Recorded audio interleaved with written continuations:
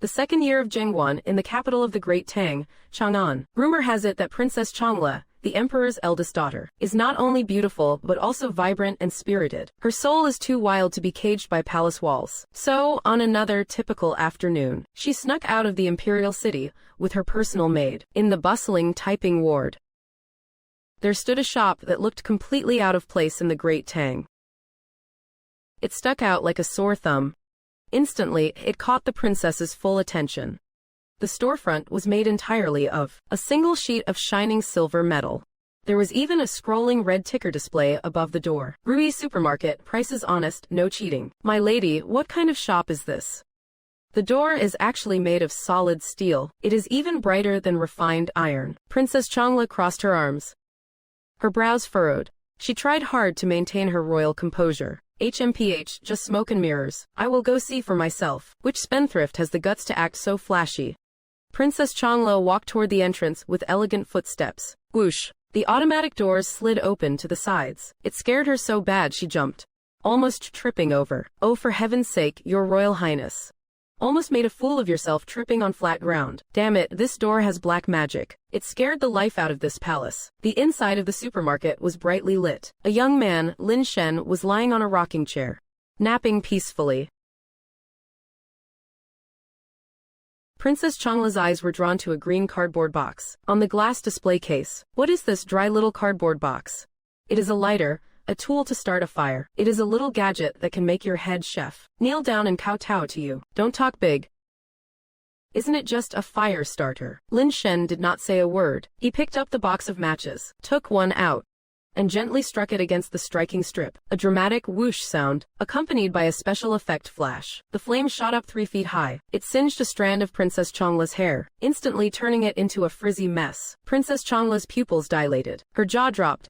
She was completely frozen. Background showing mind-blown special effects. The fire just popped out like that. Princess Changle snapped out of her shock. She slammed her hand on the counter. How many of these fire starters do you have? I will take them all. My lady, our money. Oh, these are only 2 coins each. Only 2 coins, then even better. Wrap them up. You want 100,000 of them. I can provide you with 100,000. How about 1,000,000? I can get you 1,000,000 too. Lin Shen leaned forward, closing the distance to the princess, and asked softly with a smile, are you sure you want them all? The smug grin on Princess Changle's face vanished instantly. Brain short-circuiting, her face turned beet red immediately. Inside the princess's little head, there were giant question marks now. Don't even talk about 1,000,000. Even 100 would be enough to choke her. Princess Changle bashfully picked up a box of matches, fumbling with it awkwardly, to cover up her embarrassment. She tried hard to stifle her shame, while her gaze scanned the counter, landing on another mysterious silver pouch she had never seen before. Her competitive spirit was reignited. Could she actually make a comeback this time? Princess Changle pointed at that shimmering silver pouch, launching her second round of attack. In this silver-colored bag, what kind of treasure is hidden inside? What snack could make even a lady lose her composure? Lin Shen tore open the packaging. A golden flash flickered by. The aroma hit Princess Changle's nose directly. The princess's throat tightened. A trace of drool unconsciously escaped the corner of her mouth. Lin Shen did not even spare her a glance. He lowered his head and gave the bag a little squeeze with his thumb and forefinger. A piece of fish tofu slid smoothly into his mouth. Not bad at all. She is practically drooling, yet she is still playing it cool. This stuff is not expensive. Just 1 silver coin per bag. He even smacked his lips provocatively. A devil, he is absolutely a devil. Give me a taste, you jerk. I have bought it for you, my lady. Princess Changle snatched it away instantly. She fumbled with the packaging, but could not get it open. She puffed out her cheeks in frustration. While Lin Shen watched the show with an amused look, Changle finally managed to tear the bag open. Imitating Lin Shen, she gave it a gentle squeeze. The fish tofu glided into her mouth. Princess Changle's eyes widened in an instant. Oh, what kind of heavenly flavor is this? Spicy, savory, and fresh. Is the imperial food in the palace just pig slop compared to this? She reluctantly swallowed the fish tofu, then lifted the empty bag, looking at the leftover chili oil inside. Her throat moved once again. Princess Changle closed her eyes, and with a look of pure bliss, she licked the last of the oil from the bag. Your Highness, where is your decorum? What happened to the royal etiquette the Empress taught you? It is all gone out the window. Princess Changle was lost in the aftertaste. Her gaze swept across the shelves again, landing on a crystal-clear glass sphere. What kind of treasure is this glass ball? It must be incredibly expensive, right? A glass bead that can turn the dark night into broad daylight. Are you sure this is for lighting? How does it light up? Do I use a flame? Lin Shen gave a mysterious smile. He lightly pressed the switch on the nightlight. The light burst forth with a bright yet soft glow, instantly overpowering every candle in the shop, illuminating the entire supermarket like it was day. The light shone directly into Princess Changle's eyes. Blinded, she recoiled backward. Her eyes began to spin in circles. At that moment, the dark night of the Tang Dynasty felt as though it had been ripped apart. Her Highness's traditional worldview shattered into a million pieces along with it. Changle looked dazed, yet she clutched the matches to her chest like a precious prize. Fish tofu and a nightlight. She knew that these things would eventually reach the highest halls of power in the Tang Dynasty and stir up an unprecedented storm. Chang'an. The palace walls were as deep as the sea, but they could not stop Princess Changle's enthusiasm to show off her treasures. Ignoring her mother's teachings on how a lady should behave, she ran all the way to Daming Palace. She could not wait to see her father, to share today's fantastic encounter. Inside the study, Li Shimin was buried under a mountain of memorials. You are a grown girl, why are you still so reckless? Little Changle is being mischievous again. Speak.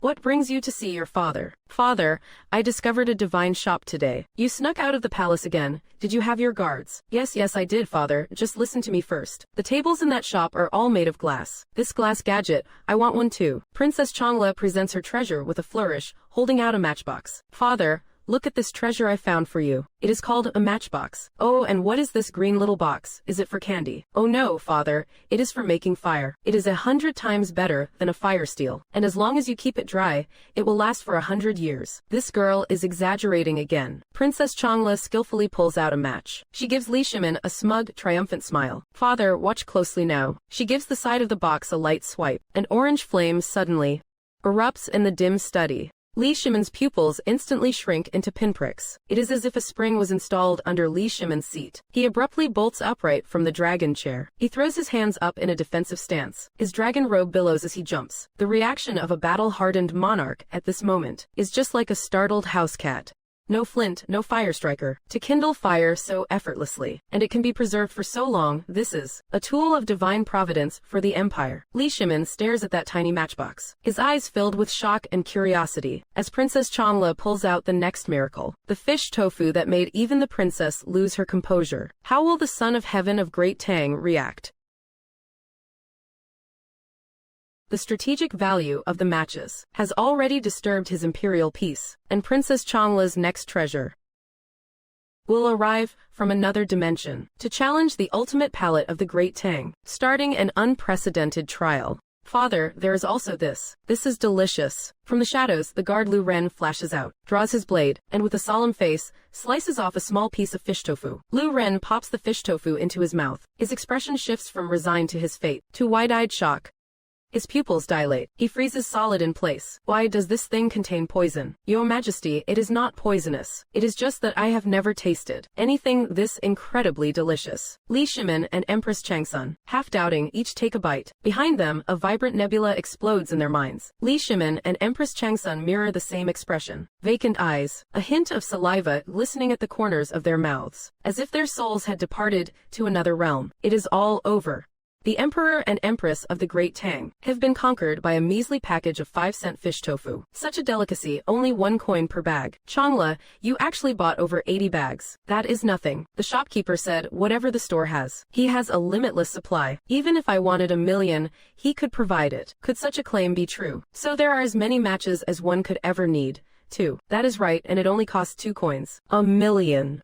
This number. To Changle, it is merely wealth, but for Li Shimin, it represents a power capable of overthrowing a nation, the terrifying potential of a modern logistics system. The emperor's heart is in turmoil. Mother, there is also this, a solar-powered nightlight. Is it just an ornament of glass? Not at all, the shopkeeper said. It is a lamp. A lamp. Let me see how it emits light. Princess Changle clicks the switch with a snap. The nightlight bursts into a brilliant radiance. The entire study is illuminated as if it were broad daylight. Li Shimin bolts from the dragon chair once more. He stared at the LED light in a daze. He slowly turned his head, glancing at his own desk. at that pricey mastercrafted bronze oil lamp. The dim flame underneath the glow of the LED looked utterly pathetic. In Li Shimin's eyes, there was undisguised disdain. In that moment, Li Shimin felt that his oil lamp was just a piece of crude, useless junk. Li Shimin took a deep breath. His expression grew incredibly solemn. Lu Ren, an emperor does not sit idly by. He immediately issued an order. General Lu Ren of the Qianyu Guard, take 1,000 taels of silver and find out what this supermarket is really about. An imperial decree brooks no delay. The next day, General Lu Ren, burdened with the imperial mission, hugging a heavy trunk of silver as tall as a man's waist, wheezing as he arrived at the entrance of Ruyi supermarket. What he was about to face was a man he would never forget for the rest of his life. Lu Ren walked in and suppressed his heavy breathing, dropping the heavy trunk onto the floor with a thud. Shopkeeper, the princess has ordered me to come and purchase some goods. There are 1,000 taels of white silver in this trunk. Lin Shen slowly rose from his rocking chair. Oh, all of this for supplies. Certainly a businessman whose eyes light up at the sight of money. Lin Shen walked forward. Carelessly, he reached out a hand to lift the box. Lu Ren only felt his own arm lighten. That enormous trunk, weighing over 60 jin, was effortlessly hoisted by Lin Shen with just one hand. His other hand casually flipped the lid open, flipping a few pieces of silver around as a formality. What kind of freak strength is this? Even an ox would not be this strong, would it? Cash on delivery. Tell me, what do you need? I have everything in stock. 1,000 bags of fish tofu. Spend the rest on matches and LED lights. No problem. Wait here, I will get the goods. Lin Shen carried the trunk into the back room. Moments later, he returned, easily carrying several cardboard boxes larger than the silver trunk. With a dramatic thud, thud, thud, Lin Shen dropped the large boxes onto the floor, pointing at the small mountain of products. Go ahead and check them. 950 boxes of matches, 445 LED lamps, and 1,000 bags of fish tofu. Facing this mountain of goods, it took Lu Ren over an hour to finish counting. He felt as if he did not come to buy some goods and 0.339, but to wholesale the entire shop. Lu Ren finished the inventory and bowed. Thank you, shopkeeper. Thank you, shopkeeper. He crouched down, wrapping his arms around all the cardboard boxes. He took a deep breath, mustering all his strength. HNGG. Lu Ren's face turned beet red, veins popping out. He barely managed to lift the hundreds of pounds of boxes, half an inch off the floor. Just as he was about to take a step, his heels lifted. Just as Lu Ren was about to collapse, a hand reached out from the side, steadily supporting the bottom of all the boxes. Hey, be careful. You are pushing yourself too hard alone. Why did not you go back and get some men to help? Lu Ren's pupils suddenly contracted. He stared blankly at Lin Shen's arm, which did not show any effort, then glanced at his own legs that were still shaking. I am a general of the Great Tang. Don't I have any pride? In the face of absolute power, any attempt to save face seems so pale and weak. Lu Ren, a seasoned veteran of countless battles.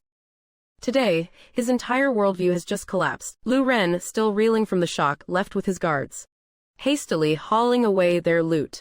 Meanwhile, Lin Shen, having just made his first pot of gold, rubbed his hands together and opened the system's draw interface. What new storm is about to be unleashed at his fingertips? 190,153,497,227.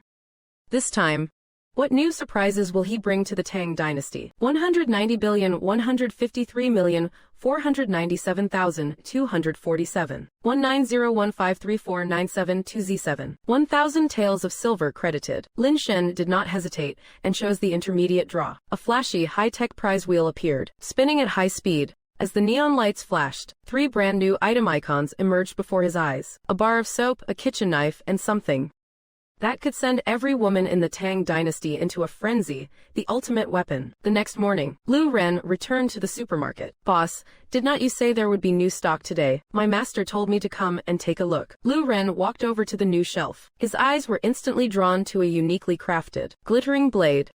Lu Ren picked up the kitchen knife. It felt heavy and substantial in his hand. The blade was as smooth as a mirror, reflecting his stunned expression. What a blade! The quality of the steel is not even inferior to the blade I paid 300 taels for. Just who is this shopkeeper exactly?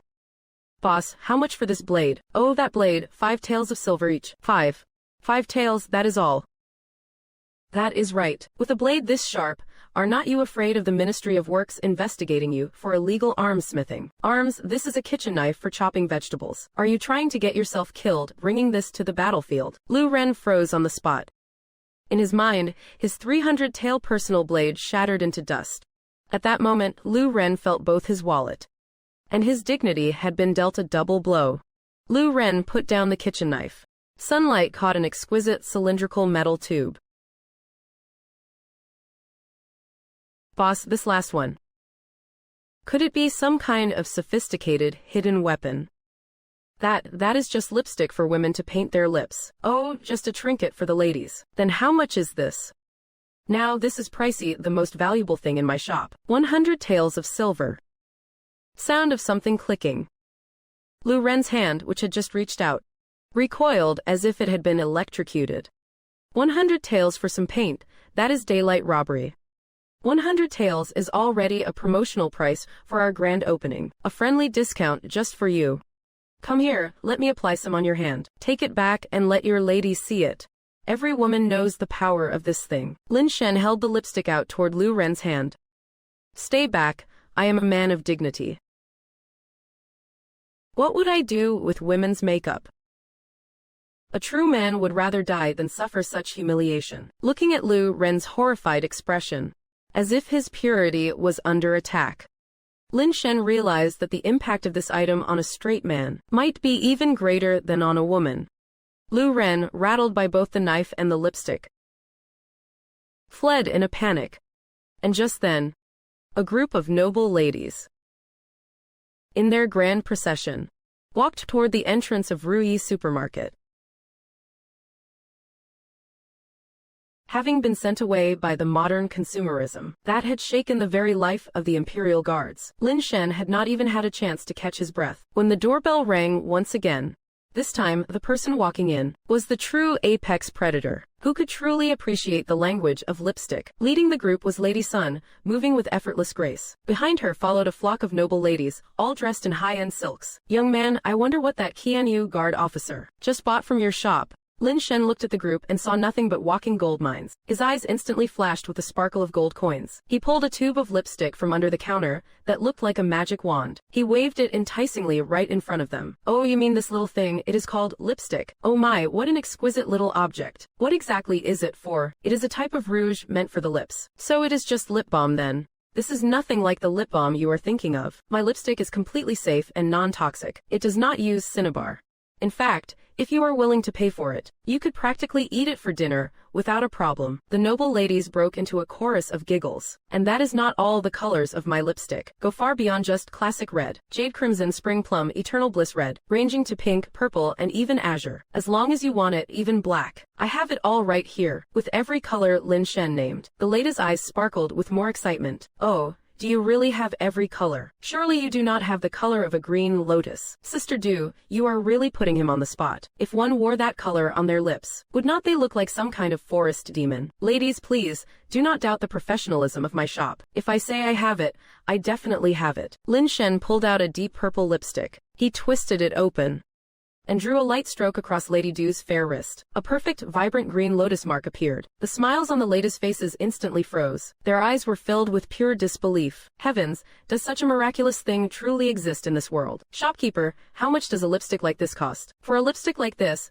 the original price is 300 taels of silver. The ladies all gasped in unison. However, since the shop just opened, we are having a grand sale. Right now, it is only 100 taels per tube. You save 200 instantly, it is a total steal. 100 taels, that is still so expensive. Wait, original price 300, current price 100. That means if I buy one, I basically make 200 taels. This is an incredible bargain. Did you hear that, folks? This is what you call top-tier sales talk. With a simple numbers game, Boss Lin had successfully planted a must-buy seed in the minds of these noble women. Lady Sun made up her mind. She elegantly picked up a lipstick. I will take this one first. You can send someone to the Duke of Lu's manor later to collect the silver. Little did she know she was facing a man who never plays by the rules.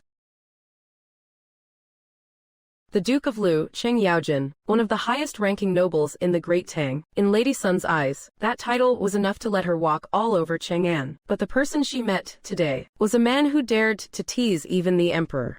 I will be taking this one with me then. When you have time, just take a trip to the Duke's manor. Of course, they will give you the silver there. That is right, that is right. Do you really think the Duke of Lu's manor would stiff you for a little silver? The Duke of Lu, Cheng Yaojin. Yes, I have heard of him. Well, then you surely trust his word. Your husband is indeed a legendary figure, but he gently took the lipstick back from Lady Sun's hand and placed it back on the counter. Even his reputation is not enough to break my rules. In this shop, it is cash on delivery.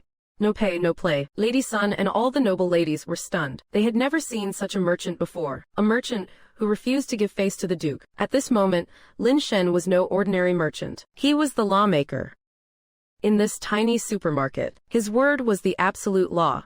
After a brief moment of shock, Lady Sun was not angry at all. Instead, her eyes sparkled with excitement. What a personality! I love it. What are you standing there for? Go home and get the silver quick. Shopkeeper, that turquoise lotus shade. You must save one for me as well. I will have someone deliver the silver this afternoon. Shopkeeper, I want to pre-order too. Me too. Give me 3. Never try to guess a woman's mind. Sometimes the more you play hard to get, the more obsessed they become. Shopkeeper Lin's move right here is what we call playing the long game. After pre-ordering the Wei Hong lipsticks, the noble ladies were just about to leave. Ladies, do not be in such a hurry to go. I still have a few items that are perfect for you. Care to take a look? Lin Shen showed them the solar nightlights, scented soap and fish tofu snacks. Oh my, this glass lamp is so beautiful. Buying it. This fragrance is better than the incense in the palace. Give me 10 bars. That thing called fish tofu. I will take 20 bags of that too. Under the powerful halo of the lipsticks, the ladies' desire to shop was completely ignited. They went into a full beast mode shopping spree. Shopkeeper Lin's cash register was practically screaming under the heavy load. Lipsticks and fish tofu, that is the power of female consumers. Laden with their hauls, the noble ladies left with great satisfaction. They did not just take the products. They took a topic that was about to explode. Within the elite circles of Chang'an, a fashion storm triggered by lipstick was about to officially kick off. At the tea party in the Duke of Lu's residence, when a woman gets a limited edition lipstick, its value is no longer just about what is on her lips. Soon, Chang'an's top socialite tea party turned into Lady Sun's personal fashion launch. Sister Sun, you look so much more feminine today. It is the lips, sister. What kind of new rouge are you using? The color looks so natural. Oh, stop. It is not that exaggerated. It is just a little trinket I picked up recently. Lady Sun's maid carefully brought out a brocade box. Once it was opened, a Wei Hong lipstick, looking like a magic wand, lay quietly inside. So this is Wei Hong. It is even more beautiful than I imagined. It was not even expensive. The original price was 300 taels, but the shopkeeper insisted that out of respect for my husband, he would only charge me 100 taels of silver. 100 taels is a steal. This color is gorgeous. It makes Sister Sun's skin look so much fairer. Sister, is this rouge only available in one color? This thing really works wonders on men. I just walked a lap in front of my rough husband, and his eyes were totally glued to me. Lady Sun imitated Cheng Yaojin's wide-eyed, slack-jawed, drooling expression. He kept asking me how I suddenly became so beautiful. He even said he wanted to discuss the reasons thoroughly with me tonight. The other ladies who had concubines at home, their eyes changed instantly. It was as if they saw hope in reclaiming their husband's favor. And the shopkeeper said, they have turquoise lotus, and even mystic black. The sister from the Du family ordered the turquoise lotus shade. Turquoise lotus. You can even pull off that color. After showing off the lipstick, Sun offered the ladies another item, soap. My ladies, this thing smells divine. I bet it is pricier than Rouge House. Oh no, there goes my wallet again. Cheap. She held up one finger.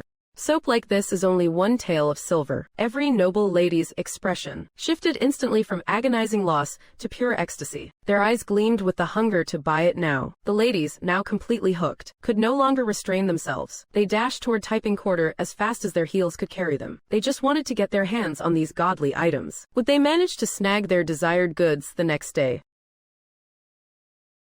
A sleepless night made the noble ladies of Chang'an crave the Ruyi supermarket to the point of desperation. Before dawn, a long queue had already snaked around the entrance, like famine victims waiting for a grain distribution. What they were waiting for was a fashion and culinary salvation. Open up already. If you do not open the door, the new shade of lipstick will be sold out. Listen to me.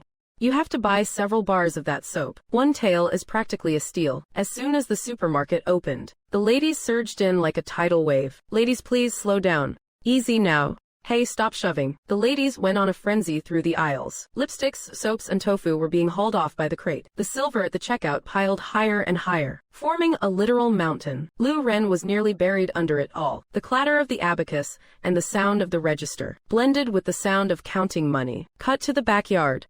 Lin Shen lounged leisurely on a rocking chair, sipping a cup of tea, listening to the commotion in the front. A smile of pure landlord satisfaction appeared on his face. The front lines are in chaos, while I am here enjoying the peace. A boss's happiness is just this simple and unadorned. That night, Lin Shen looked at the system panel, at the figure of 9,321 taels. He nodded with immense satisfaction. Not bad at all.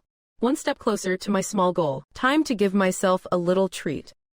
He opened the draw interface. His gaze skipped over the intermediate tier, locking directly onto the golden glowing. Advanced draw 10,000 taels per spin. Going for this. Go big or go home, baby. 10,000 taels of silver. A fortune enough to buy a mansion in Chang'an. Our lead, Lin Shen, did not even bat an eye before throwing it in. He is not just spending. He is investing in the future. What earth-shattering treasure would he roll? The golden wheel appeared, even more flamboyant than before. The needle spun rapidly, finally coming to a halt. Ding, congratulations host, unlocked high-level item. Self-heating rice, a variety of flavors. A series of item icons popped up on the screen. It finally landed on one specific, plain, unadorned plastic lunchbox icon, with a zoomed-in focus. Self-heating rice. Now that is interesting. Little did Lin Shen know. This box of instant rice he happened to pull would, in the near future, become the fulcrum that shifted the fate of the Tang Dynasty. Because a natural disaster that would sweep across the land was already quietly brewing. In the fields outside Chang'an, only a single locust fell. Right after that, swarms of locusts gathered like storm clouds rolling in. Wealth and danger arrived hand in hand. Just as Lin Shen obtained the power to change the future, another group of shadowy figures, drawn by that wealth, quietly set their sights on this mysterious supermarket. They had no idea that what they were about to challenge was something way beyond their pay grade. On a dark, windy night, perfect time to go looking for trouble, all over the city of Chang'an, shops were shutting their doors and dozing off. Yet the Rui supermarket, with its blindingly shiny steel doors and glass windows, had them all dizzy in the head. A crazy bold idea started to sprout in their minds. Guys, look at this place. If they can use a whole slab of steel just for a door, there is no way they are small fry. Are we really gonna do this? What are you scared of? I have never heard of a rich guy with no backing. Besides, look at that window, that huge piece of glass. Glass. You know what that means, right? It is super brittle, fragile. One throw of a rock from me, and I guarantee it will shatter into a million pieces. Then we climb in through the window, scoop up the silver, and vanish. We will be eating well and living easy for the rest of our lives. Chen Third struck a handsome pose at his buddies, trying his best to look cool. Watch closely. Your third bro will show you how it is done. He rolled his shoulders and hurled the rock at the glass window with all his strength. The rock bounced back even faster than it went out, skimming past Chen Third's scalp and flying off to smash into a distant wall. The glass window did not even get a single white speck. Awkward silence dropped over the scene. Ahem. My bad, I did not really use my strength just now. Just warming up. That was only a warm-up. Tisk. For thieves, we are really not great at our job, huh? Third bro, how about letting me have a shot? Let me try, I am stronger. Come on, come on, come on. You go. Let him see for himself how badass us bottom-rung thugs can be. The big guy took the rock, took a deep breath, roared, and smashed at the glass with everything he had. The glass window let out a ringing hum. The big guy's hands went numb from the shock, and the rock slipped from his fingers onto the ground. The glass window was still perfectly intact. Is this glass made of iron or what? The four of them took turns stepping up, smashing it with rocks, whacking it with sticks, ramming it with their bodies, even starting to bow and pray to the window. In the end, all four of them collapsed in front of the supermarket entrance, lying on the ground in a giant spread eagle. They were panting and wheezing. Their eyes were blank as they stared at that glass window gleaming under the moonlight. Who am I? Where am I? And why on earth am I losing a fight to a piece of glass? Just as those pathetic fools were about to give up, the sturdy steel door behind them gave way, with a faint click, swinging open all by itself. A door opening on its own. Is it a heavenly blessing? or a trap set by the devil. Lin Shen used his street-smart twisted logic to successfully convince himself and his companions. It is destiny. Second, third brother. How did the door open by itself? Is it haunting us? Haunting my foot. We are at the feet of the Son of Heaven. With dragon cheese so heavy around here, what ghost would dare show up? This is destiny. Even the heavens want us to get rich. The four of them tiptoed into the supermarket. Click.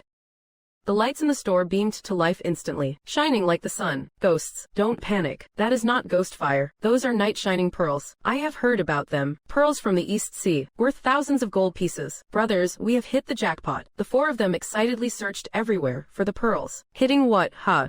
In the dead of night, still, not letting a person sleep. The four froze instantly, then slowly turned their heads.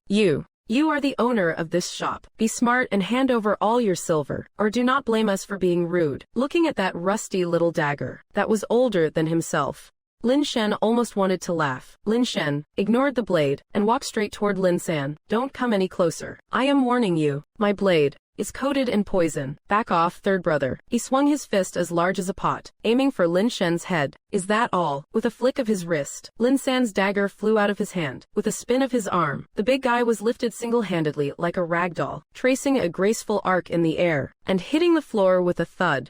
Seeing stars, he passed out on the spot. The remaining thugs, A and B, watched the scene dumbfounded, their legs turning into jelly. Master, have mercy. We failed to recognize a true expert when we saw one. Lin Shen looked at the two, sobbing on their knees, and revealed a gentle smile. He knew the first batch of employees for his supermarket had just arrived, had not they? Facing the four fools begging for mercy, Lin Shen revealed a gentle smile.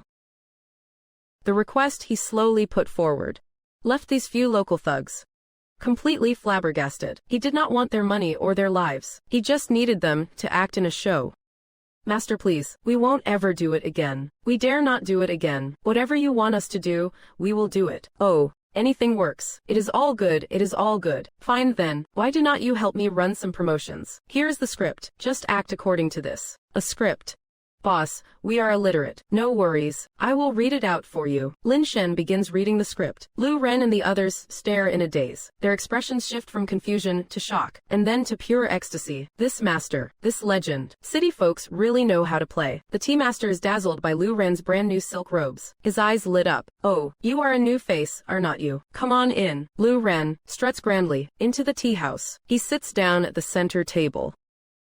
Lu Ren slaps a silver ingot onto the table, channeling his inner big shot. A pot of your best tea. The tea master reaches for his tea set, but Lu Ren waves him off. No need, I brought my own. He carefully pulls out from his robe a crystal clear, under the light, a shimmering glass cup. He places it gently on the table. My heavens, is that a crystal cup? Such absolute clarity. It must be a tribute meant for the palace. Whose young master is this? Showing off like that. Acting is so much fun. Lu Ren, it is you. What are you doing here? That name does not sound like a noble's. Everyone, do not be fooled by him. I know this Lu Ren. He is just a local street hoodlum. That cup must have been stolen from some noble estate. All eyes turn to Lu Ren, filled with suspicion. Stolen. Does Lu Ren need to steal? Before everyone's eyes and fearful gazes, he slowly lifts that crystal clear glass cup. Following me is finally paying off. His hand relaxes. He drops it. He actually dropped it. A priceless treasure now in his hands. Destroyed just like that. You could hear a pin drop in the tea house. Facing the crowd's heartbroken glares, Lu Ren just smiles coldly. He slowly pulls out another one from his robe. An identical cup. The sound of heartbreak and the shattering glass echo through the tea house. Just as everyone is busy berating this spendthrift, Lu Ren's next move shakes the worldview of everyone in Chang'an. It all comes crashing down. Such waste, wasting such treasures, such a divine object. You treat it with such indifference. You spendthrift. You, of all people, you are asking for trouble. It is just a broken cup. Is it really that big of a deal? To everyone's absolute shock, he slowly reached into his robe and pulled out an identical, flawless glass cup and set it on the table. See, now there is another one. Is this stuff sold in bulk? Everyone, care to take a guess? How much silver do you think this cup cost me? Must be at least 10 million taels. Brother, do I look like someone who stands around with 10 million taels? Then, 10,000. Don't tell me. It is only 100 taels. Way too high, way off the mark. You all definitely overestimate me, Chen-san. Forget 100 or 10 taels. Yup. I do not even have that much on me right now. For a moment, the tea house was buzzing with light-hearted energy, and a group of clever folks who were questioning their own grasp on reality due to the price. Chen-san held up a single finger. This cup is only 1 tael of silver. What? That is right. At the Rui supermarket in Taiping Ward, a crystal cup like this is just 1 tael of silver. The boss says they have got as much as you want, and it is not just crystal cups. Have you ever seen soap that makes you smell as fresh as a spring breeze? Ever seen a kitchen knife that cuts through hair like silk? It is all at Rui supermarket, and none of it is expensive. 1 tael of silver. He only spent 1 tael of silver to buy a piece of nation-defining jade you can just toss around for fun. This news was more explosive than any rumor. Rui supermarket in Taiping Ward, a crystal cup for 1 tael of silver. These words, put together, swept through the entire city of Chang'an in less than half a day, like a whirlwind. Countless commoners, half skeptical, all flocked toward that legendary place. A consumer frenzy belonging to the common folk was about to kick off at the doors of Rui supermarket. The fever of the entire city almost wore the threshold of Rui supermarket down to the ground. And just then, our noble Princess Changle, along with her younger sister, Princess Changle, looked at the surging crowds with a sour expression. She felt as if the treasure she discovered first was, well, being snatched away by the rest of the world. Changle and Changyang snuck into the shop through the back door. Owner, business is going way too well, is not it? I have to line up just to get in now. Good brother. I am here. Did you finish all the snacks today? Not at all. I brought my sister here today to broaden her horizons. Do you have anything new in the shop? See for yourself. Changle and Changyang's gaze was instantly caught by a row of sparkling and crystal clear, firmly gripping the glass cup. Sister, look at this glass cup. It is even cleaner than the ones father uses. Princess Changle picks one up, cupping it in her hands so carefully, as if holding a world-class treasure.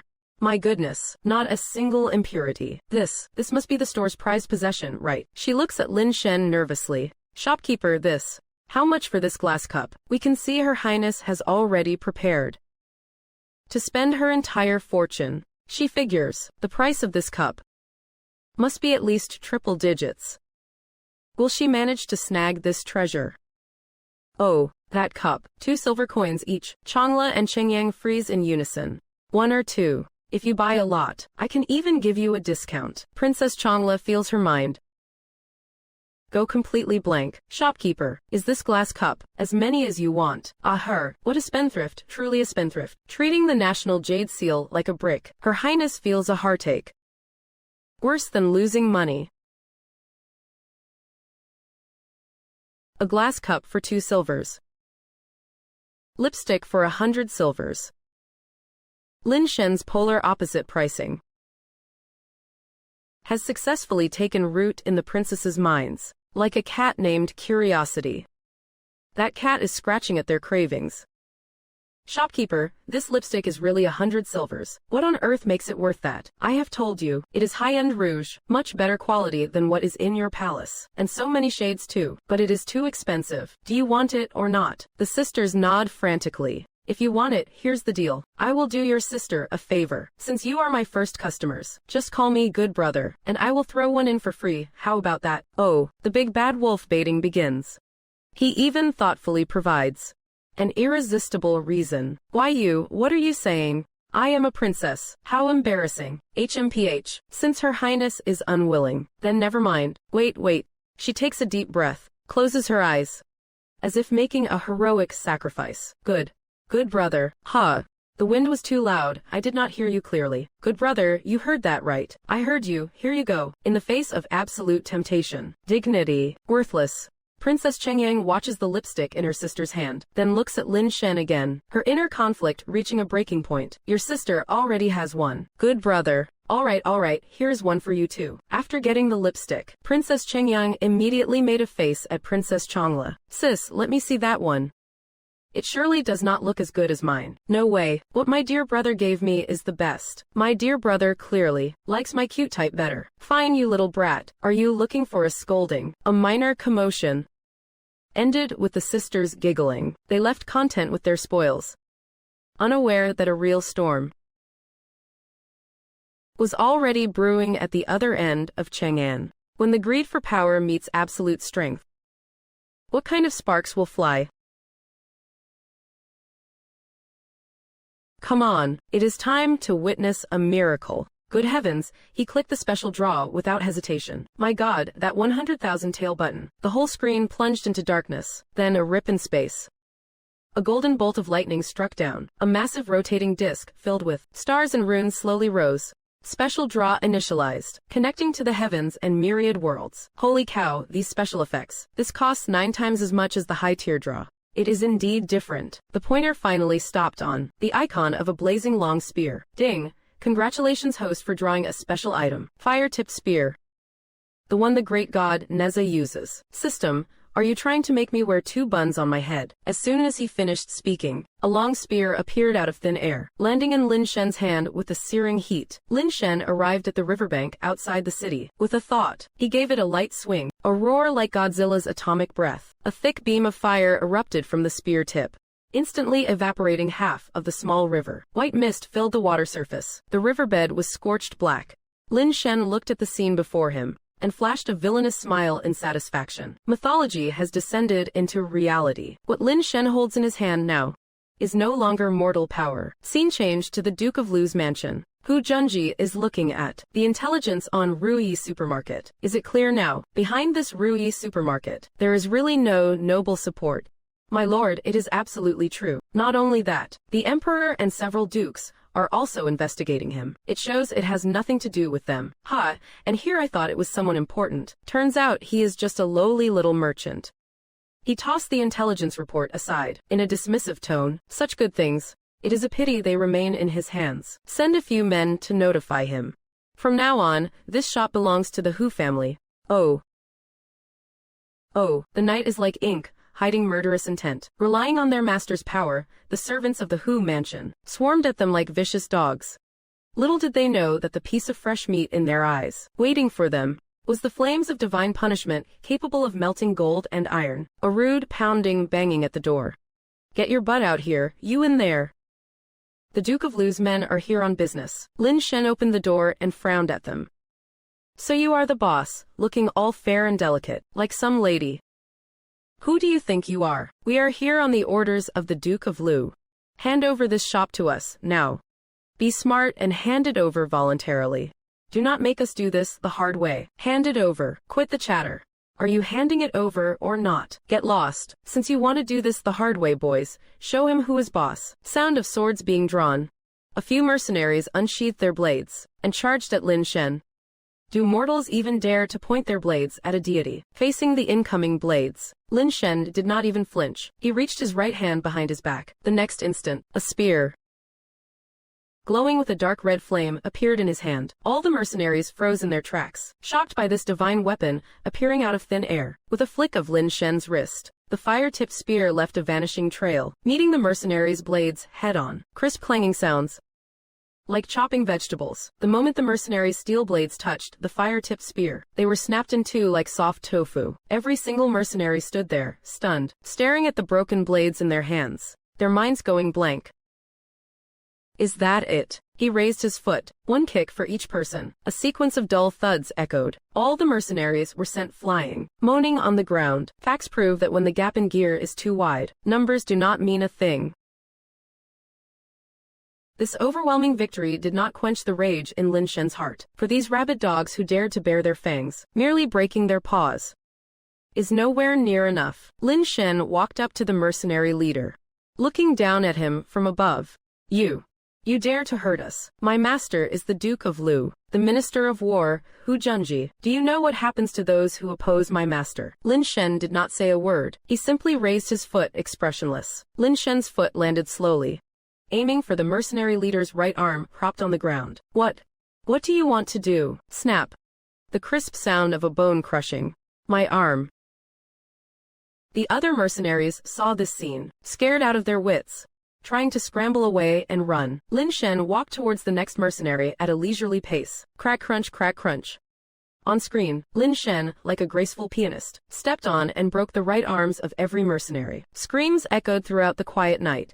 He is very fair. Everyone gets their right arm broken. Not one more, not one less. All the mercenaries were clutching their broken arms, wailing as they rolled on the ground. Lin Shen walked up to the mercenary leader again, squatted down, and pinched his chin with 2 fingers, forcing him to look at him. Go back and tell that man surnamed Hu. I am not the kind of pushover you think I am. This Rui supermarket is mine, and it will always be mine. Also, do not ever use these low-life tactics again. As for that Hu of yours, I find him to be nothing in my eyes. He paused for a moment, flashing a highly mocking smile.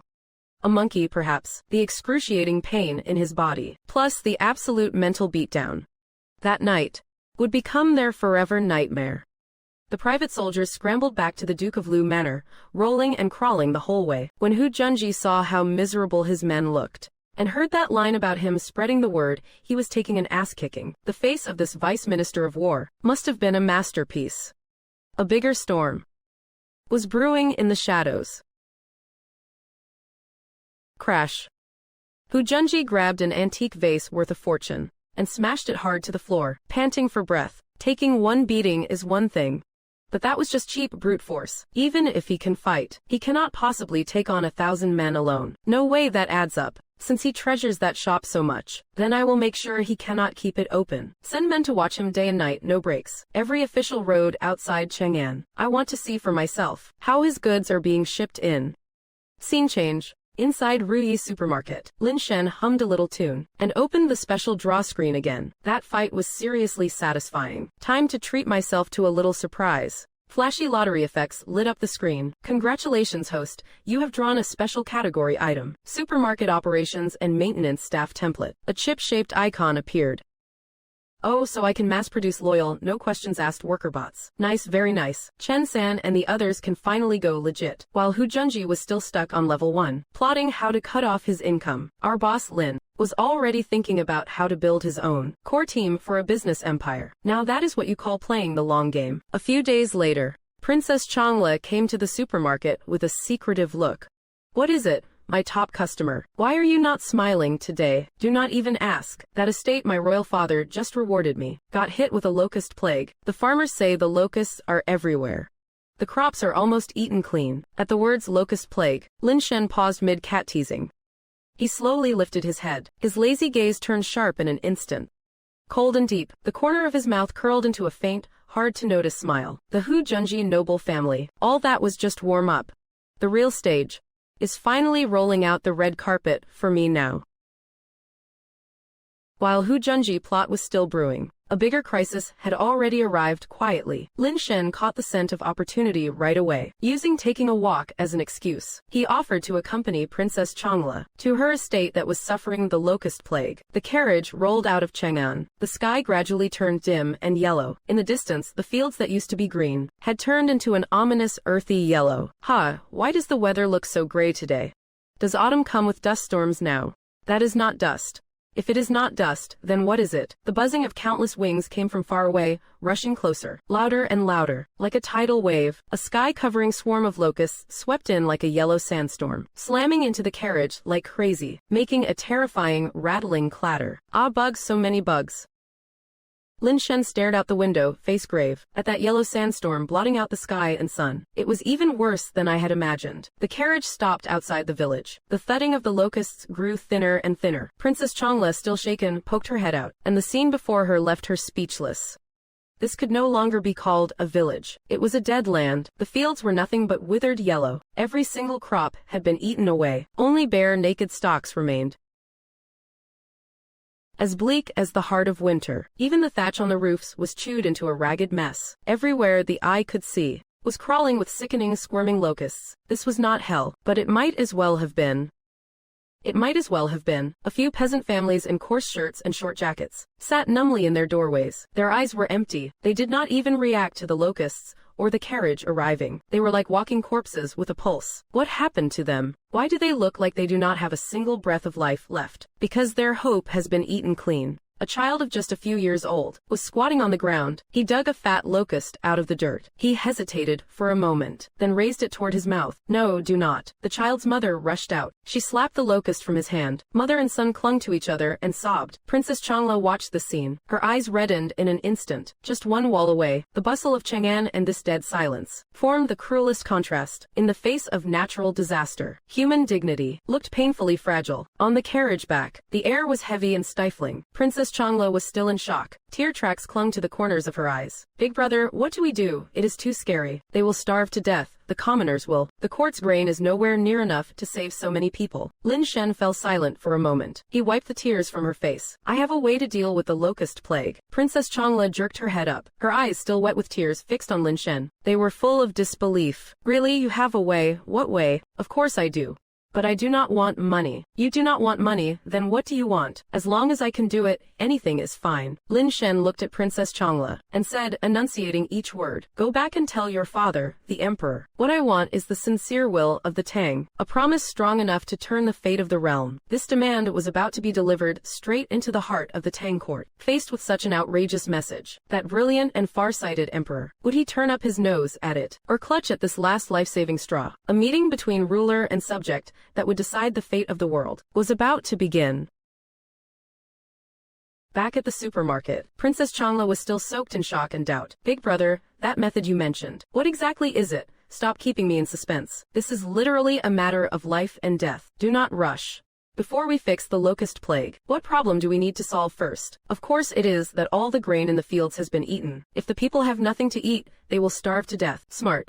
So as long as we have enough food, half of the locust problem is already solved." Lin Shen took out a plastic lunchbox from the back room. "Bro, what are you even doing with that lunchbox? Do not tell me your grand solution is just packing grain into this box. Your Highness, please be careful. This thing is way too weird, it might jump up and bite. This is one of the keys to ending the locust disaster." With a lunchbox, watch closely. He tears open the package, takes out the heating pack and the water pouch, pours the water into the heating pack, then snaps the lid shut in one go. Looks all mysterious and magical. A few seconds later, steam starts puffing out of the vent hole on the box. The bubbling sound of boiling water gets louder and louder. Thick clouds of steam burst out from the lunchbox. In a flash, it fills the whole counter like a fog machine, carrying a strange and wonderful aroma. Princess Changle, Lu Ren and the others stare wide-eyed, jaws slack. Their chins practically hit the floor. They watch that lunchbox boiling away by itself, as if they are witnessing a miracle. Cold water is boiling. This is sorcery, not some immortal art. This is called a self-heating rice meal. It only takes about the time to drink a cup of tea. Then you can dig into a piping hot meal. Time is up. Lin Shen lifts the lid. Golden light practically explodes out. The smell of braised spare ribs curls up like a tiny dragon, spiraling into the air. The fluffy rice underneath is completely covered with glistening, glossy ribs. In an instant,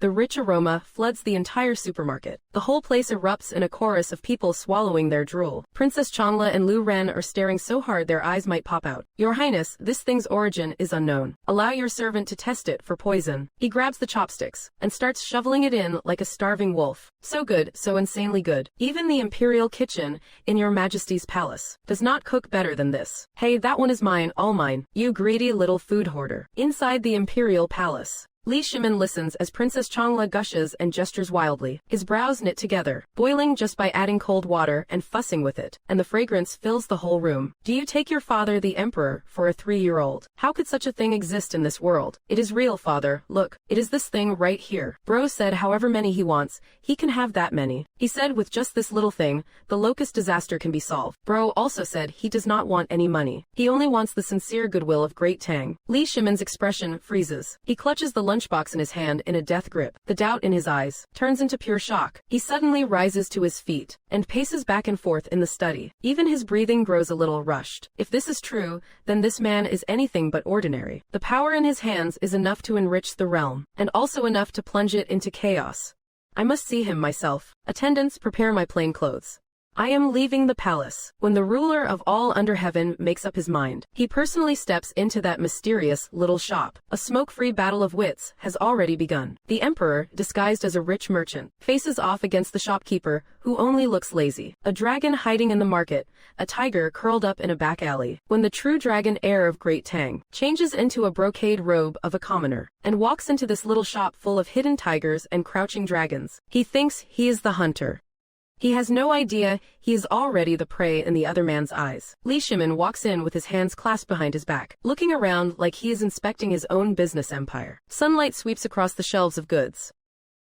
So this is that glass display case. Extravagant indeed. To think there are so many of these glowing glass orbs. Even grander than my own inner treasury. He eyed Lin Shen, who was half asleep on a rocking chair. His brows furrowed slightly. This is the shopkeeper. So lazy, without a shred of reverence. Kid, you are the owner of this place. Yeah. If you want something, grab it yourself. Pay up and find the staff for change. Haha, this kid is certainly free-spirited. I heard my little Changle often comes here to bother you. Oh, so you are her dad. I am, surname Li. I heard you have a way to solve the locust plague, so I came to ask if it is true or false. Too many ears around here. Why do not we go somewhere else? To sit down and have a proper talk. At least you have got some sense, knowing this is a grave matter that must be kept quiet. Fine. Inside the private room of the tea house, the 1,000 bull guards cleared the area. The atmosphere was suffocating. Li Shimin lifted his teacup, maintaining his elder persona, ready to take command of the conversation. Kid, you can talk now, right? What exactly is this solution of yours? If it truly works, you shall be handsomely rewarded. Of course it works. However, before I answer that question, should not I first address you as Erlang? Li Shimin's hand holding the cup froze. Or should I say, Your Majesty? The sound of porcelain cracking. The teacup in Li Shimin's hand shattered upon impact. Scalding tea spilled all over his hand. A flash of fury crossed Li Shimin's face. He jerked his head up, staring daggers at Lin Shen. How does he know? Could my tracks have been exposed all along? Who is he? What is he really after? Lin Shen simply leaned back in his chair, watching him, calm and collected. His pretense was ruthlessly shattered. The dignity of the emperor was facing an unprecedented challenge. In this duel of presence, Lin Shen had already gained the upper hand. Now, he would present his shocking terms. And would this emperor, now backed into a corner, agree to his demands? The cards were on the table, no more masks. Only the Emperor of the Great Tang remained, face to face with this mysterious shopkeeper. A negotiation that would decide the fate of countless lives had officially begun. Li Shimin quickly regained his composure. He wiped the tea from his hands. The imperial majesty returned to his face. Who on earth are you? Where are you from? And what is your motive? Who I am does not matter. What matters is that I can solve the locust plague. As for my motive, what kind of money do you want? I can give you plenty of money, as long as you can stop the locusts. Mountains of gold and silver are yours. Your Majesty, do I look like I lack money? What I want is credit. The credit for providing food to the starving people. Award me whatever I am worth. No discounts, no bargaining. You want the credit. What is the use of that empty title? Your Majesty need not ask more. Just answer one thing for this deal. Are we doing this or not? He did not want money. He wanted a name that would echo through the ages. He even wants the legendary merit of being deified. This level of ambition is even greater than the entire national treasury of the Great Tang. Li Shimin stared intently at Lin Shen. It seemed he wanted to find a single flaw in his face. The two locked eyes for a long time. The air felt as if it had frozen solid. Agreeing to his terms would mean we acknowledge that under our rule, there exists an uncontrollable saint. The future consequences would be endless. But if we refuse him, what will happen to the disaster victims of the world? Li Shimin slowly closed his eyes. When he opened them again, a decision had been made. Fine. We grant it. It is a deal. Please wait a moment, Your Majesty. I will arrange for my people to send out the first batch of our sincerity immediately. We can't help but feel that we have just made a very bad bargain. Outside Chang'an City, Chen San was driving a carriage loaded with self-heating rice. He was humming a little tune. Life is great when you follow the prince. I even get to take part in big matters like disaster relief. I guess I am finally doing my bit for the country. Suddenly, a group of masked thugs rushed out from the roadside woods. Wielding weapons, they completely surrounded the carriage. I planted this tree and I built this road. If you want to pass, you would better pay the toll. Good heroes, please spare my life. Take everything on the carriage, just do not hurt anyone. This is life-saving food for the disaster victims. Life-saving food, my boys and I are starving to death. Who is going to save us, men? Grab it all. The bandits plundered every last bit of the self-heating rice. They swaggered away. Chen San looked at the empty carriage. He wanted to cry, but no tears came. I am doomed. I am so doomed. How am I supposed to explain this to the prince? The mantis stalks the cicada, unaware of the oriole behind. Hu Junji thought he had successfully sabotaged Lin Shen's charity work. He thought he would given him a harsh warning, but he had no idea that the man he provoked was the type to pay back every slight with interest. So we got robbed, right? No big deal. Go prepare again. This time, prepare 100 carriages. Prince, 100 carriages. What if they get robbed again? Don't worry. This time, nobody will dare touch them. The next day, on Vermilion Bird Avenue in Chang'an, a massive convoy, escorted by hundreds of elite Jinwu guards, stretching for miles, rolled grandly out of the city gates. Every carriage flew a giant flag reading, Prince Chu's Disaster Relief. Flags fluttered in the wind. Gongs and drums thundered through the air. Good heavens, is that Prince Chu transporting grain? This fanfare. It is like the emperor himself is on tour. Are they delivering food or holding a parade? What do you know, this is called an open scheme. He got robbed yesterday, so he is making a huge scene today. He is telling those bandits, I dare you to try and rob me again. The Hu estate spy hiding in the crowd, looking at the convoy they could not possibly touch, broke into a cold sweat. He immediately swallowed the secret intel note in his hand. You want to play dirty? I will just flip the whole table. That is the power of an open scheme. When Hu Junji heard the news, he was so furious he smashed another vase. One plan failed, so another was hatched. At Ruyi Supermarket, several bailiffs showed up at the door. Owner Lin, our county magistrate requests your presence. He says you are suspected of disrupting market prices and unfair competition. Please come with us. On what grounds do you think you can arrest our master? Let us see which blind fool is looking for a death wish. It is fine. It is just a trip to have some tea, right? Let us go. Chang'an County Magistrate's Court. The magistrate sits solemnly at the bench. Hu Junji's butler stands to the side, with a smug look on his face. Lin Shen is brought into the court, looking like he is not fully woken up yet. Glancing around curiously, the gavel slams down with a loud bang. Who stands before this court? Why do you not kneel? Who is screaming this early in the morning? Disturbing my sweet dreams. Insolent. This official is questioning you. State your name. I am your granddaddy. The whole place falls dead silent. You could hear a pin drop. The magistrate, the butler, and all the guards are completely petrified, mouths agape.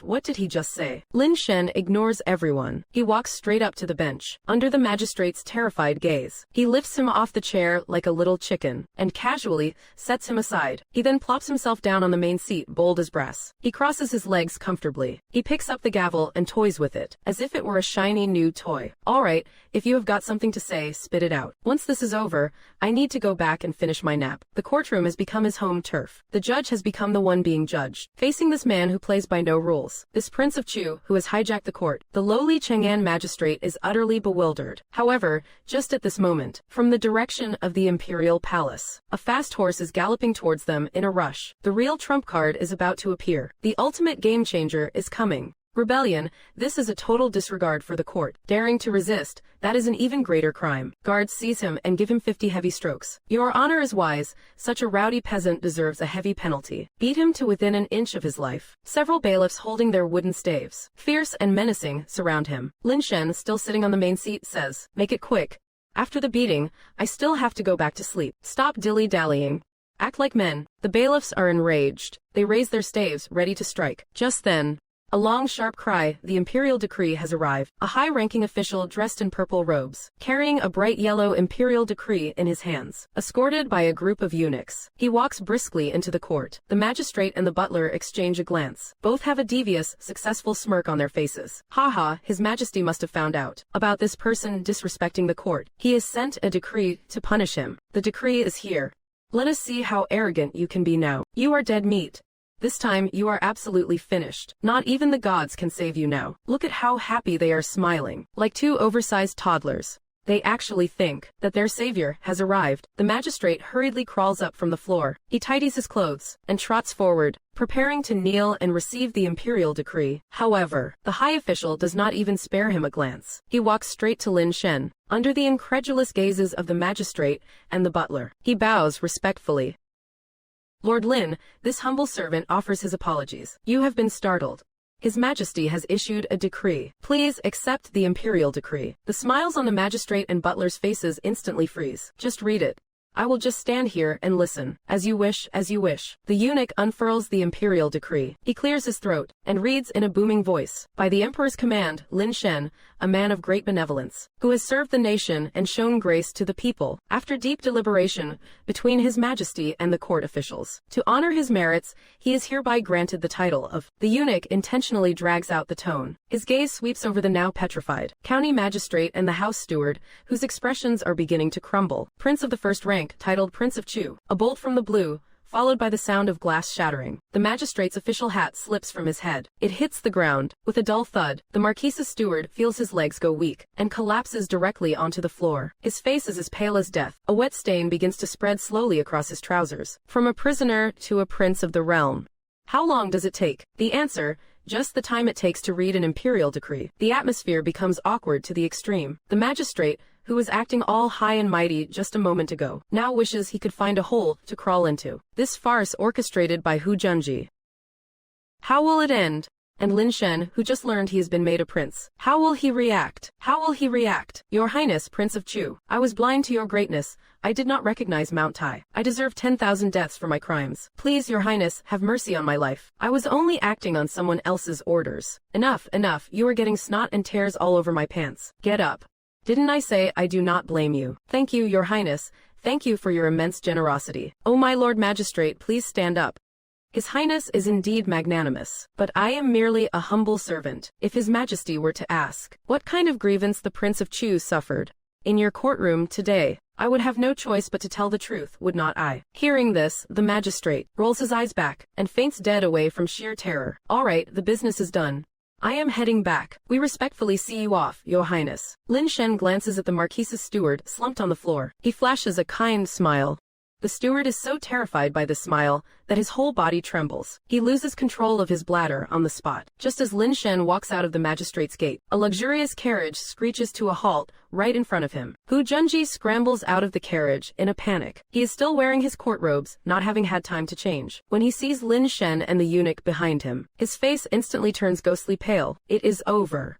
Everything is ruined. How could he be with someone from the palace? Speak of the devil, and he shall appear. Our dear Lord Hu, in a most dramatic fashion, has just arrived at the live broadcast of his own social suicide. Hu Junji rushes to Lin Shen in 3 big strides, forcing out a smile that looks worse than crying. I, your humble servant, Duke of Lu, Hu Junji, greets your Highness, the Prince of Chu. I hope your Highness was not startled. It was all due to my poor management and lack of discipline over my subordinates that these lowlifes dared to offend your Highness. I have come specifically to apologize. Oh, so you are the monkey behind all this. Your Highness must be joking. I wonder if your Highness is free this evening. I have prepared a modest banquet at my manor to make amends for your fright. The watching crowd starts pointing at Hu Junji, whispering and gossiping among themselves. Isn't that the Duke of Lu? Why is he showing such respect to Lord Chuang? Don't you know yet? He was the one who sent the county magistrate to arrest Lord Chuang. Now that things have gone sideways, he is here begging for mercy. What a spineless coward. From the peak of power to the gutter. It happened overnight. Hu Junji has shed every ounce of his pride, just for a slim chance of survival. Yet the one he faces is a man who holds a grudge like no other. Faced with this pathetic plea, will Lin Shen give him that chance? Will Lin Shen give him that chance? I beg you, Lord Chuang, please give this official a chance to repent. The crowd watching erupted into whispers, all thinking Lord Chuang should be a bit more magnanimous. Lin Shen did not even glance at him, walking right past him as if he did not exist. In that split second as they brushed past, Lin Shen stopped and glanced over his shoulder. In a voice only the two of them could hear, he whispered in his ear, I already told your lackeys yesterday. It is you versus me. He paused and flashed a devilish smirk. To the bitter end. With that, Lin Shen walked away without looking back. He left Hu Junji frozen on the spot. On Hu Junji's face, shades of green, red and purple flickered by, settling into a deathly gray. He slowly straightened his back, his eyes vacant, as if every bit of his soul had been sucked out. Some people, once you offend them, there is no way to turn back. Back at the supermarket, Chen San and the others swarmed up excitedly. My lord, you really are a boss. We pay our respects to you, my lord. Chen San took the lead to kneel, only to be kicked in the butt by Lin Shen. Cut it out. Enough with this hypocrisy. Get back to work. My lord, I dare to ask, would you give us a hint? Are you, by any chance, the current emperor's illegitimate son? Caw. Awkward silence. What have you got in that bird brain of yours all day? I am surnamed Lin, he is surnamed Li. Oh, I see. So you are taking your mother's surname. Then are you the retired emperor's? Another, even louder slap followed. Get lost, say one more word and I am docking your pay. After Chen San was chased off, he huddled with the other brothers to gossip. Third brother, what exactly is our boss's true identity? I am telling you, this is not simple. Think about it, the boss is surnamed Lin. The emperor's surnamed Li, so he can't be his real son. Then why would he be granted such a title? That goes without saying, it must be our boss's mother. who had a secret, unavoidable whirlwind romance with the retired emperor or the current sovereign. Our boss is the child of a forbidden love story, clearly. The others nodded repeatedly, deeply convinced. The birth of Lord Chuang caused quite a stir in Chang'an. Some were happy, some were worried. While Lin Shen was enjoying the royal gossip sessions from his staff, the top-tier Zheng clan, far away in Luoyang, also received this message. That had them sitting on pins and needles. A much larger conspiracy was about to unfold. The candles in the hall flickered, casting an eerie gloom. Just a mere merchant turned lord. They even dare to shake the very foundation of the Zheng clan. The Li imperial clan is really getting more and more out of line. From what I see, that Li Shimin has clearly forgotten how he used to beg us to back him when he was clawing his way to the throne. No, we have to teach him a lesson. Let him remember who actually calls the shots in this world. A nobody who rose to power on tricks and cheap stunts dares to try and outshine the moon itself. A frontal attack will never work. The emperor dotes on him like crazy right now, but taking down a saint in people's hearts is sometimes easier than killing him outright. They quickly finalized their plot to turn the king of Chu into a demon in the public eye. A secret letter was rushed off to Chang'an by fast rider. The Zheng residence in Chang'an. Zheng Renji received the clan's secret letter, and after reading it, he broke out in a full-body cold sweat, shaking all over. Are we Zhengs really going to make an enemy of the king of Chu? How are we supposed to survive that? This is putting our whole Chang'an branch right on the grill. Father, what are you so worried about? She took the letter and read it line by line. Our elders have really gone senile. They are talking complete nonsense. Father, think about it. This king of Chu started as a mere merchant. In just a few short months, his rise has been unstoppable. He became a different surname prince, who can stand shoulder to shoulder with his majesty. He can even make his majesty break precedent for him. He can make dukes and marquises all flock around him. And overnight, everyone would just betray him and run. To expect that from ordinary people, this move of our clan is no different from throwing an egg at a rock. But this is a direct order from the clan elders. How could we possibly defy it? Which is exactly why we cannot just sit here and wait for death. Sitting and waiting is the same as waiting to die. So in your opinion, we surrender to him. You are insane. Turning your back on the clan will get you cast out and erased from the family records. Father, just stay home and wait. I will go and find a real way out for the Zhengs of Chang'an. Ignoring her father's attempts to stop her, she strode straight into the night. Faced with the fate of the entire clan, this girl, who was barely more than a teenager, showed courage and resolve far beyond her father's. Late at night, the king of Chu's residence welcomed an unexpected guest. Master, Zheng Lian, daughter of Zheng Renji, requests an audience. Oh, the fish has taken the bait. Zheng Lian stepped into the study. She did not show a hint of fear. She looked Lin Shen straight in the eye. Commoner Zheng Lian greets Your Highness, the King of Chu. This is the conspiracy my Zheng clan used to frame Your Highness. I have come in person to present it as proof of my sincerity. When Zheng Lian placed that still warm secret letter right in front of Lin Shen, she was betting the entire future of her clan. Faced with this loyalty dropping from the sky, would Lin Shen gladly accept it? Or did he have another plan in mind? Your Highness, this is my humble sincerity. My younger brother is foolish, but I hope he can become Your Highness's disciple, learn some real skills and serve under Your Highness in the future. You want him to take me as his master, so you can use him as a hostage, to secure a way out for your Zheng clan in Chang'an. And while you are at it, you want to score a massive bargain, right? You little ladies sure know how to play the long game. I would not dare. I do not take male disciples. But you, on the other hand, you can come work for me. But I am just a girl.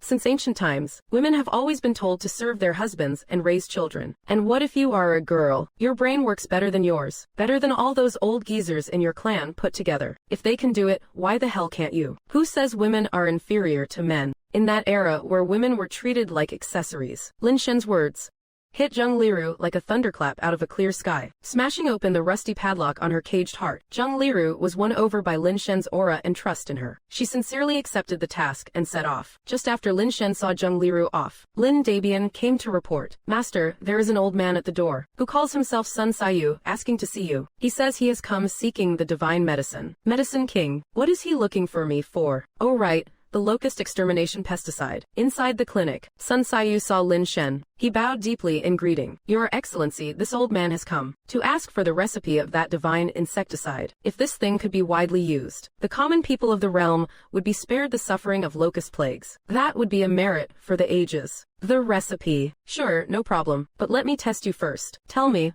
Why can ginseng greatly replenish vital energy? Ginseng mainly nourishes the five viscera. The Divine Farmer's Classic of Materia Medica says, it calms the spirit and settles the soul, and treats yin-yang imbalance and weak lung qi. Stop. I am asking you why. What exactly is in ginseng that gives it that effect? What is the principle behind it? The principle, that is simply the natural wonder of heaven and earth. This world is made up of tiny things called particles. Ginseng works because inside it there is a substance called ginsenoside. The content is about 4%. 4 out of every 100 parts. You mean to say that in an entire root of ginseng, only that tiny bit is actually useful. Same logic for the insecticide. It is an extract of a substance called nicotine. This whole theory is called chemistry. Even if I explain it, you still would not get it. Sun Sayu froze on the spot, muttering to himself under his breath. Particles, ginsenoside, chemistry.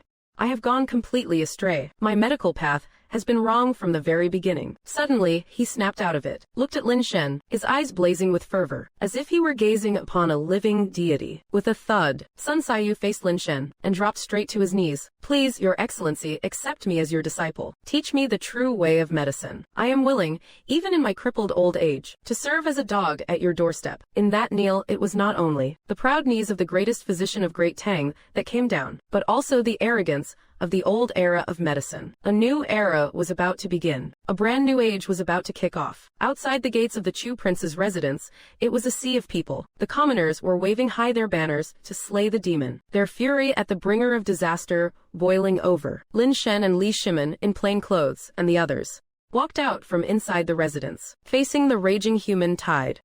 An elderly man with white hair and an air like an immortal stepped out from the crowd.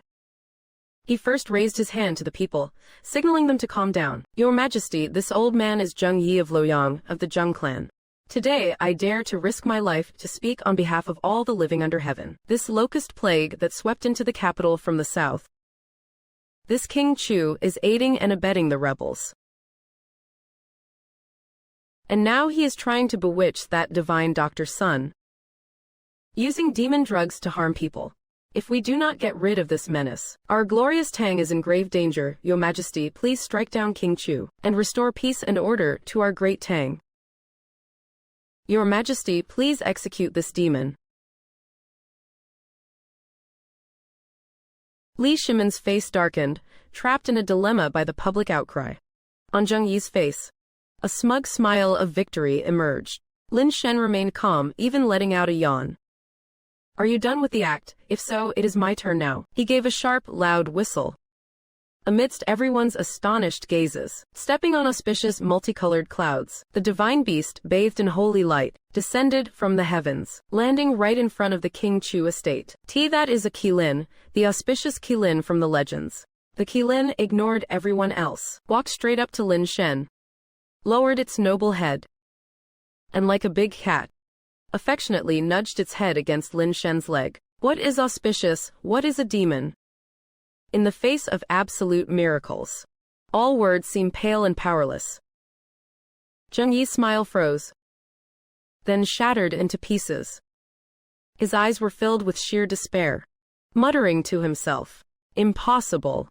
This is impossible." Just at this moment, an official named Zheng Renji scrambled out from the crowd, stumbling and crawling, and plumped down to his knees before Lin Shen and Li Shimin. Your Majesty, King Chu, your subject has sinned. I have been so foolish. It was all him. The Zheng clan of Xinjiang ordered us to do it. Those rumors, those strange events, were all fabricated by them, just to smear the name of King Chu. I have letters as proof. A divine beast, showing loyalty to the innocent. The Zheng clan's conspiracy had been defeated, in the most thorough and humiliating way imaginable. The fury of the populace instantly shifted target, aiming straight at the real culprits. However, facing the agitated masses, Lin Shen made a decision that left everyone completely stunned. Kill him, tear that old fraud apart. How dare he slander our saintly benefactor? He is right, he slandered our King Chu. And he even tried to make us wrongly blame the divine Dr. Sun. We won't let him off. The enraged crowd began to surge forward. The imperial guards struggled to block them, and the situation was about to spiral out of control. Damn it all, The heavens seek the end of our Zheng clan. King Chu, you see this, the public sentiment is rising, why not just? Li Shimin made a throat-slitting gesture.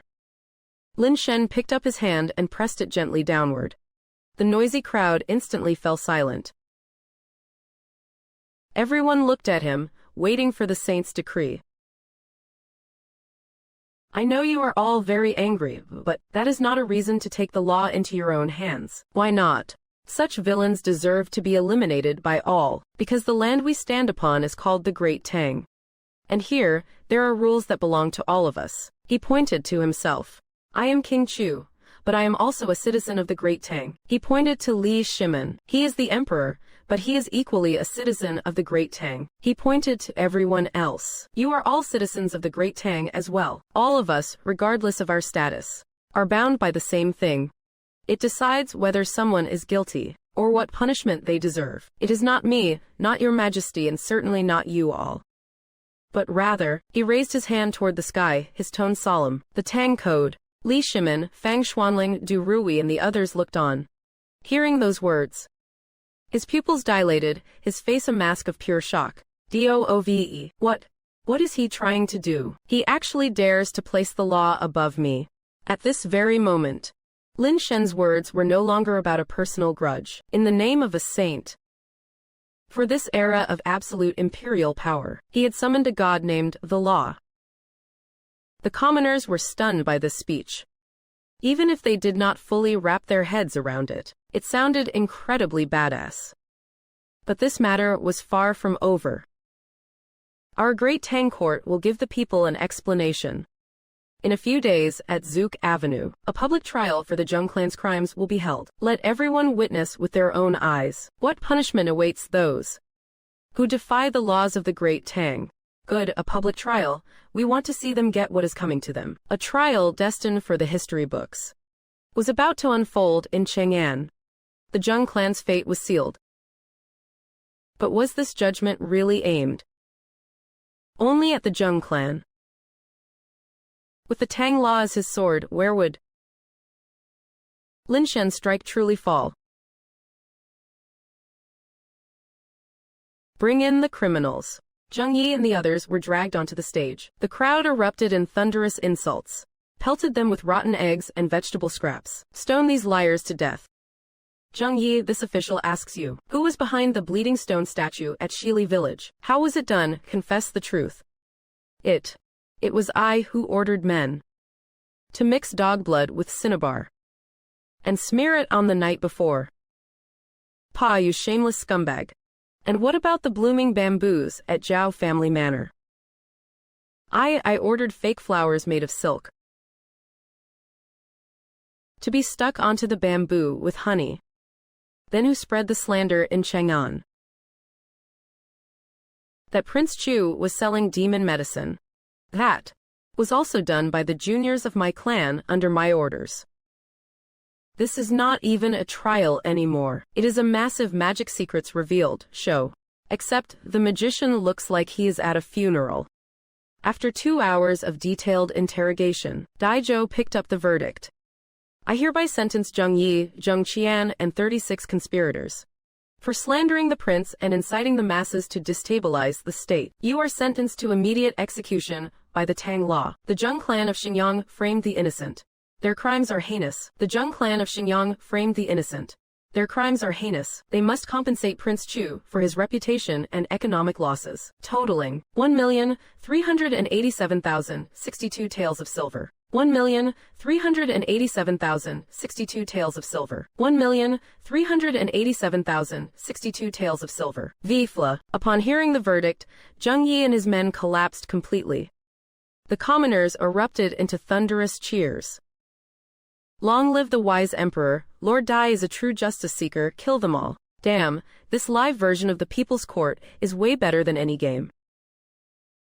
After the trial ended, a burly man led a crowd rushing toward Ruyi's supermarket. Brothers, we have totally misjudged Prince Chu. We wronged a saint, we have to make it up to him. Yes, we must compensate him. Shopkeeper, give me 10 boxes of fish tofu. He paused for a moment and added, oh wait, I am buying 10 boxes with real silver. Coming through, everyone, do not push, there is plenty for everyone. Everything is 10% off today. Prince Chu is truly benevolent. The downfall of the Zheng clan sent shivers down the spines of the great noble families.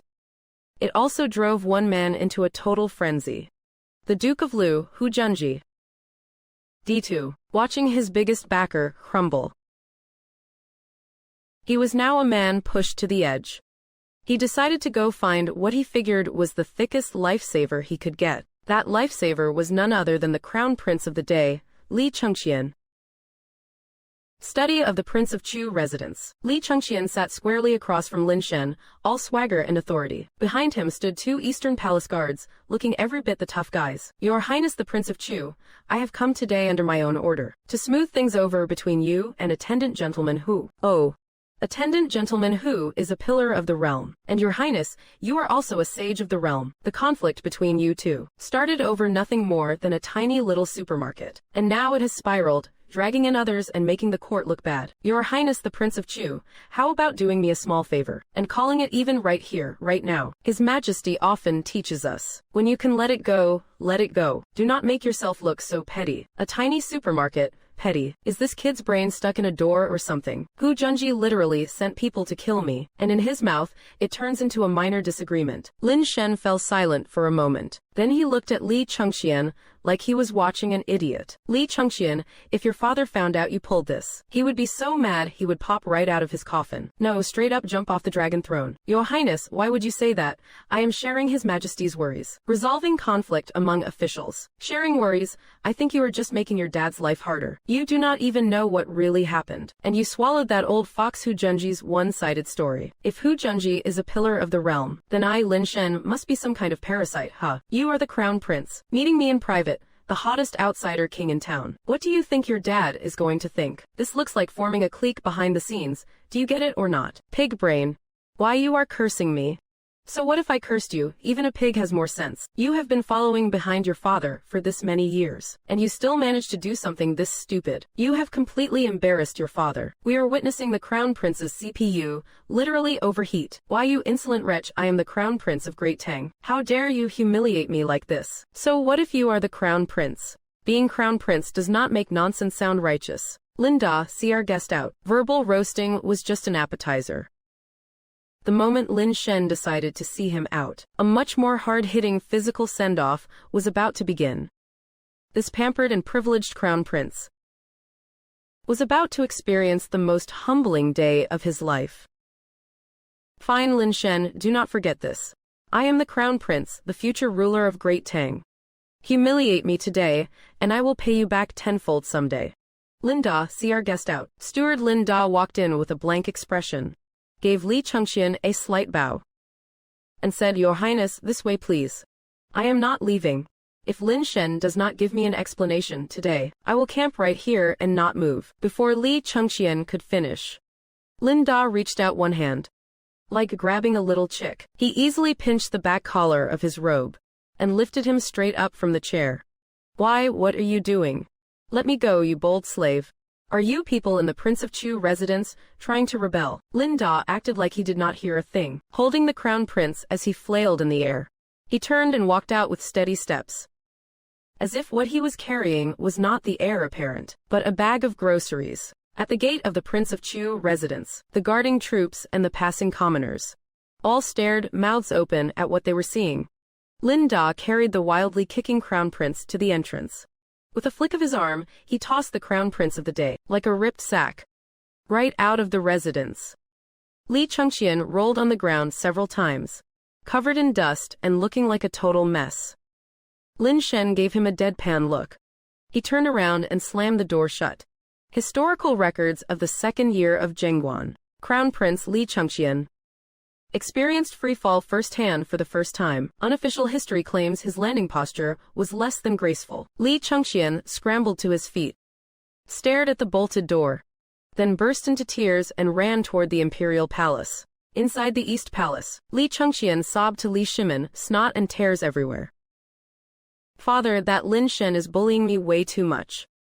It is one thing that he cursed at me, but he actually had a servant throw me out like trash. He is slapping you in the face, father. You must seek justice for your son. Li Shimin was silent for a long time after hearing this. Deep breaths. Deep breaths. 0C. Sigh. He probably showed me some respect already. Think about his temperament. He only tossed you out instead of beating you up. That is already giving you a huge amount of face. If I were in your shoes, and I did something that stupid, I would have to break my own leg first before throwing myself out. You still have the nerve to cry. Get back and copy the Tao Te Ching 100 times. Close up, Li Chengxian completely shattered. He stood there frozen like a statue, with his broken worldview as the backdrop. The crown prince's road to seeking sympathy ended in a socially disastrous failure. Hu Junji's final hope was dashed with it. At the royal court, when he was collectively abandoned by everyone upon mentioning the crown prince, he finally realized that he was all alone. And the emperor's next imperial decree would push him straight into the abyss. When all the doors are closed, the abyss becomes the only way out.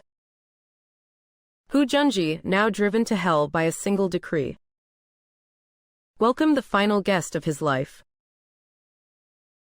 This guest would offer him the deadliest of honeyed traps. In the hidden room, Hu Junji sat, utterly heartbroken. He gripped the decree of his dismissal tightly. The paper crumpled beyond recognition. My Lord Duke, it has come to this. You still have one sliver of hope left. Hope, the Emperor wants me dead. Where could hope be? The exile to Xuanzhou, haha. How is that any different from sending my head directly to Lin Shen? None at all. The Emperor wants you dead because the Prince of Chu wants you dead. If the Prince of Chu were dead, guess what? The sentimental Emperor might just spare your life. After all, one cannot punish the masses. I and the 5 surnamed clans will intercede for you together. In Hu Junji's eyes, which were once dead to the world, a flicker of frantic fire was reignited. There is a saying, burn the bridges to find life, my lord. You have no other choice. Deep into the night, hundreds of private soldiers gathered in the backyard of Hu's estate. Swords and spears bristled. The air was thick with bloodlust. Hu Junji, clad in heavy armor, held his long spear. Stepping out from the darkness, brothers, we have run out of options. That brat the Prince of Chu won't let us live. And the Emperor has abandoned us too. Exile means death. Staying here means awaiting death anyway. Tonight, follow me and raid the Prince of Chu's estate. We take the heads of Lin Shen and Li Shimin. It is either them or us. Kill, kill, kill. When a former hero is driven to the edge, he transforms into the most vicious beast. Tonight, Chang'an will bleed. Outside the Prince of Chu's estate, Hu's private soldiers clashed violently with the Imperial Guard. Metal clashed and sparks flew as blood spilled everywhere. Hold the line, reinforcements are on the way. Do not let them break through. Your Highness and the Prince of Chu are inside. The rebels outnumber us. The Jinwu Guard line is about to break. Lin Shen and Li Shimin were sitting at a go board, casually playing a match. Ha! Prince of Chu, that move was kind of a sloppy rush job. That big dragon of mine is not something you can just take down. Oh yeah, I would say it is checkmate o'clock. Outside the window came the faint clash of blades and battle cries. Sounds a bit noisy out there. Probably just alley cats throwing hands. A thunderous boom rang out. The mansion gate was smashed open. A Jinwu guard staggered in, covered in blood. Your Highness, this is bad. Hu Junji has rebelled. He led men in and is killing their way through. Lin Shen slowly set down the stone in his hand. He stood up and stretched lazily. Man, can people not let me finish one game in peace? The real hunt had begun. When the gate of the Prince of Chu mansion was blasted open, when rebel blades pointed at the Emperor of Great Tang, everyone thought it would be a bloody last stand. But they forgot the one living in this mansion was a real divine dragon. The rebels poured into the courtyard, surrounding Lin Shen, Li Shimin, and the others. No one would be spared. 1,000 gold as reward, a marquisate for every household. Li Shimin drew his sword and guarded the front. Years on the battlefield kept him from panicking. Prince of Chu, it has come to this. You and I fight together, and carve a path out in blood. No need. He looked at Li Shimin, and smiled with absolute confidence. Your Majesty, step back. The next part might be a little not safe for kids. Lin Shen let out a sharp whistle. A Qilin, hooves wreathed in flames, leapt from the back courtyard, landing right before Lin Shen. It roared at the rebels, a sound that shook the soul. His ride is a horse. My ride is a divine beast. Ha, some people really do live just to make the rest of us mad. Lin Shen flipped up onto the Qilin. In his hand, out of thin air, appeared a flaming fire-tipped spear. Come on. Let me show you what a total power gap looks like. The Qilin bellowed and carried Lin Shen, like a bolt of red lightning, charging straight into the tide of rebels. One man, one mount, one spear. What he charged into was an army. That silhouette looked like a war god from legend. Go on, you animals. The Qilin stomped down hard. A rebel in armor, blade and all, was flattened like paper. Lin Shen swept the fire-tipped spear. 3 spears snapped in an instant. Their bodies were cut at the waist and sent flying, split into 2. Archers, loose, shoot him dead. Countless arrows rained toward Lin Shen. Lin Shen spun the fire-tipped spear above his head at high speed, forming a shield of flame. Every arrow turned to ash the moment it came close. That is all you got. Not even enough to scratch my itch. Hu Junji watched from the rear. His expression is shifting from struggling, to stunned, to terrified, and finally to pure despair. He muttered to himself, Demon. He is a demon, a monster. This was a slaughter with zero suspense. A mortal army, facing mythic power, was fragile beyond belief. The rebels' morale was on the edge of collapse. Seeing the tide turn for good, that once unstoppable Duke of Lu, Hu Junji, was forced to make his final choice. When one person's might surpasses an army's limit, war becomes a one-sided massacre. Under Lin Shen's demon-like pressure, Hu Junji's last madness became his last despair. With one thrust, Lin Shen skewered 4 rebels in a row like candied fruit on a stick. Then he was tossed in front of Hu Junji, like taking out the trash. All the fight went out of him. He yanked his horse around and started whipping its backside like crazy. Run faster, run. Without even looking back, he bolted for the outskirts of the city. That fleeing back of the would-be wolf fox, compared with his earlier big talk of it is either him or me, made the most savage contrast. The general is running, run, hurry up. Do not kill me, I surrender. The soldiers collapsed like a landslide. A rebellion plotted for ages ended up as nothing but a farce. The next day, during court at Taehi Hall, the air was heavy and tense. Li Shimin sat on the dragon throne, his face dark as iron. The terror of last night had not yet fully faded. Hu Junji's rebellion had been beaten back by the king of Chu, but with the traitor still at large outside the city, it was a huge hidden danger. My beloved ministers, what good plans do you have? The officials were just about to discuss how to send troops to hunt him down and punish Hu Junji's disloyal heart, when Lin Shen stepped out from the ranks. He held a folded fan, his face full of righteous resolve. Your Majesty. Hu Junji raised troops in rebellion and besieged the palace, attempting to overthrow you. He is in truth a great traitor to the realm. Such treason deserves to be cut down by every hand. I, Lin Shen, King of Chu, beg your Majesty to grant me 2,000 of my Chu palace's private troops to march out for the country and personally wipe out the rebel Hu Junji, thus upholding the law of the land and calming the people's hearts. Li Shimin, Du Rui, Fang Xuanling and the others, all those present last night who knew what really happened, were completely petrified, mouths hanging wide enough to fit a whole egg. What the hell is this? Wasn't that rebellion already over last night? Didn't Hu Junji get scared so bad he peed his pants and ran? What kind of show are you putting on here? You just want a taxpayer-funded road trip, is that it? King of Chu, you are truly loyal and brave, worthy of praise. Indeed. After suffering a night raid, he actually volunteers to go to war. That is the very pillar of the state. Old Li, I am kind of not following this at all. Was Hu Junji not already beaten and driven off? Shut up and enjoy the show. Looking at Lin Shen with that righteous, solemn air, as if he were genuinely worrying about the country, Li Shimin felt like his own intelligence was being challenged. King of Chu, are you sure about this? Your private troops are still new recruits, and after last night's fierce battle, they are probably all dead tired and their horses worn out. Your Majesty, victory lies not in numbers but in quality. I have full confidence that with these 2,000 officers and men, we can crush the rebels flat. As your subject, it is my duty to share your Majesty's worries. How can I complain of exhaustion? Seeing that sincere look in Lin Shen's eyes, Li Shimin almost spat out a mouthful of old blood. A rebellion that had already been put down. A king, pretending he is about to ride off on campaign. And the whole civil and military court wrapped in fog. No one had a clue What on earth this king of Chu was really selling in his gourd? Yet when Li Shimin was pushed into agreeing to let him lead an expedition, and then went outside the city to inspect that so-called legendary army of rascals, he was about to witness a scene he would never forget in his life. Amid the confusion of the entire court, Lin Shen, as he wished, got his hands on the military order to suppress the rebellion. On the day the army was to set out, Li Shimin and the officials all gathered at a tea house outside the city. They all wanted to see with their own eyes how this king of Chu would take that infamous crowd of ruffian soldiers and turn them into something presentable. Did you hear? This troop of King of Chus is made up entirely of thugs washed out from the regular army. They ignore orders and discipline, total bullies in Chang'an. Just watch, when push comes to shove they will probably bolt from the battlefield, letting King of Chu go alone to fight Hu Junji. That would be a headline for the ages. Doctor, how much chance of winning do you think King of Chu has with this move? Your Majesty, forgive me for speaking plainly. In single combat, King of Chu is unmatched under heaven. But as for leading troops in such a battle, whether it will be triumph or disaster, I think King of Chu may just be trying to use this chance to bargain with your Majesty for greater military power, nothing more. The crowd was happily chatting away when suddenly, the ground started to hum with a faint, rhythmic tremor. Ha, did the earth dragon just roll over or something? The rumbling sound grew clearer and clearer.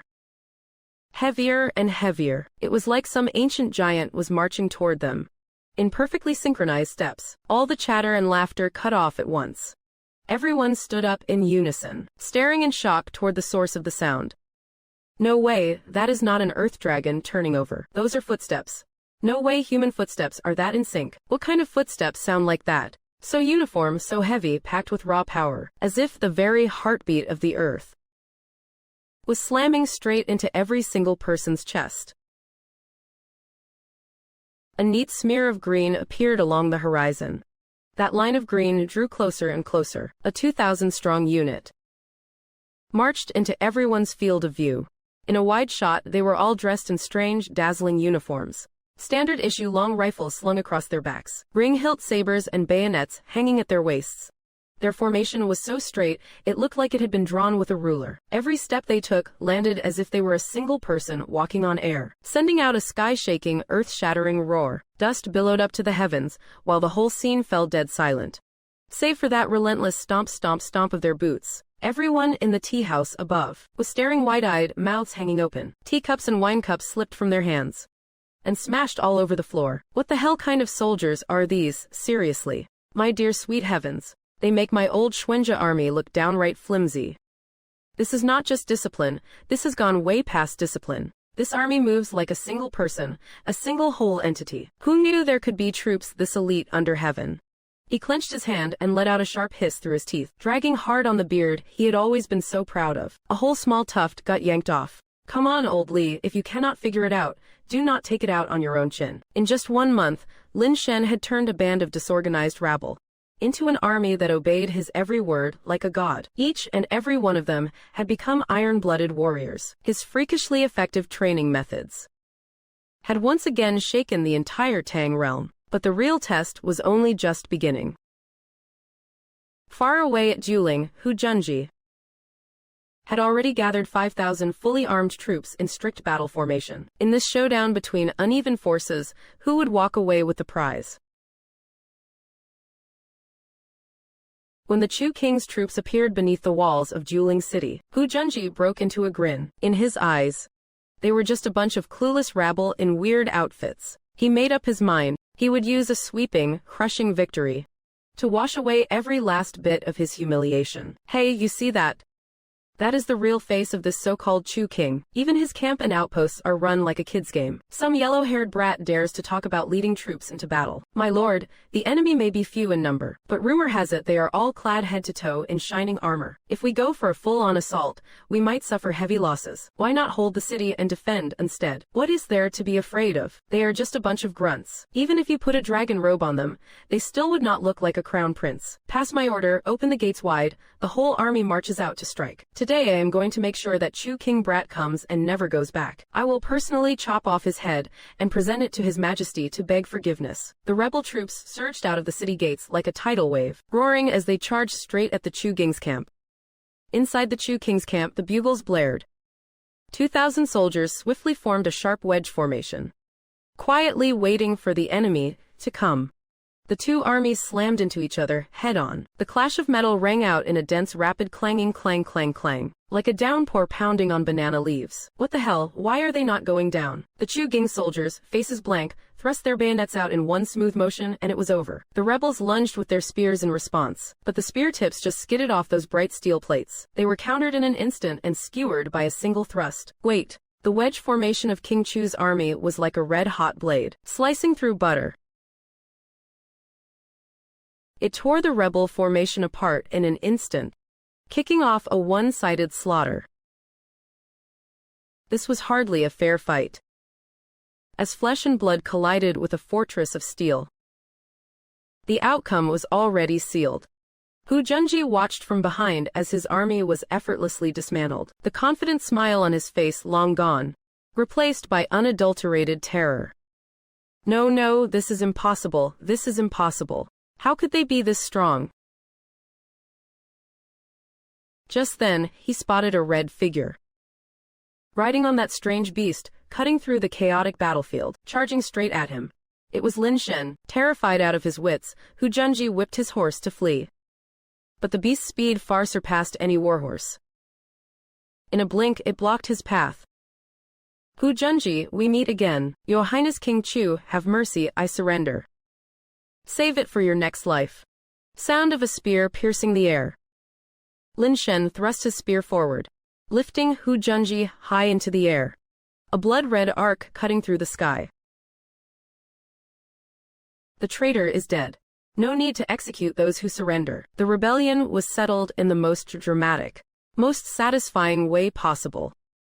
King Chu Lin Shen, with a victory beyond dispute, proclaimed his power across the entire Tang Dynasty. As the news reached Chang'an, the imperial court was once again left speechless. A sage king, who can manage the state through culture and defend it through force? Where will his next step point his sword? When the flames of victory reached Chang'an, the whole city erupted in celebration. Hu Junji's rebellion was like a giant boulder thrown into a lake, and the ripples it stirred up belonged solely to King Chu Lin Shen. The tea houses of Chang'an were packed to the rafters. The storyteller slapped his wooden block with a loud clack, seizing everyone's attention. In our last episode, we left off with the traitor Hu Junji in a corner, rising in revolt during this desperate hour. Yet His Highness King Chu stepped forward to handle it. They say that King Chu rode alone into the midst of 10,000 troops, and with a single thrust of his spear, knocked the traitor Hu Junji off his horse. Like a silver spear on a white horse, defying the west wind, he could hold off 1,000,000 men alone. What a kill! Long live the martial prowess of His Highness King Chu. I heard from my uncle's neighbor that King Chu is a literary god descended to earth. Not only can he write poetry, but he is also a master of military strategy. In that battle last night, he only used 2 hours to wipe out the entire rebel army. Literary god, ha! He is a god of war, a military legend descended to earth. 2,000 crushing 5,000, killing a general in front of his lines. This is truly the feat of a hero. Under the influence of Lin Shen's PR team, the topic gradually drifted off course. If we talk about that feud, it runs deep. Back when His Highness King Chu was still a common merchant, that Hu Junji tried to strong-arm him out of his shop, even breaking the bones of his men. Now, what do you call this? This is called the cycle of justice, and heaven never lets anyone off the hook. The crowd was filled with righteous indignation, all cursing Hu Junji for being a total piece of trash. He deserved to die. Inside the Ministry of War, Li Jing, Cheng Yaojin, Li Wei, and other famous generals were gathered around a sand table, studying the battle of dueling with somber expressions. I still can't wrap my head around it. 2,000 men charging head-on. How did they crush 5,000 like autumn leaves in the wind? Even if it were 5,000 pigs, it would take half a day to round them up. Beautiful. Breathtaking. The key is not the tactics, it is the soldiers. His mind replayed the review session, the world-shaking unified marching steps of King Chu's private guards, and that shining impenetrable armor that blades and spears could not scratch. Strict discipline, moving as one. That is no longer just an army. That is a precision-engineered war machine. Every single man is a perfect gear within it. Precise, efficient, and fearless. I have led troops for decades, Yet I have never seen an army with such iron discipline. Never in my life have I seen such iron discipline. Truly, I have never seen anything like this. Li Jing unconsciously tugged at his beard. Forget 1 month. Even if you gave me 3 years, and 5,000 elite black armor soldiers, I still could not train a force like this. This kid's training methods are god-tier, utterly unpredictable. It is simply beyond human capability. As he tightened his grip in shock. Grip. Right from his prized, majestic beard. He pulled out a small clump. Ouch, old Li, if you are feeling down, do not take it out on your beard. So what if his tactics beat ours? I am in the same boat as you. Leela stood by, shaking his head with a bitter smile. When the great Tang's god of war admits his own inadequacy, a new legend is born in everyone's hearts. Lin Shen's image begins to loom large and imposing. Behind him, the golden silhouettes of the Sage of Letters and the God of War appear. With a pen, he brings peace. On a horse, he conquers the world. In the minds of the people, this Prince of Chu has already become an omnipotent, perfect man. But beneath the fame, dark undercurrents are swirling. When Lin Shen returned to court with unparalleled merit, he did not start throwing his weight around, as everyone expected. Instead, he chose to keep a low profile and focus on learning. No one knew that this newly minted God of War was actually brewing something big, a plan significant enough to flip the entire court upside down, and the noble families he defeated were also preparing a counterattack from a different battlefield. A great victory earned him the powerful position of Vice Minister of War. Everyone thought the Prince of Chu would make big waves in the imperial court, but this new official's behavior left everyone utterly speechless. At the Hall of Supreme Harmony, Li Shimin officially appoints Lin Shen as Vice Minister of War, taking over the position from Hu Junji. Prince of Chu, your great service has pleased us greatly. Starting today, you shall serve as the Vice Minister of War. We hope you will continue to achieve new glories for our great Tang. Thank you, Your Majesty. I am but a newcomer with no prior merit. I hope my fellow colleagues will guide me through the ropes. The court officials looked at each other in confusion. They could not tell what kind of game this guy was playing now. Inside the Ministry of War, Li Jing was handling official business. Lin Shen dragged over a small plastic stool and sat right next to Li Jing. In his hand, he held a grid notebook and a gel pen. He had the look of a student starving for knowledge. Vice Minister Lin, what exactly are you doing? You have your own private office in the ministry, you know. Minister Li, please, just carry on. I am just here to learn. You are the God of War. A junior like me can learn so much from following you. Don't worry, I promise I won't be a distraction. Every time Li Jing spoke a word, Lin Shen would scribble furiously in his notebook. What on earth is he writing? Is he collecting dirt on me? Is my uniform straight today? Is my beard messy? All the officials in the Ministry of War were working in an incredibly bizarre atmosphere. Inside a secret room in Xinjiang, the heads of the 5 great families gathered again. The mood was heavy. That Lin Shen kid's martial prowess is unfathomable. His private soldiers are even more elite. A direct confrontation gives us 0 chance of winning. True. His reputation among the army and the commoners is at its peak. We no longer hold the advantage in public opinion or the court. If we keep fighting him head-on, our entire clans might be wiped out. Gentlemen, since the hard way is not working, why do not we try the soft way? We have looked into it. Though he is a prince now, the foundation of his wealth is still that little Rui supermarket. If we can just control his supply chain or find out his manufacturing secrets, then his lifeblood will be right in the palm of our hands.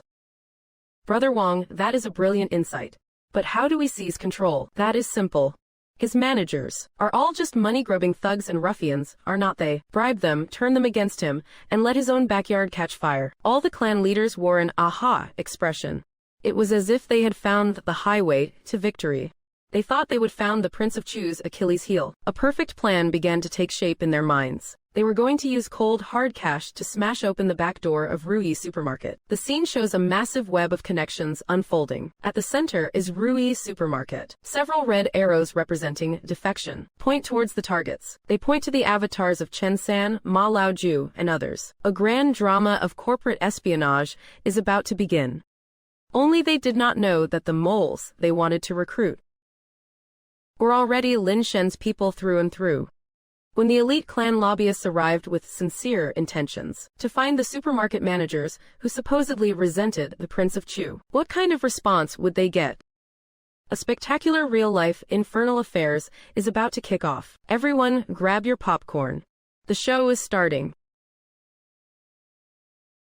The hunter has already set the trap, and the prey is stepping forward 1 foot at a time, exactly according to the hunter's script, straight into the net. The first chosen breakthrough point is the West Market. The supermarket manager there is Ma Laoju. In a tea house, inside a private room, the clan lobbyist pushed a chest of gold bars in front of Ma Laoju. It was glittering gold. Manager Ma, a wise bird chooses its tree to roost in. The Prince of Chu might be a saint, but he can't give you all this. As long as you are willing to work for the Kui clan and provide some convenience, all of this is just a down payment. What is the meaning of this? I, Ma Laoju, am fiercely loyal to His Highness. He is like a second father to me. How could I be bought by mere money? You are insulting me. You are insulting my integrity. However, his eyes were glued to that chest of gold. His throat involuntarily gulped. Manager Ma, let us not beat around the bush. The Prince of Chu is making money hand over fist. You guys are risking your lives for him. But what do you get out of it? Are you really content being just a lowly manager forever? These words seemed to hit Ma Laoju right where it hurts. Benefits. Suddenly, he burst into a flood of tears and snot. My lord, you have no idea. Our prince is a total skinflint. On the surface, he is the paragon of virtue. But behind the scenes, he treats us subordinates with utter cruelty. He plays the saint, while leaving us to starve on an empty stomach. He calls me a manager, but my monthly wage is not even enough to pay for a pot of your tea. I have an 80-year-old mother above and a 3-year-old child below. My poor children are waiting to be fed. So you are saying, Manager Ma is willing to do it for my poor old mother and my kids. I, Ma Laoju, will today play the role of a traitor. The Oscars owe this guy a trophy. With acting like that, it is a waste not to be a professional actor.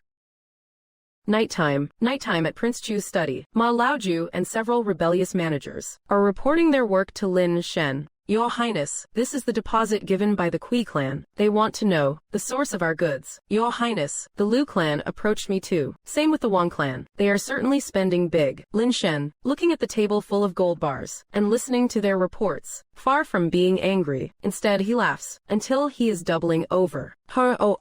Good. Perfect. These noble families are truly my personal ATMs. But Your Highness, they are trying to poach your staff and steal your secrets. How can you be so happy? Poaching my staff? No, they are simply handing me free money, free land and free labor. You guys just play along. Tell them the goods come from a group of mysterious, powerful traveling merchants from Penglai, and tell them my cost price is extremely high, and I barely make a profit, relying only on high volume. Don't they want to open supermarkets? Then let them. The more they open, the better. I want them to use their own money to pave a golden highway for me toward my commercial empire. A brilliant counter-espionage operation has officially begun. When the greedy noble families clash with the cunning Prince Chu, their so-called clever schemes, in the end, will become the noose around their own necks. An unprecedented pig butchering scam is ready to be served. Do you know where Rui Supermarket's goods come from? To answer Your Excellency, I know. The prince's goods all come from a group of mysterious merchants calling themselves Penglai traders. They are elusive like ghosts and extremely powerful. Even the prince has to treat them with great respect. What is their background? I do not know. I only know that every month, at the Wei River Pier, they trade with the prince. As long as you have money, they will do business with anyone. And to be honest with you all, that Prince Chu, looking at the saint, he actually rips people off so hard. He is like rotten tofu on a fish. He pays 90 coins to that sea trader for each batch, and then sells it for just 100 coins. He gets the fame, while folks like us at the bottom cannot even afford soup. That is why we Ahem. So that is how it is. It is not that he does not want to make money. It is that the middlemen upstream swallow all the profit. Then this is easy. As long as we latch onto that Peng Lai sea trading route and throw in our financial muscle, we start a price war, and we will crush Lin Shen to death with it. Kui clan residents by the Qing River. After Kui Mingin heard the report from Chang'an, he slapped the table in high spirits. Heaven helps me, heaven really helps me. Lin Shen boy, your death date has arrived. Clan chief. That Chu King is crafty and scheming. Could there be some trap in this? What trap? We have already found the source of the goods. If Lin Shen can do it. If Lin Shen can do it, why can the Kui clan not do it? He earns 10 coins. We will not earn a single coin. We can even sell at a loss and still smash him to death with silver. But, clan chief, the silver we have on the books, I fear it cannot support such a massive plan. Opening shops all over the realm and stocking them with enough goods is not enough. Then sell. Sell what? Sell land. Sell off all the land under the Kui name. Keep only the ancestral holdings and get rid of the rest. Turn it all into silver and let me burn it on him. I want Lin Shen to understand. He is not even qualified to fight the Kui clan. This one crazy decision won the support of all those world clans, whose eyes were blinded by greed and laziness. They began frantically selling off their own lifelines. Those land deeds that had been passed down for hundreds of years turned into chests and chests of ice-cold silver. On one side of the scene were the great clans, handing piles of land deeds to the merchants and taking away chests of silver. On the other side, they were digging and building like crazy all over the country, as one mountain fort-style Rui supermarket after another sprang up from the ground. In the end, the frame froze on the greedy, yet wildly excited faces of the clan chiefs. They thought they were personally forging a commercial empire, but little did they know, they were using the very foundations their ancestors had built to dig for themselves, and for the entire aristocratic class, a huge and splendid tomb. When all the supermarkets had been built, when all the silver had been turned into goods, a sudden price surge would become the very first straw to break the camel's back, and right on its heels would come the most fatal stab in the back from the Emperor of Great Tang. When all their money had turned into bricks, when all their hopes were riding on the next shipment of goods, the great clans were ready for their next deal with the Peng Lai traders. Yet what greeted them was not wealth, but a torrential downpour. At the Qing River dock, the rain poured down like a waterfall. The clan representatives waited anxiously, clothes still soaked through. Lin, playing the role of the merchant caravan leader wrapped in a coarse robe, slowly walked down from the ship. A few guys dressed just like him followed behind. Sir, we are here to buy more goods again. This time we need a huge batch. There is something I need to inform you all about. From today on, all prices are doubled. What, sir? You have got to be joking. We already agreed on a price last time. Do I look like I am joking to you? Summer storms are rough. Our cost of going to sea has gone way up. Take it or leave it. Sir, this price really is way too high. We are just small-timers, please cut us some slack. Then just do not buy. There are plenty of people lining up to buy anyway. The King of Chu has already pre-ordered the next batch. Sir, do not be mad, we will buy, we will buy. The clan representatives glanced at each other. In each other's eyes they saw only humiliation and helplessness. But unfortunately for them, now that we controlled the supply chain, the very first thing we did was fix you price gouging vultures.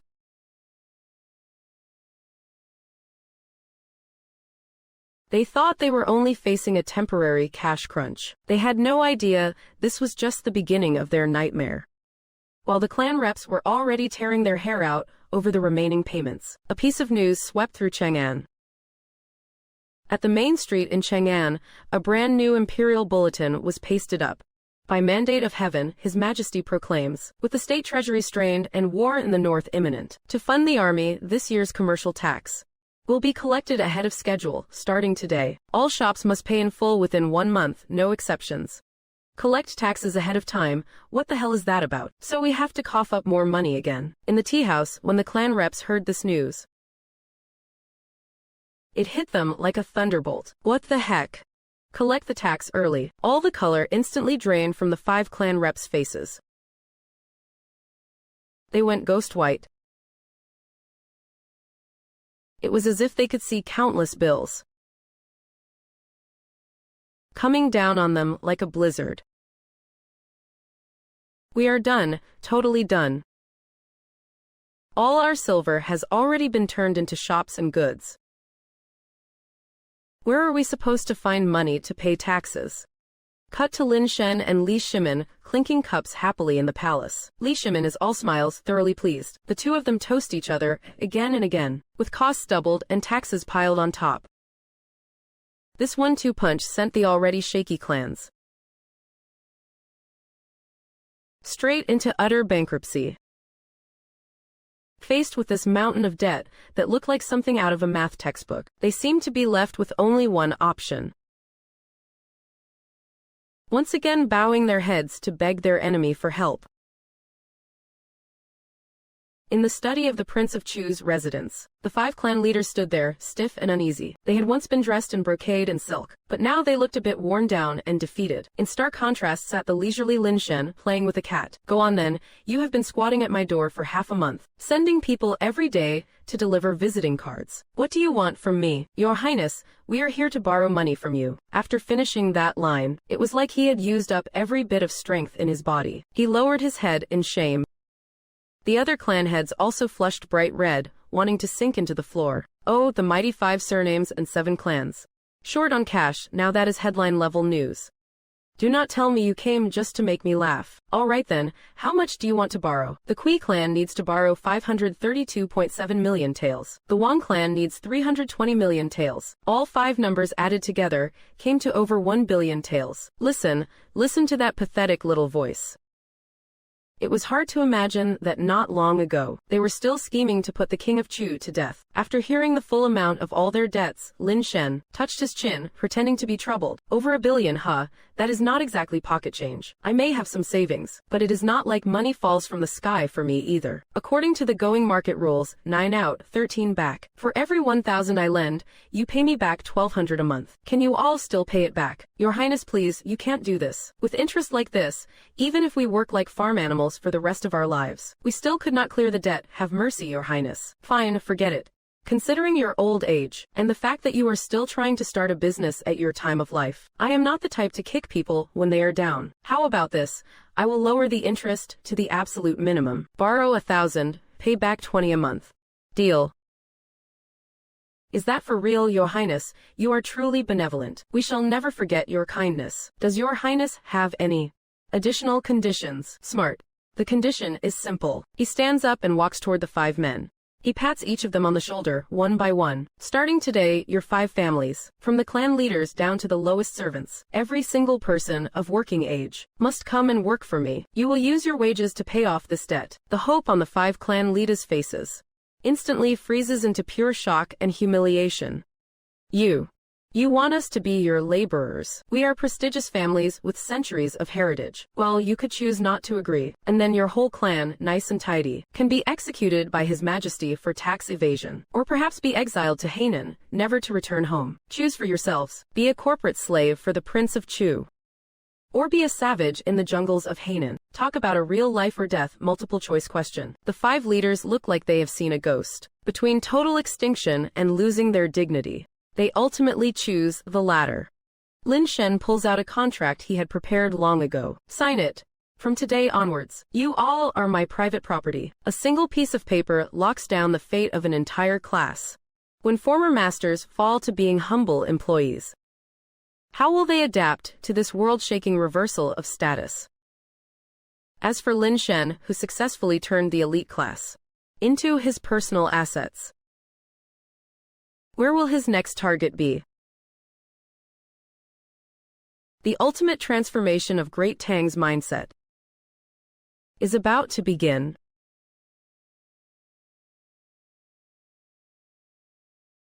Lin Shen just walked out of the supermarket, planning to check Sun Simiao's research progress at the clinic, when he is surrounded by a group of scholars in traditional robes. Your Highness, we students have a doubt, and we hope Your Highness can enlighten us. Speak. May we ask Your Highness, why do you propose letting those lowly craftsmen enter the academy as teachers? We have studied by the cold window for 10 years, reading the books of sages to gain the knowledge we have today. They are merely vulgar men fiddling with cheap tricks. How can they possibly stand on equal footing with us? This act insults the very dignity of literature. Indeed, it drags our culture through the mud. We beg your highness to withdraw this order. Equal footing, as if you lot are even worthy. How can your highness say that? We scholars are the pillars of the nation. Let me ask you. The farmers you look down upon, the grain they produce in a year, can feed 20 scholars like you. Am I right? Everyone falls silent, unable to argue. The blacksmiths you look down upon forge the weapons that allow Tang soldiers to defend our homes. Right. The crowd continues to stay silent. Then let me ask you another thing. You noble scholars. What can you actually do for the great Tang right now? Can you put an extra bite of food in the people's mouths? Or can you make their lives even a little bit more comfortable? A fatal triple hit. We see the group of scholars sinking into a deep silence. They are trying hard to think. Besides memorizing a few lines from the classics, what on earth can they actually do?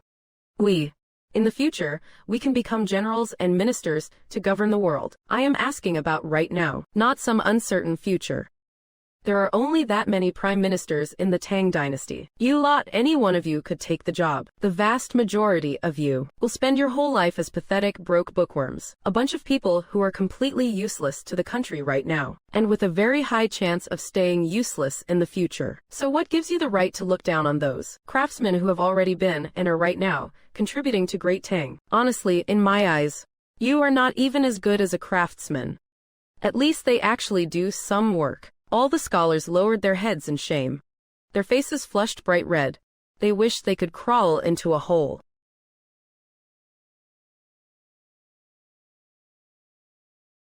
When their proud outer shell was mercilessly torn apart. When their useless core was laid bare for all to see. This group of scholars felt their rock-solid sense of self-worth start to waver for the first time, but Lin Shen's goal was not to just stomp them for fun. After grinding their pride into the dust, he would personally show them a brand new path that actually leads somewhere. Once their arrogance was shattered, confusion naturally rushed in. This group of so-called chosen ones of heaven, for the first time, began to doubt what the point of their 10 years of hard study really was. And Lin Shen was about to light a guiding flame for them. The scholars all hung their heads in shame. The air grew heavy. This king will ask you one question. What do you think is the real purpose of studying? Everyone looked at each other, sinking into deeper thought. Is it to cultivate oneself, manage the family, govern the state, and bring peace to the land? That vision is still too small. Lin Shen no longer looked at them. Instead, he raised his head, gazing at the sky, his expression suddenly solemn and distant. The true purpose of studying is only 4 things: to establish a heart for heaven and earth, to secure a living for the people, to continue the learning of the sages of the past, to open up peace for all ages to come. Every scholar's face was filled with shock. Some stared wide-eyed. Some gaped with their mouths open, some already had tears welling up. Those 22 characters were like 22 bolts of thunder, splitting open the cramped little world inside their hearts. The most gloomy and withdrawn of the scholars suddenly straightened his clothes and hat, and bowed deeply to Lin Shen, with the full ceremony reserved for greeting a teacher. This student has been taught. Behind him, all the other scholars spontaneously lined up and bowed to Lin Shen in unison with the same teacher salute. This student has been taught. The seeds of thought had been sown, but ideals alone are not enough. Looking at this group of scholars, who had just been enlightened, Lin Shen decided to give them a chance to literally lay hands on the truth, a test centered around the plastic greenhouse, and the supreme honor of becoming retainers under the King of Chu was waiting for them up ahead. That one line, to open up peace for all ages to come, had ignited the passion of every scholar, and under the King of Chu's roof, a chance to personally help open up that peace lay before them, to crack the secret of that miracle device that can grow food even in winter. This king, will pick 7 retainers from among you. The test is very simple, within half a month. Whoever can clearly explain why this plastic greenhouse lets crops grow in winter will be selected. A group of scholars crowded around the plastic greenhouse, some watching, some touching, some squatting on the ground scribbling and arguing non-stop, like they had all gone a little mad. Half a month later, in the study of the King of Chu's residence, Lin Shen looked at the pile of essays on the desk. Zhao Wenxian and the other 6 stood nervously in front of him. They were the night owls who had stood out from over 100 candidates. Zhao Wenxian, your idea is not bad. You even brushed against the edge of heat conduction. Thank you for your praise, Your Highness. It is just a pity the entire essay is wrong. Not a single character is correct. What? You all went on about absorbing the essence of the sun, gathering dragon veins, warming the earth's pulse. Great imagination, sure, but you could not be more wrong if you tried. All 7 of them just stared, totally lost.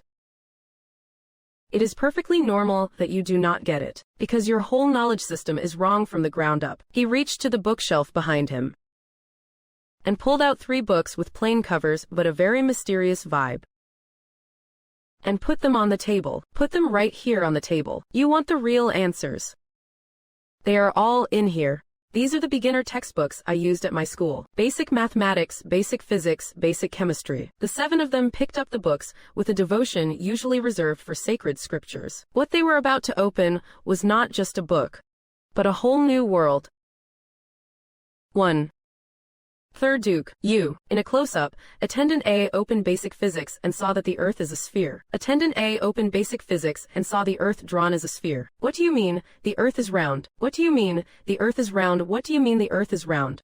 In all the imperial textbooks it says the Earth is flat. What do you mean the Earth is round? What do you mean the Earth is round? What do you mean, the Earth is round? Heaven is round and the Earth is flat. That is just common sense. Does this not mean that the people under our feet should all be falling off? Attendant B stared at the molecular formulas in basic chemistry, completely baffled. What kind of magic spell is this H2O drawing? Why does that make this thing water?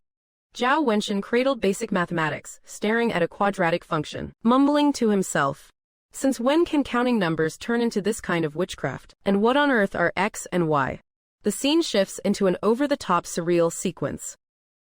Sound effect like a computer crashing to a blue screen. One attendant's head suddenly explodes with a bang. What flies out is not brain matter, but shards of old ideas like heaven round, earth flat, and 5 elements and all that, raining down as fragments. Another attendant rolled on the floor clutching his head, shouting, "It is all fake, all of it is fake, my whole world view." A young commoner's eyes turned into little spirals like mosquito coils. He foamed at the mouth and slowly keeled over. Warning: cognitive systems show large-scale malfunction. All the students' CPUs are overloaded. Force reboot in progress. Lin Shen watched the chaos calmly and took a sip of his drink. Everybody, chill. Let me stress this again, these 3 are only the basics. The real knowledge comes later. Sound effect: the last student still standing heard the word basics. His eyes rolled back and he passed out too. Once the spark of science was scattered, the old era of thought walls began to crack. For the future of the great Tang, Lin Shen had trained up a core team with minds way ahead of their time. Yet, just as he was laying out his grand plan for technological development, a fierce court debate over the status of craftsmen was kicked off in the throne room. The success of the plastic greenhouse project had shown Li Shimin the power of technology. Encouraged by Lin Shen, he decided that in open court, he would finally restore the honor of those craftsmen who had been looked down on for centuries. My dear ministers, in recent days the greenhouses around the capital have yielded out-of-season vegetables in abundance, relieving Chang'an from the urgent crisis of shortages. I believe that craftsmen and farmers alike are pillars of the state. We should raise their status and allow them to enter officialdom. What do you all think? As soon as the words left his mouth, the minister Duan Shangshu immediately stepped forward. Your Majesty, you must not do this. The sages said a gentleman is not a mere tool. We men of letters study the great way of governing the country and bringing peace to the realm. Craftsmen only focus on a single skill or craft. That is but a petty path. How can they stand in court as equals with us? Such an act goes against the teachings of the sages and will shake the very roots of the state. What Minister Duan says is extremely true. Please think thrice, Your Majesty. While Duan Lun was talking himself into a righteous frenzy, utterly convinced he now owned the moral high ground. Everyone followed his gaze only to see Lin Shen leaning against a pillar, with a face that said he was dying not to laugh. Prince of Chu. What is the meaning of that expression? Do you perhaps think there is something wrong with what I just said? No, no, no. Minister Duan quoted the classics pretty well. I just thought of something hilarious. Your Highness, if you have something to say, just say it. Minister Duan, I have a question for you. Your Highness, please go ahead. Someone who has never even touched a wok. A guy who cannot even tell salt from sugar. Can he really be a good chef? The whole place went dead silent and Duan froze. He honestly never expected Lin Shen to ask such a blunt, down-to-earth question. Of course not. And someone who cannot cook. Can he train a great chef? Can he manage an imperial kitchen? That is different. The Ministry of Works is about management, not hands-on technique. Fine, then let me put it another way. As Minister of Works, tell me the maximum load a Tang arched bridge can bear. How many steps does it take to fire one blue brick? How much does your ministry skim in a year? And how much do you pad the numbers? You cannot even calculate the costs. And you do not even recognize all the materials, an outsider through and through. So how are you supposed to run a massive Ministry of Works and lead Tang craftsmen to create things like plastic greenhouses, stuff big enough to change the world? In a close-up, Duan was grilled into silence. Cold sweat poured down. Even his official hat tilted sideways. See, sometimes you do not beat magic with stronger magic. You just need a kitchen knife. After using facts to deliver that smackdown, Lin Shen started tossing out a solution. Motivating them is easy. Just add one clause to the Tang Code. Your Highness, the law is the backbone of the state. It cannot be changed lightly. Relax. This is not tyranny, it is an incentive. I call it patent rights. If any craftsman invents a new technique, he can register it with the Ministry of Works. For the next 10 years, that technique belongs exclusively to him. Anyone who wants to use it must pay him a fee. And if someone steals it, punish them under state law, until they are ruined to the bone. When Minister of Justice Li Daozong heard that, his eyes lit up instantly. Your Majesty, brilliant, absolutely brilliant. This costs the treasury nothing, not a single coin. Yet it uses the law as the lure and profit as the hook, hooking every skilled craftsman under heaven. Truly a strategy unseen in all ages. I second this proposal, when even the top legal mind was sold on it. A great system that could ignite the Tang Industrial Revolution was born right then and there, but just as Tang was getting ready to open the technology skill tree, unclear news came from the northern frontier. A long-delayed war was about to test this empire in the middle of change. Gentlemen, I will ask you another question. What do you think is the key factor that decides whether a nation is truly strong? What is it? Strong troops and strong horses. Naturally, it is the army. I believe it is the people being well-fed and well-clothed, and a full treasury. It is winning hearts and minds, with smooth governance and social harmony. Everyone started talking at once, tossing out their own answers. All circling troops, people, money and grain. After hearing them out, Lin Shen chuckled. You are all right, but none of you are complete. Where I come from, we measure a nation's strength with a standard called comprehensive national power. It is made up of 7 parts. Political power, economic power and technological power, national defense, culture and education, diplomacy and resources. Hearing these brand new terms, the officials all looked lost, leaning in to whisper to each other. So out of these 7, which 2 are the decisive foundation? Everyone fell into deep thought. I thought it was about national defense and resources, that with soldiers and grain one could secure the world. Your Majesty is wise. I too thought the same. Without an army, we cannot deter our enemies. Without grain, we cannot appease the people. Most of the generals and civil officials expressed their agreement. After listening, Lin Shen slowly shook his head at each of them. Every single one of you has read yourselves into idiocy. Everyone was stunned. Wei Zheng's beard bristled as his eyes widened. Your Highness, this is the imperial court. Please watch your words. The true foundation is technology and economic power. Technology, economy, what kind of barbaric words are these? We are witnessing the great minds of the Tang Dynasty, collectively entering a knowledge blind spot. Your Highness, are you not saying that my great Tang has no technology? If this thing does not exist, how can it be the foundation? Your Majesty, let me ask you.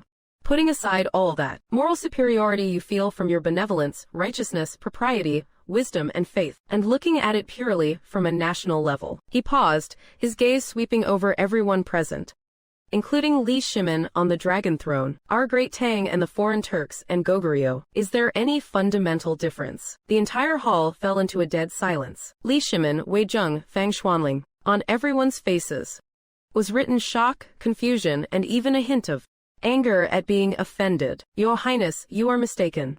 Our great Tang is the Celestial Empire, a nation of etiquette.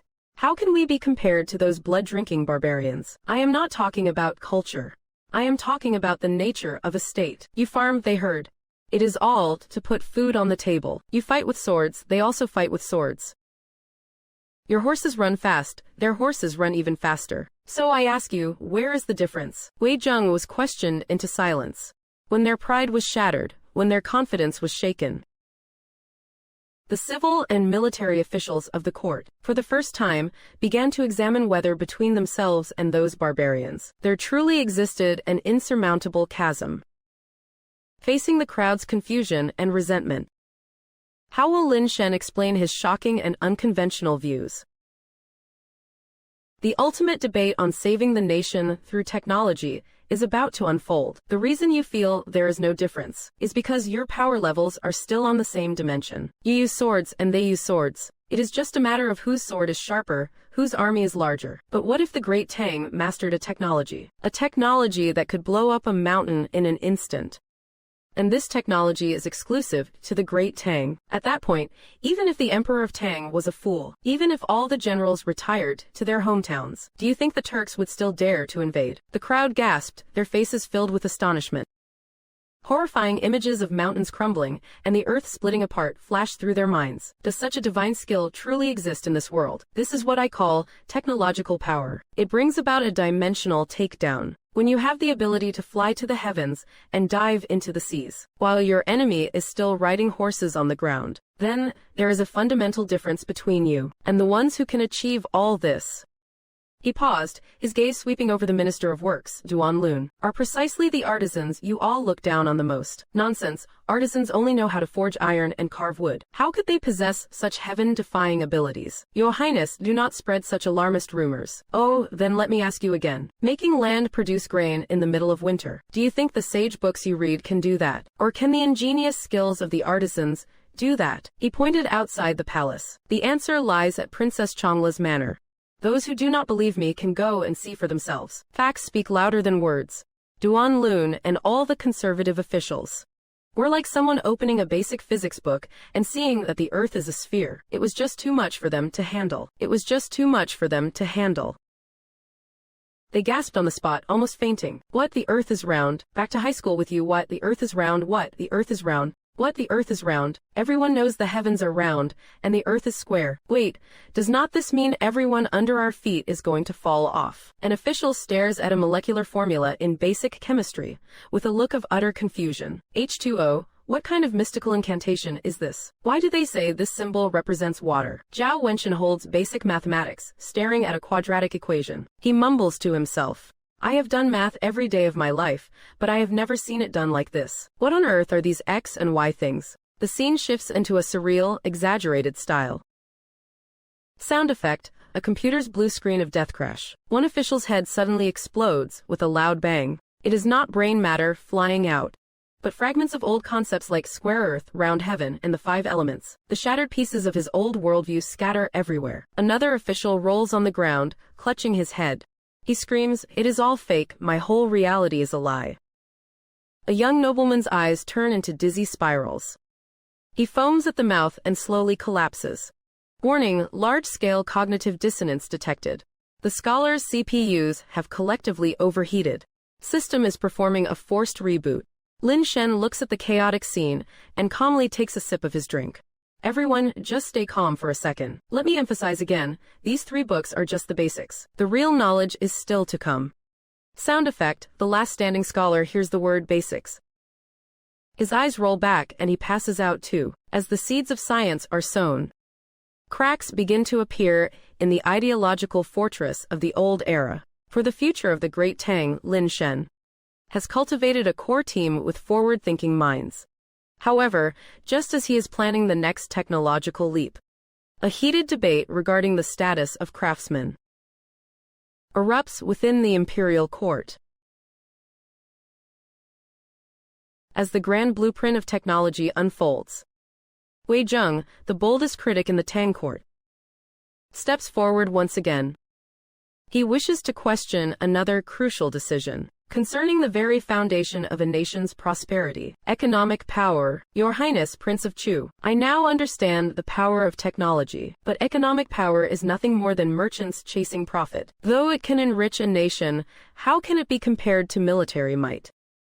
As a fundamental pillar of the state, Lord Wei, what do you think money actually is? Money is naturally copper coins and silver ingots, backed by the credit of the imperial court, not for the great Tang of today, or rather, for the great Tang that now possesses the Ruyi Bank. Money is just paper, as long as His Majesty wishes it. The great Tang can print it overnight. We can churn out hundreds of millions, even billions in banknotes. Then would not our Tang Dynasty have an endless supply of money? The treasury would never have to worry about military expenses again. Chancellor Fang, do you really think that is possible? If it were that simple, the world would have reached utopia long ago. Fang Xuanling's face turns red with embarrassment. Let me give you all an analogy. Suppose there are only 5 countries in the world: Tang, Turks, Goguryeo, Persia, and Tibet. To keep the math simple, let us say each country can only produce 1 chicken per year. There are exactly 5 coins circulating in the market. Each country holds exactly 1 coin. So, how much is 1 chicken worth? 1 coin, even I can understand that. Correct.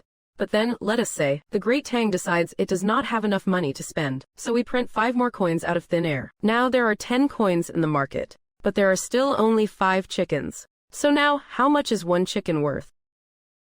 2 coins. So this is what inflation means. Exactly. For the other countries like the Turks, the single coin they hold in their hands, the coin they have right there, could originally buy a whole chicken. Now it can only buy half a chicken. Without them even realizing it, their wealth has vanished by half into thin air. Meanwhile, the great Tang now holds 6 coins. 1 cent printed is now worth 5 cents. You could only buy 1 chicken before. Now you can buy 3. Our wealth has magically doubled out of nowhere. We did not do anything at all, just printed a bit more paper. And without even unsheathing a sword, we have harvested their wealth. That is the power of economy. This is a currency war. Gasps of shock echoed throughout the room. All color drained from Li Shimin's face. He looked at Lin Shen, his eyes wide with shock and an unprecedented sense of dread. The calligraphy brush in his hand snapped with a sharp crack. In that moment, Li Shimin finally understood that the Ruyi supermarket he personally approved was truly a terrifying existence. It is no mere money shop. It is a blade of economic slaughter, hung over the heads of every nation. When the emperor realized the economic lifeline of the state had already slipped into the hands of another, a silent battle began quietly between monarch and subject. Yet even as undercurrents stirred in the imperial court, a forgotten, unofficial army, the Red Kerchief Bandits under Lin Shen's script, were about to put on a spectacular show for him. While all eyes in the Tang Dynasty were focused on the court's turbulence, a force forgotten in the corners was growing in silence. Tonight, the prince's mansion welcomed a group of special guests. They were the Red Kerchief Bandits, who would soon stir up the world. Inside the secret chamber, the 5 leaders stood nervously, hardly daring to breathe.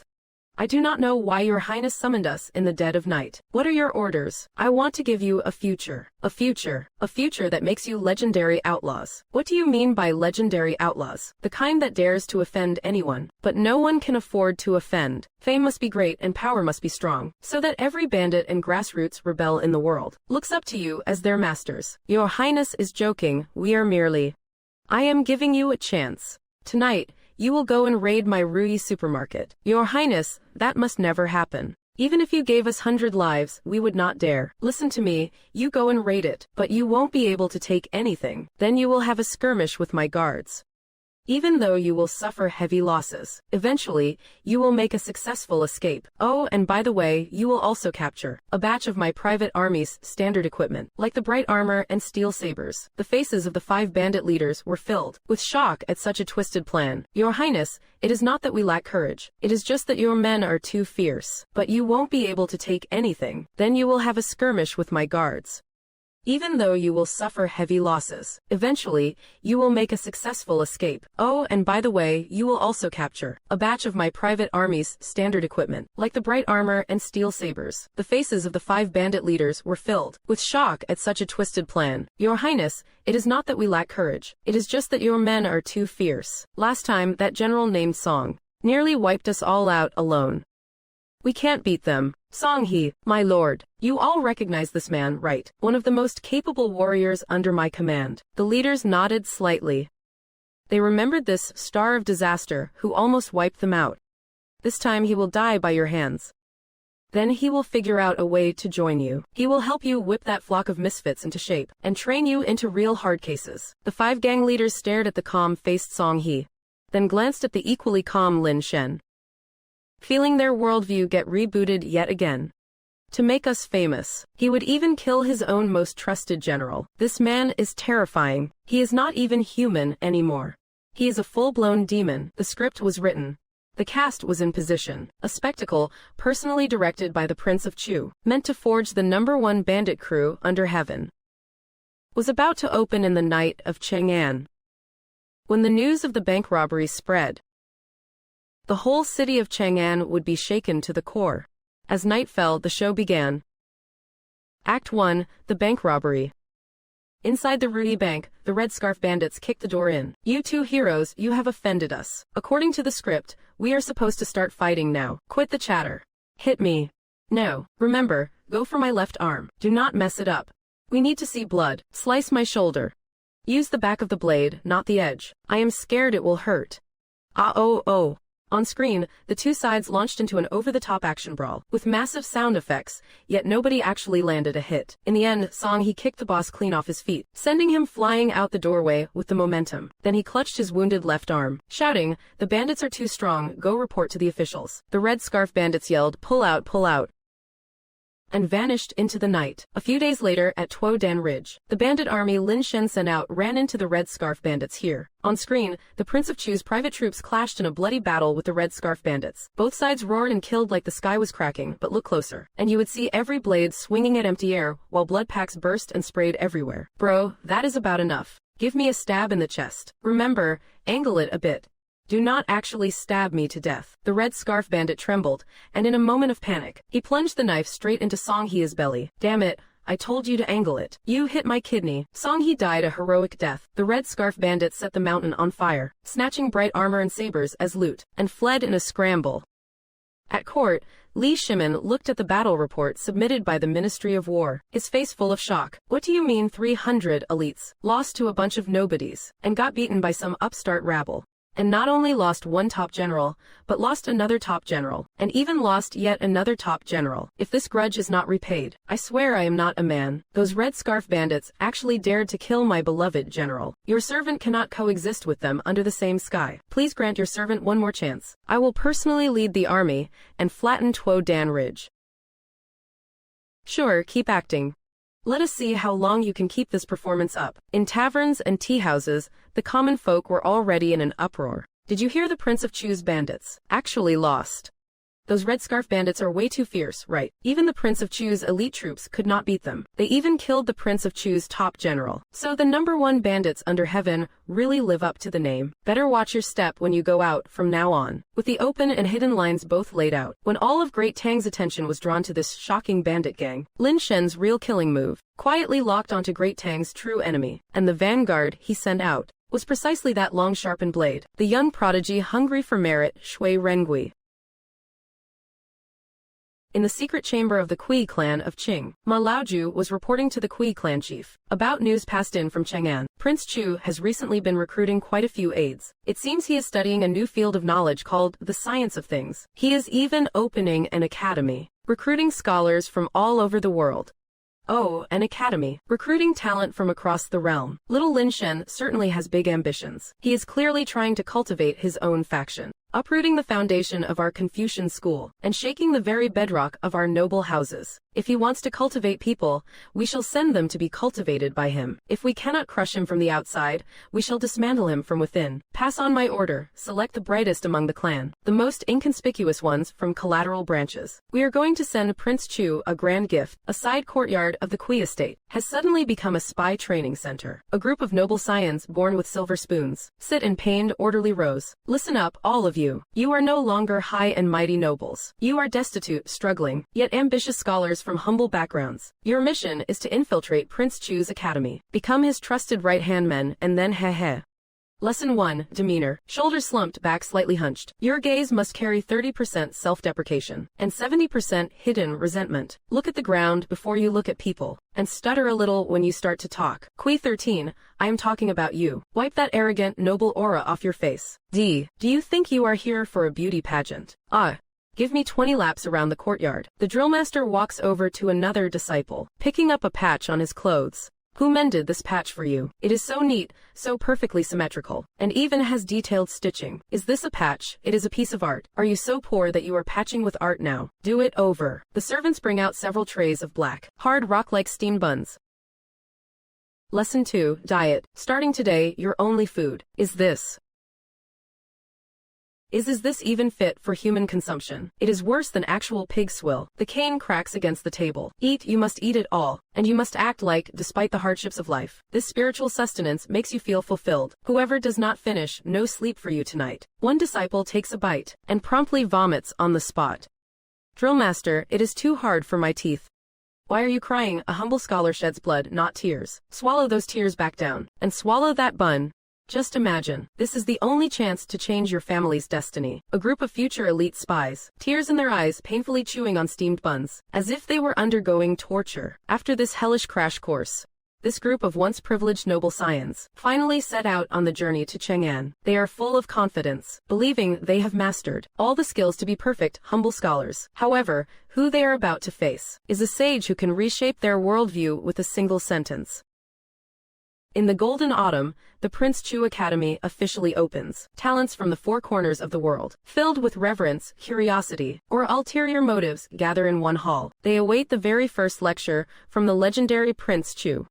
Inside the lecture hall, Lin Shen walks onto the podium. The room is packed with scholars sitting in rigid, solemn anticipation. I want to see what a mere merchant could possibly teach us about the great truths of the world. Just more of that old Confucian sermon, nothing new. I have been over that stuff 1,000 times already. Lin Shen did not pull out any book at all. He just looked slowly around the hall. For the first class, I am not going to preach the classics. I just want to ask you one question. Why do you study? Back in the palace, we students study to cultivate ourselves, keep our family in order, govern the state, and bring peace to the world. Too lofty. Next, to pass the exams, gain fame and honor, my ancestors, so my family can live a better life. Too shallow.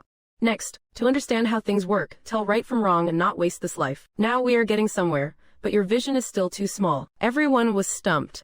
They suddenly realized that all the dreams they had been so proud of looked painfully shallow in front of Lin Shen. Lin Shen looked at the now silent crowd. He slowly stepped down from the dais and walked into their midst. Remember this, a true scholar spends his whole life chasing only four things. The background music swelled, solemn and grand, to set a heart for heaven and earth. The scene flashed to the vast universe, stars whirling in the void. To seek life for the people. The scene flashed to common folk living in peace, children laughing. To carry on the learning of the sages of the past. The scene flashed to ancient philosophers, books in hand, speaking in lecture halls. To open the way to peace for all ages to come. The scene flashed to a flourishing world where all nations came to pay tribute. With a close-up shot, each word landed like a thunderclap, splitting open the hearts of every single student, even those sons of noble houses. For a moment forgot their own supposed mission. Their faces were filled with shock and confusion. One student already had tears welling up in his eyes. He stood up and faced Lin Shen, then bowed deeply, in the full ceremony of a disciple to his teacher. This student has learned his lesson.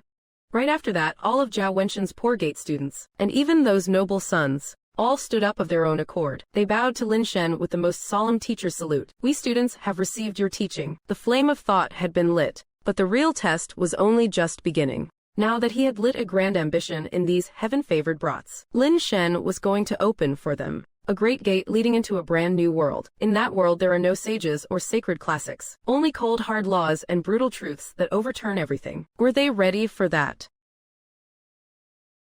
Once your ambition is ignited, your thirst for knowledge cannot be put out. On the second day, the students of the Chu Prince's Academy waited with near religious excitement for their saint-like teacher to pass on that peerless learning and reveal the supreme Tao that would bring peace to the world. In the lecture hall, the students sat upright and nervous. In front of each of them lay a brand new notebook and a brush. Your words yesterday, Master, shook us to the core. Today, what heaven-shaking knowledge will you reveal to us? Will it be the arts of strategy and war, or the mind arts of an emperor? Lin Shen walked up onto the platform, with Forest Lord behind him hugging a stack of books. Lin Shen placed 3 books on the lectern. Everyone, these are the entry-level textbooks of my school of learning. The students craned their necks to see the titles clearly. Basic mathematics, basic physics, chemistry. What on earth are these? They sound kind of cheap, to be honest. Do they even have anything to do with the Tao? Lin handed out the books to every single student. One curious student flipped open basic physics.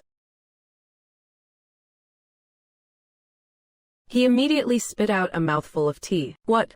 The earth is round.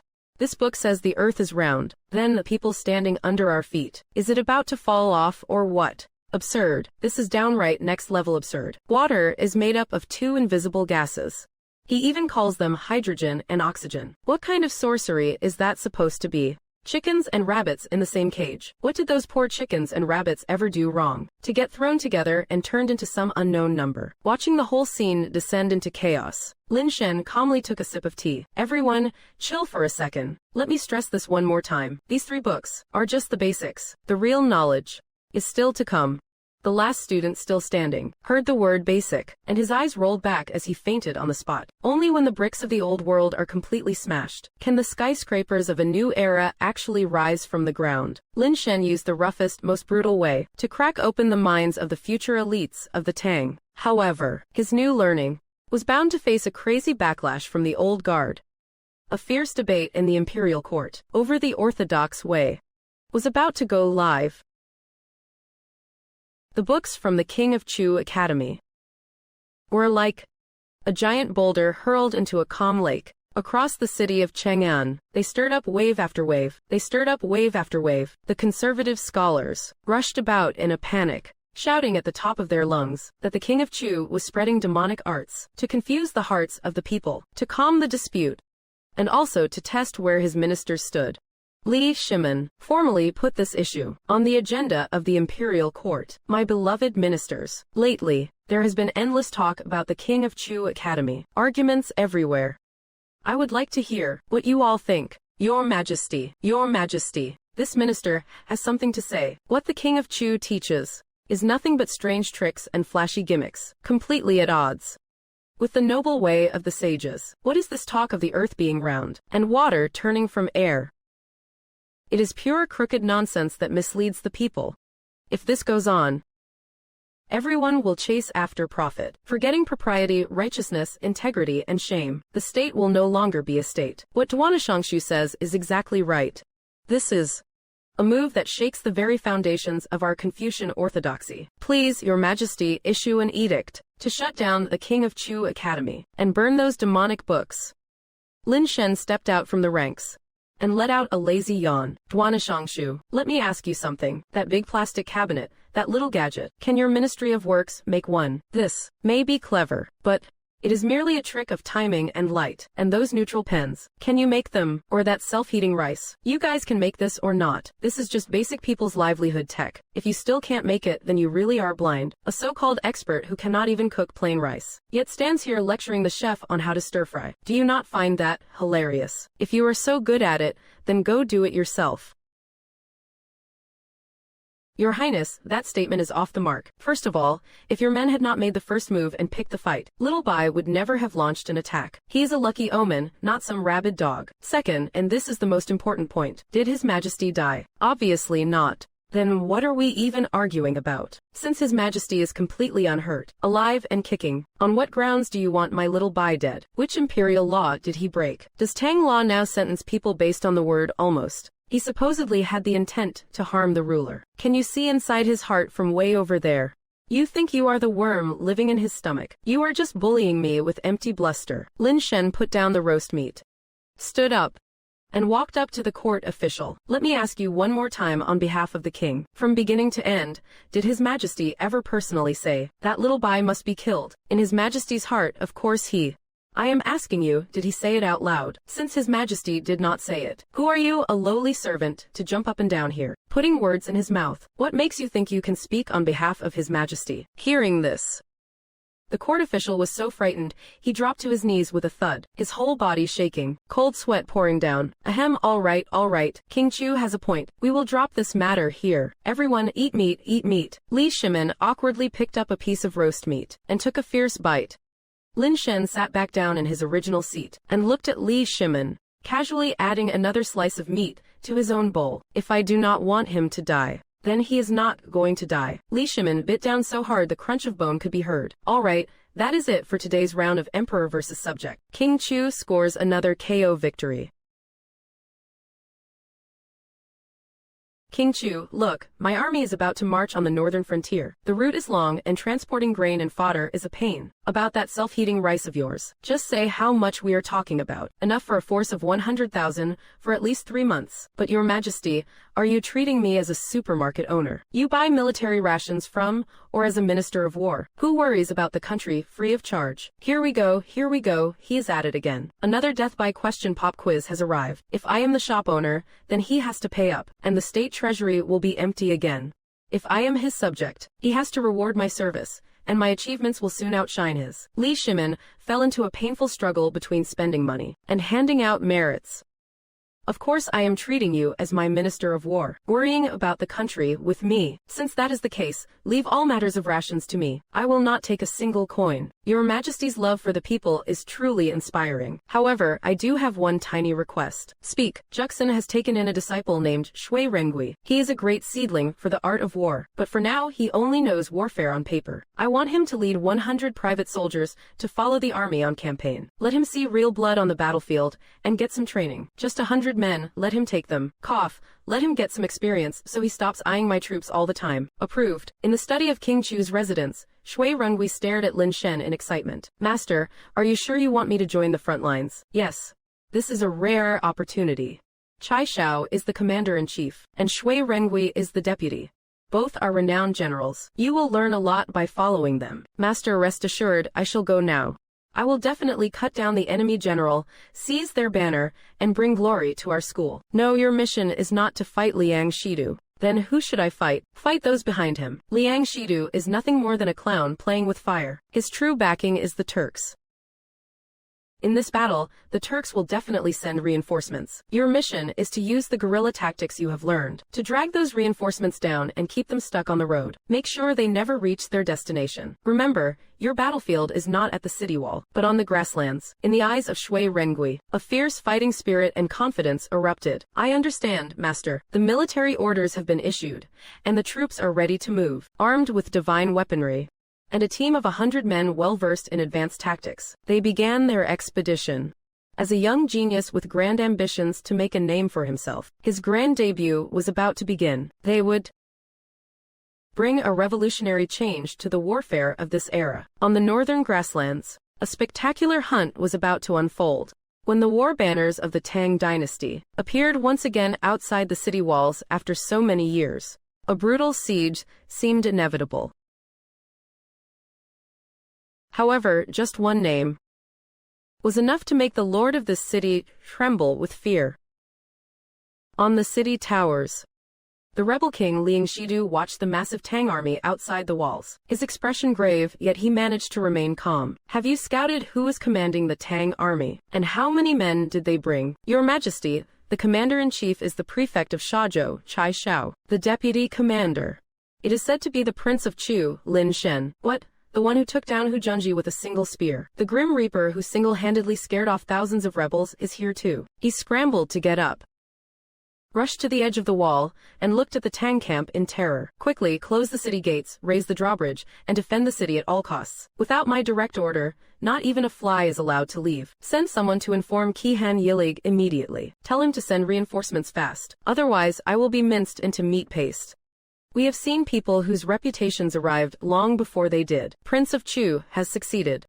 The highest achievement is to conquer the enemy without a battle. On the hill outside the city, commanders Chai Xiao and Shui Rengui were observing. It is strange, this Liang Shidu has always been reckless and bold. Why is he such a coward today? He is hiding like a turtle, and even the challenge messengers have been sent out. He does not even dare to show his face.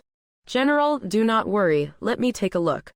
From his multifunctional backpack, he pulled out a black cylindrical object. What is that? A fire starter, or some new kind of weapon? Shui Rengui did not explain, but simply held the cylinder in front of his eyes, aiming it at the distant city. Yeah, the walls are heavily guarded with sentries every few steps. Archers are all in position. Arrows are knocked, and there are boulders and rolling logs behind the city gate. Seems like they are dead set on holding the city. Can you actually see things on the walls? This place is at least 3 miles away from the city wall. General, please look. This item is called a telescope. It was a gift from my master. It can see thousands of miles away. Chai Xiao took it, feeling skeptical. He mimicked Shui Rengui's posture and held it to his eyes. He saw it. He saw the patterns on the flags fluttering on the city walls. He saw the beads of nervous sweat on the soldiers' faces. He could even clearly see Liang Shidu's face, distorted by fear. Chai Xiao's hands trembled, and he nearly dropped the telescope. He hurried to clutch it tight, as if it were a treasure, a divine weapon. This is truly a god-tier tool. With this in hand, the enemy's defensive layout is practically invisible to our eyes. Oh, this, Master Lin Shen said, this is just standard issue gear for our army. Everyone gets one. He stared at Shui Rengui, then glanced at the 100 soldiers behind him, all equipped the same way. It was like he was looking at a pack of monsters. Everyone gets one. Prince Chu, are you an immortal or just a show-off? As the power of technology debuted on the battlefield for the first time, the warfare tactics of the old era became utterly obsolete. Facing an enemy hiding in their shells, Chai Xiao and Shui Rengui fell into deep thought. However, what they did not know was, a real crisis was creeping up from behind them. On the northern grasslands, danger was silently approaching, while the northern war reached a stalemate. A true killing intent had already quietly bloomed on the snowfields 100 miles away. A ghost squad clad in white was preparing a welcome gift for the approaching Turkic Iron Cavalry. In the dead of night on the snowfield, Shui Rengui led a 100-man squad. Dressed in snow camouflage, they almost blended perfectly into the environment. The scouts reported, the Turkic vanguard is only 30 miles away. This place is their mandatory path, and the terrain is narrow. This is the spot. Let us do it. 100 soldiers pulled out their military shovels and began digging rapidly into the frozen earth. The hard-frozen ground was like tofu under those military shovels. Deep pits, several meters wide, were quickly excavated. They skillfully planted sharpened wooden stakes at the bottom, then covered them with thin soil and snow, leaving no trace behind. Done. This shovel Master Lin Shen gave us is amazing. It handles smoother than a silk ribbon. Everyone, retreat 5 miles and get ready for the show. The next day, Ilig Khan led 10,000 elite cavalrymen, charging with overwhelming force. Pass the order, advance at full speed. Let that useless Liang Shidu hold out for a few more days. Once the Chang'an arrive, I will wipe out the Tang army until not a single soul is left. Suddenly, chaos erupted. The cavalrymen at the very front suddenly plummeted into the deep pits, along with their horses. In an instant, they were impaled by the wooden stakes at the bottom. They could not even let out a scream. What is going on? Soldiers nearby tried to rush forward to help, but the ground gave way. They fell into another trap. It is a trap. There are traps everywhere. The entire vanguard was in total disarray. Men and horses kept falling into the chain of traps. The air was filled with never-ending screams of agony. Those damn Tang people actually set an ambush here. How many men have we lost? Chang'an, we have lost at least 300 warriors. Ashina, send men to scout the path ahead. Search every single inch for me. I want to see what other tricks they can pull. A team of scouts moved forward with extreme caution. An hour later, a wild mountain goat, dragging a wooden board, strolled leisurely across the snowy field toward the Turkic army. What is that, a goat? A scout stepped forward, and once he saw what was on the board, his face turned pale, and he began vomiting on the spot. Chang'an, it is the bodies of the brothers we sent out. 10 scout corpses were neatly laid out. Every single one was killed with a single blow. Only a tiny bloodstain marked their throats. Chang'an stared at the bodies killed in one move. And then at the innocent mountain goat that was still bleeding. He felt both his IQ and his dignity were being brutally insulted. This is too much, this is an absolute outrage. A silent hunt and a blatant provocation. This invisible ghost squad was like a sharp sword hanging over the Turkic army's head. It made them unable to eat or sleep in peace. Enveloped by fear and humiliation, Chang'an was about to make a desperate decision. And what will be Shui Rengui's next move? As the shadow of death loomed over everyone's heart, Chang'an made a decision that seemed stable. Huddle up for warmth, groups of 100 will take turns on night watch. Little did he know, however, that this decision was exactly what the ghost hunters wanted. Inside the Turkic camp, soldiers gathered in groups of 100, huddled around campfires, warily eyeing the surrounding dark tundra. Do you think those Tang people will come back tonight? They are like literal ghosts. Stop it. I keep feeling like someone's staring at me from the darkness. Sound effect, a series of whistling streaks through the air. Countless clay jars began raining down from the sky, smashing into tents and the crowd like a meteor shower. Foul-smelling kerosene splashed everywhere. It is kerosene, we are under attack. A single flaming arrow shot out from the distant gloom, instantly igniting the entire camp. Visual, flames soar as the panicked Turks scramble to douse the fire. Amidst the total chaos, several white silhouettes slipped deep into the camp unnoticed. Once the fire was out, the shaken Turks tried to settle their nerves. A patrol captain entered a tent to change the guard. Hey, wake up, it is your turn, don't just lie there sleeping like a dead pig. He nudged the soldier sleeping furthest inside. But there was no response. The body was ice cold. He leaned in for a closer look. A long, thin icicle was lodged in the soldier's throat. He had long since stopped breathing. Oddly, there was not a single drop of blood on the fur rug beneath him. He checked the others, not a single soul was left alive. Ah, dead, they are all dead. They thought there was safety in numbers. Unaware that the Grim Reaper had been sleeping right beside them. Inside the main tent, Chang'an listened to the reports, his face turning whiter than the snow outside. Chang'an, in just one night, 50 more warriors were murdered in their sleep. The whole army is terrified. They are saying we have offended the demons of the grasslands. Fire attacks and silent assassinations without a trace. These are not the methods of a mere mortal. Images of Lin Shen's sage persona flashed through his mind, along with legends of his divine beast protector, and his ability to turn beings into soldiers. That is right, it must be him. Only the legendary great Tang sage, the Prince of Chu, possesses such supernatural, godlike powers. He must have come here personally. He suddenly slammed the table, a greedy glint erupting in his eyes. Pass my orders, use every means necessary to capture that Prince of Chu alive. But Chang'an, we do not even know where he is. A sage has his pride. He must be nearby, watching us right now. Go smoke him out. I want him to become our Turkic sage. Once we capture him, all those divine treasures of the Tang will be ours.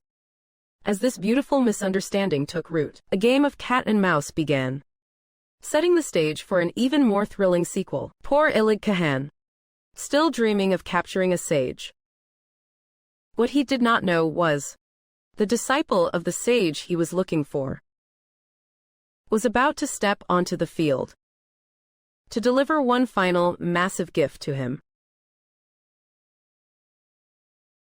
Early next morning, as the wind and snow died down, Ashina Nan walked into the main tent to give his report.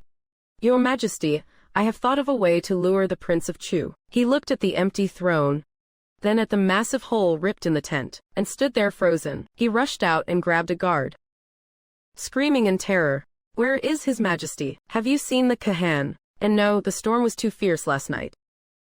No one dared approach the main tent. Ashina Nan looked at the slush on the ground, and the tattered ruins of the tent. Recalling the bizarre events of the night before, he collapsed to his knees in despair. It is over.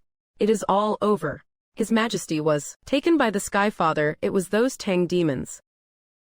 The demons have snatched him away.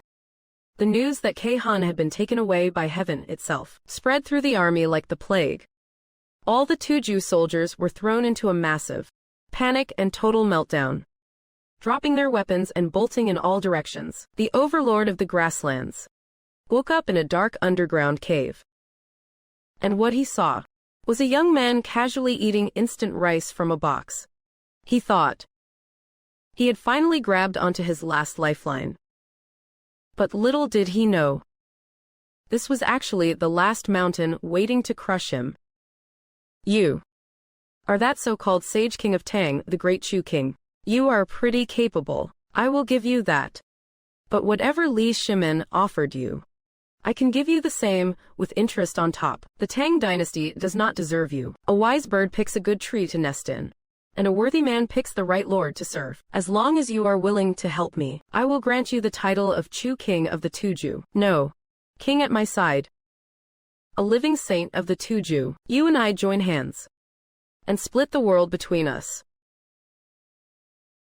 He spoke with such passion and excitement that his spit was practically flying everywhere. It was obvious he really wanted to recruit him. Shi Rengui finished the last bite of his meal, put down the lunchbox, and let out a cold laugh. You are overthinking it.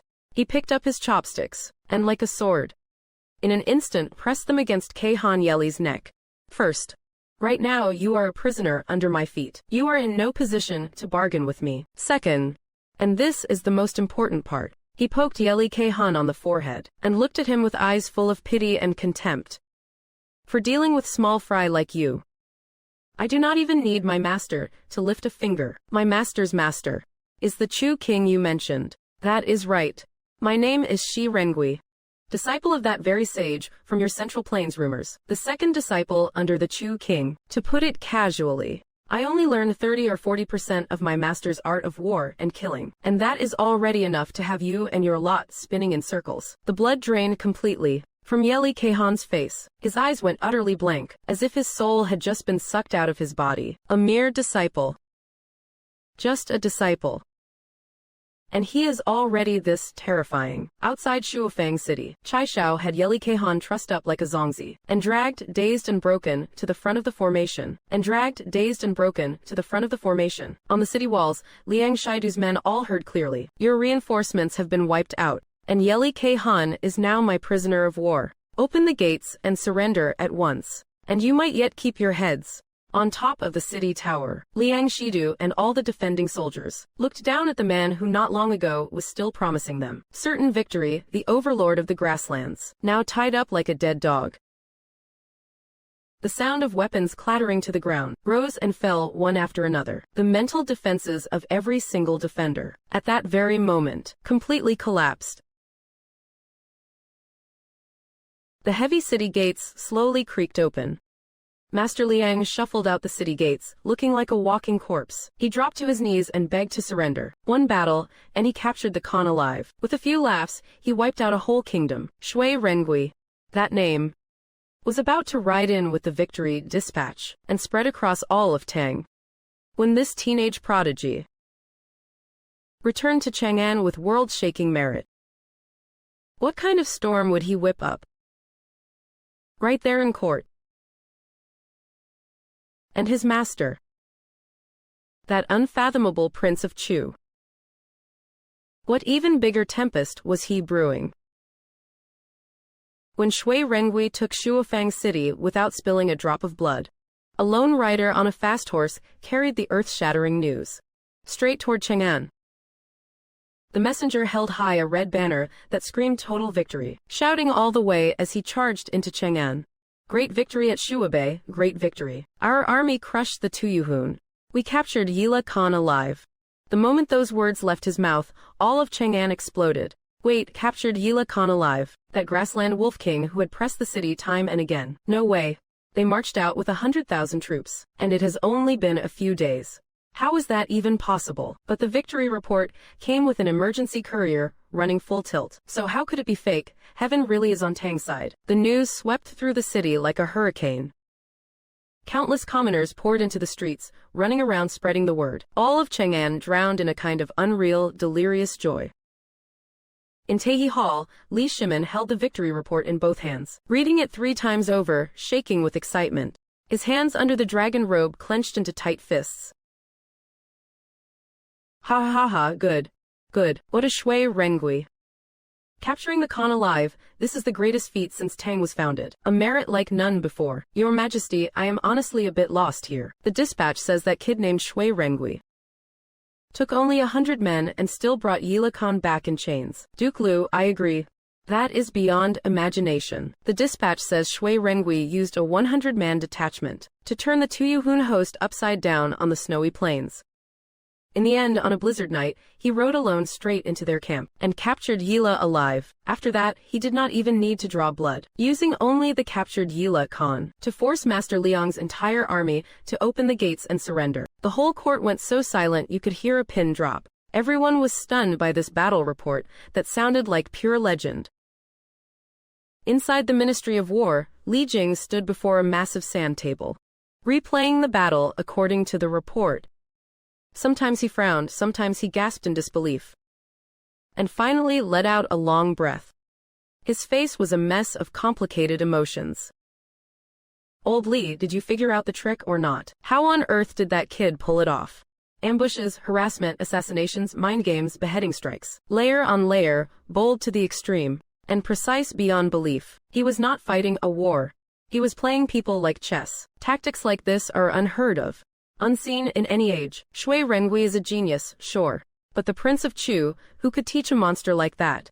His grasp of warfare is basically god tier. What a shame. I have led the Ministry of War for years, and fancied myself Tang's god of war.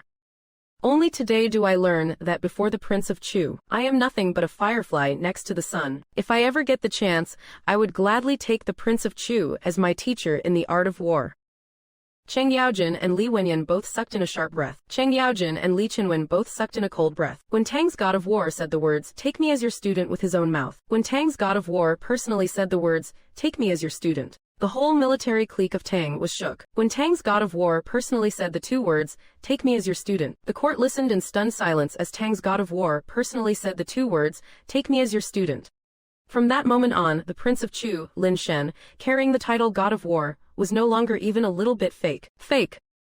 Lin Shen's God of War title was no longer even slightly questionable. Even the name Prince of Chu, that terrifying war god, suddenly stopped sounding like an empty flex. The title of God of Racing for King of Chu, Lin Shen, is now beyond any doubt. His legendary status is now firmly cemented. The name of Lin Shen has become an undisputed myth.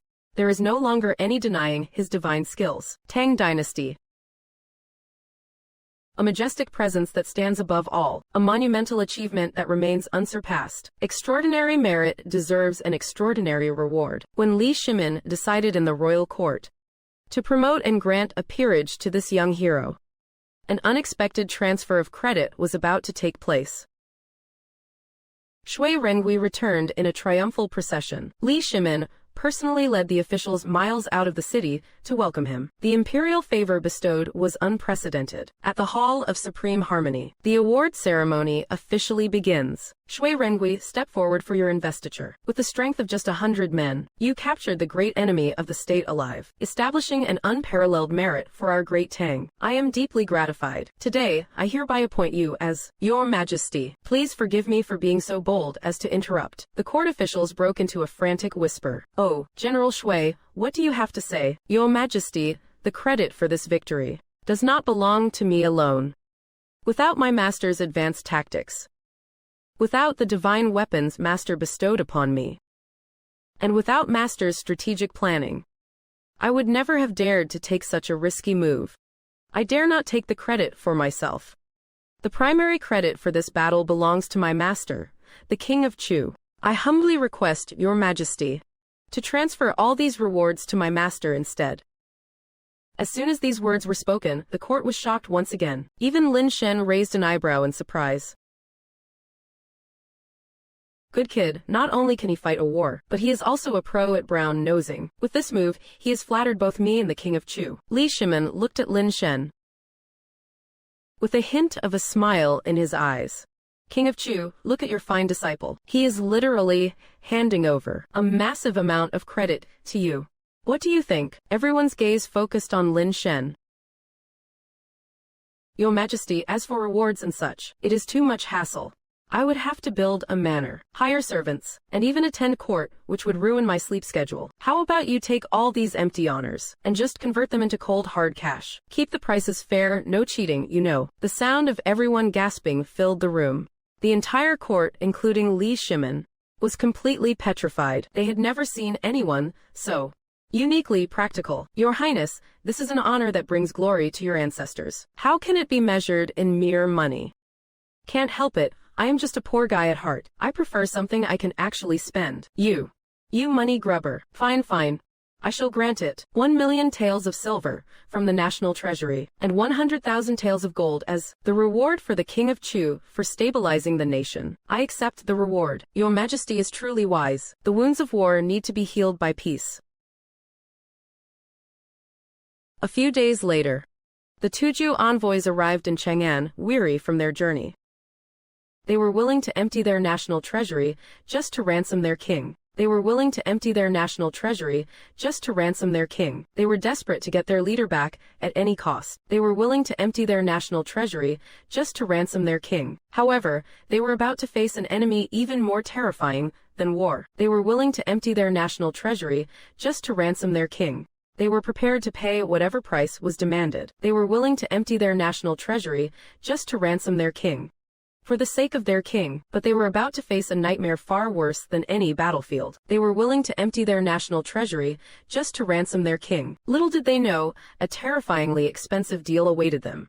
They were willing to drain the entire state treasury just to ransom their Khan back. They were ready to empty the treasury to ransom their Khan back, but what they were about to face was a whole new kind of payback. They were willing to drain the entire state treasury just to ransom their Khan back. They were willing to drain the entire state treasury just to ransom their Khan back. Inside Honglu Temple, the emissary laid out a ridiculously long list of gifts and presented it to Li Shimin. Your Majesty, the revered Emperor of Great Tang, we come on behalf of all the tribes, offering 100,000 war horses, 1,000,000 head of cattle and sheep, plus countless gold, silver and jewels. And we honor you as the heavenly Khagan, asking only that you release our coolie Khagan and let him return to the steppe.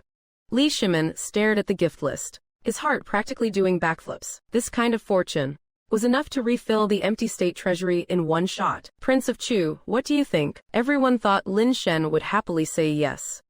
After all, he had just squeezed out 1,000,000 taels of silver. But Lin Shen shook his head.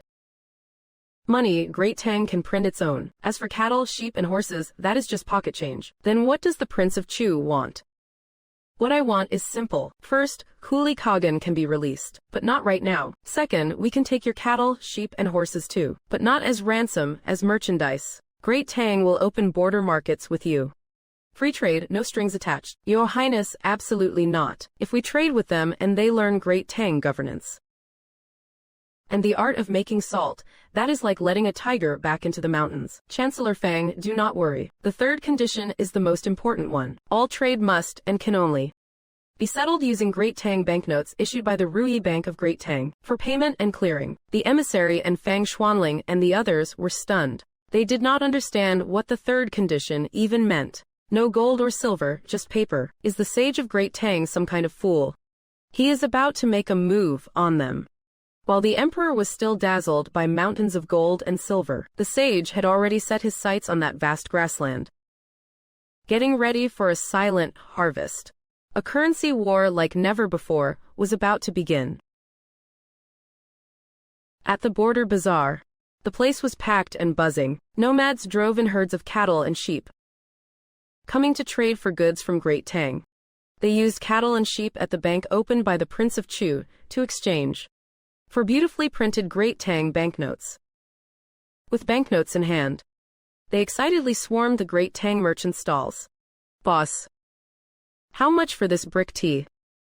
1 banknote. For 3 bricks. That cheap. It used to take 1 sheep just to trade for 1 brick. Give me 10 bricks. Meanwhile, a nobleman took a fancy to a roll of fine silk. I will take this silk. Much obliged. 50 banknotes. The nobleman paid without even blinking, hugged the silk and left fully satisfied. At first, the Turks realized that this kind of paper called banknotes could buy way more good stuff than before. Everyone basked in the happiness. But a few months later, things started to feel off. What is going on? Last month, one banknote could get 3 bricks of tea. Why can it only get 1 brick this month? Sir, it is not that I am trying to rip you off. It is that great Tang over there. Everything has gone up in price. I heard it is because their emperor wants to rebuild the palace. So they printed a ton of new banknotes. A trader, freshly back from the Tang, has brought home even more terrifying news. We are done for.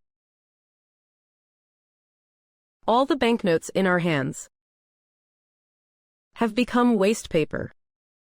What happened? This time I took 10,000 notes over there to buy goods. Turned out, Tang merchants only recognized the new series issued by their bank. The second-generation notes with anti-counterfeiting gold threads. These ones in our hands. They will not take a single note. Every Tufan person who heard the news went pale as ashes. All the wealth they had scraped together over a lifetime, in just one night, turned into a pile of useless scraps of paper. When Tufan got played this hard, Lin Shen finally remembered that man, who had been forgotten in a dusty corner. For this former overlord of the grasslands, His Highness of Chu had arranged a very promising new job. On the manor estate of the Chu prince residence, a man in coarse cloth workwear, with the slogan, "Labor is most glorious," printed on it, was standing there in utter disbelief, holding a ladle, feeding a herd of snorting, squealing fat pigs. To think that I, Julie, have fallen to such humiliation. Feeding pigs.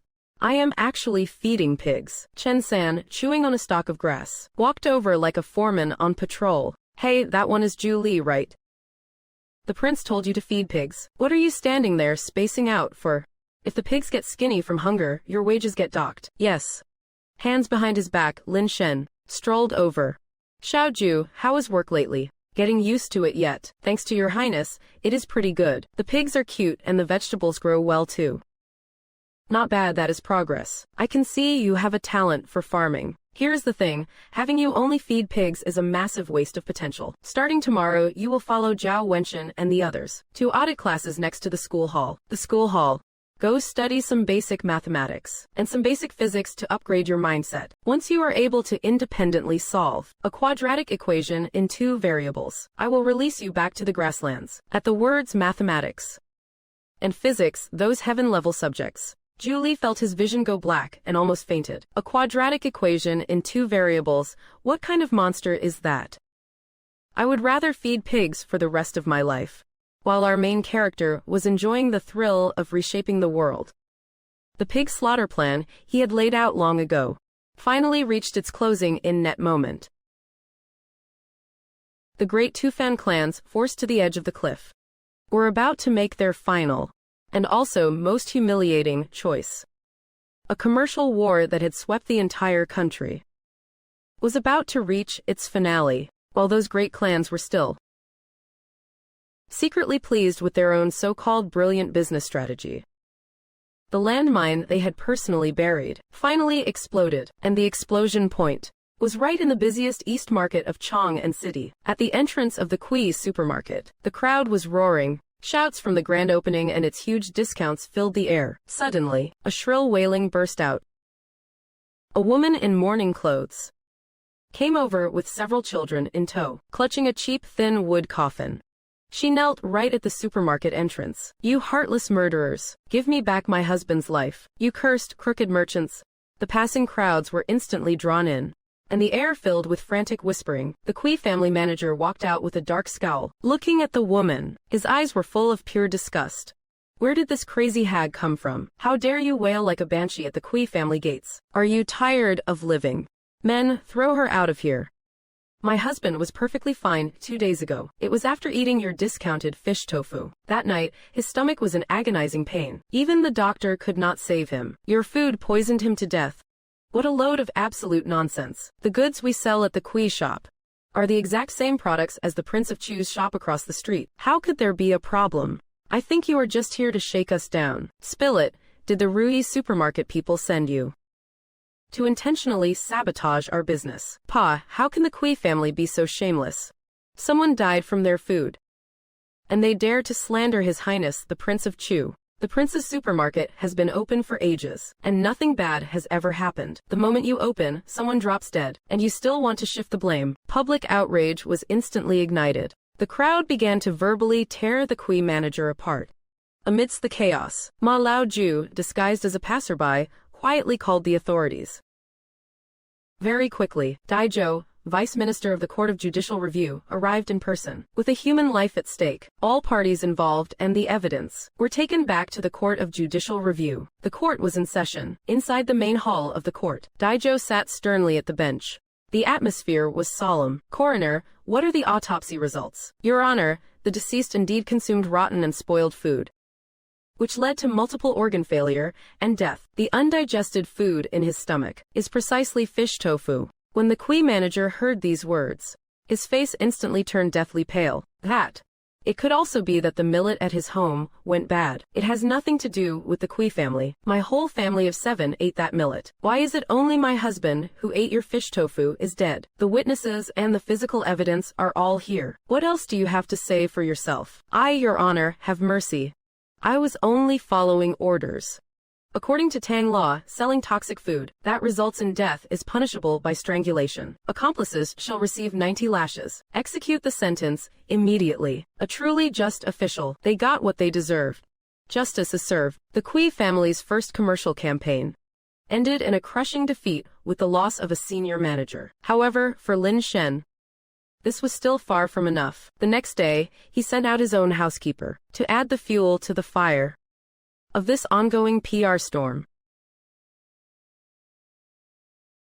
When the legal curtains fell, the trial of morality had only just begun. Lin Shen, a master of public opinion warfare, decided to step into the fray personally to hammer the final nail into the Kui family's coffin.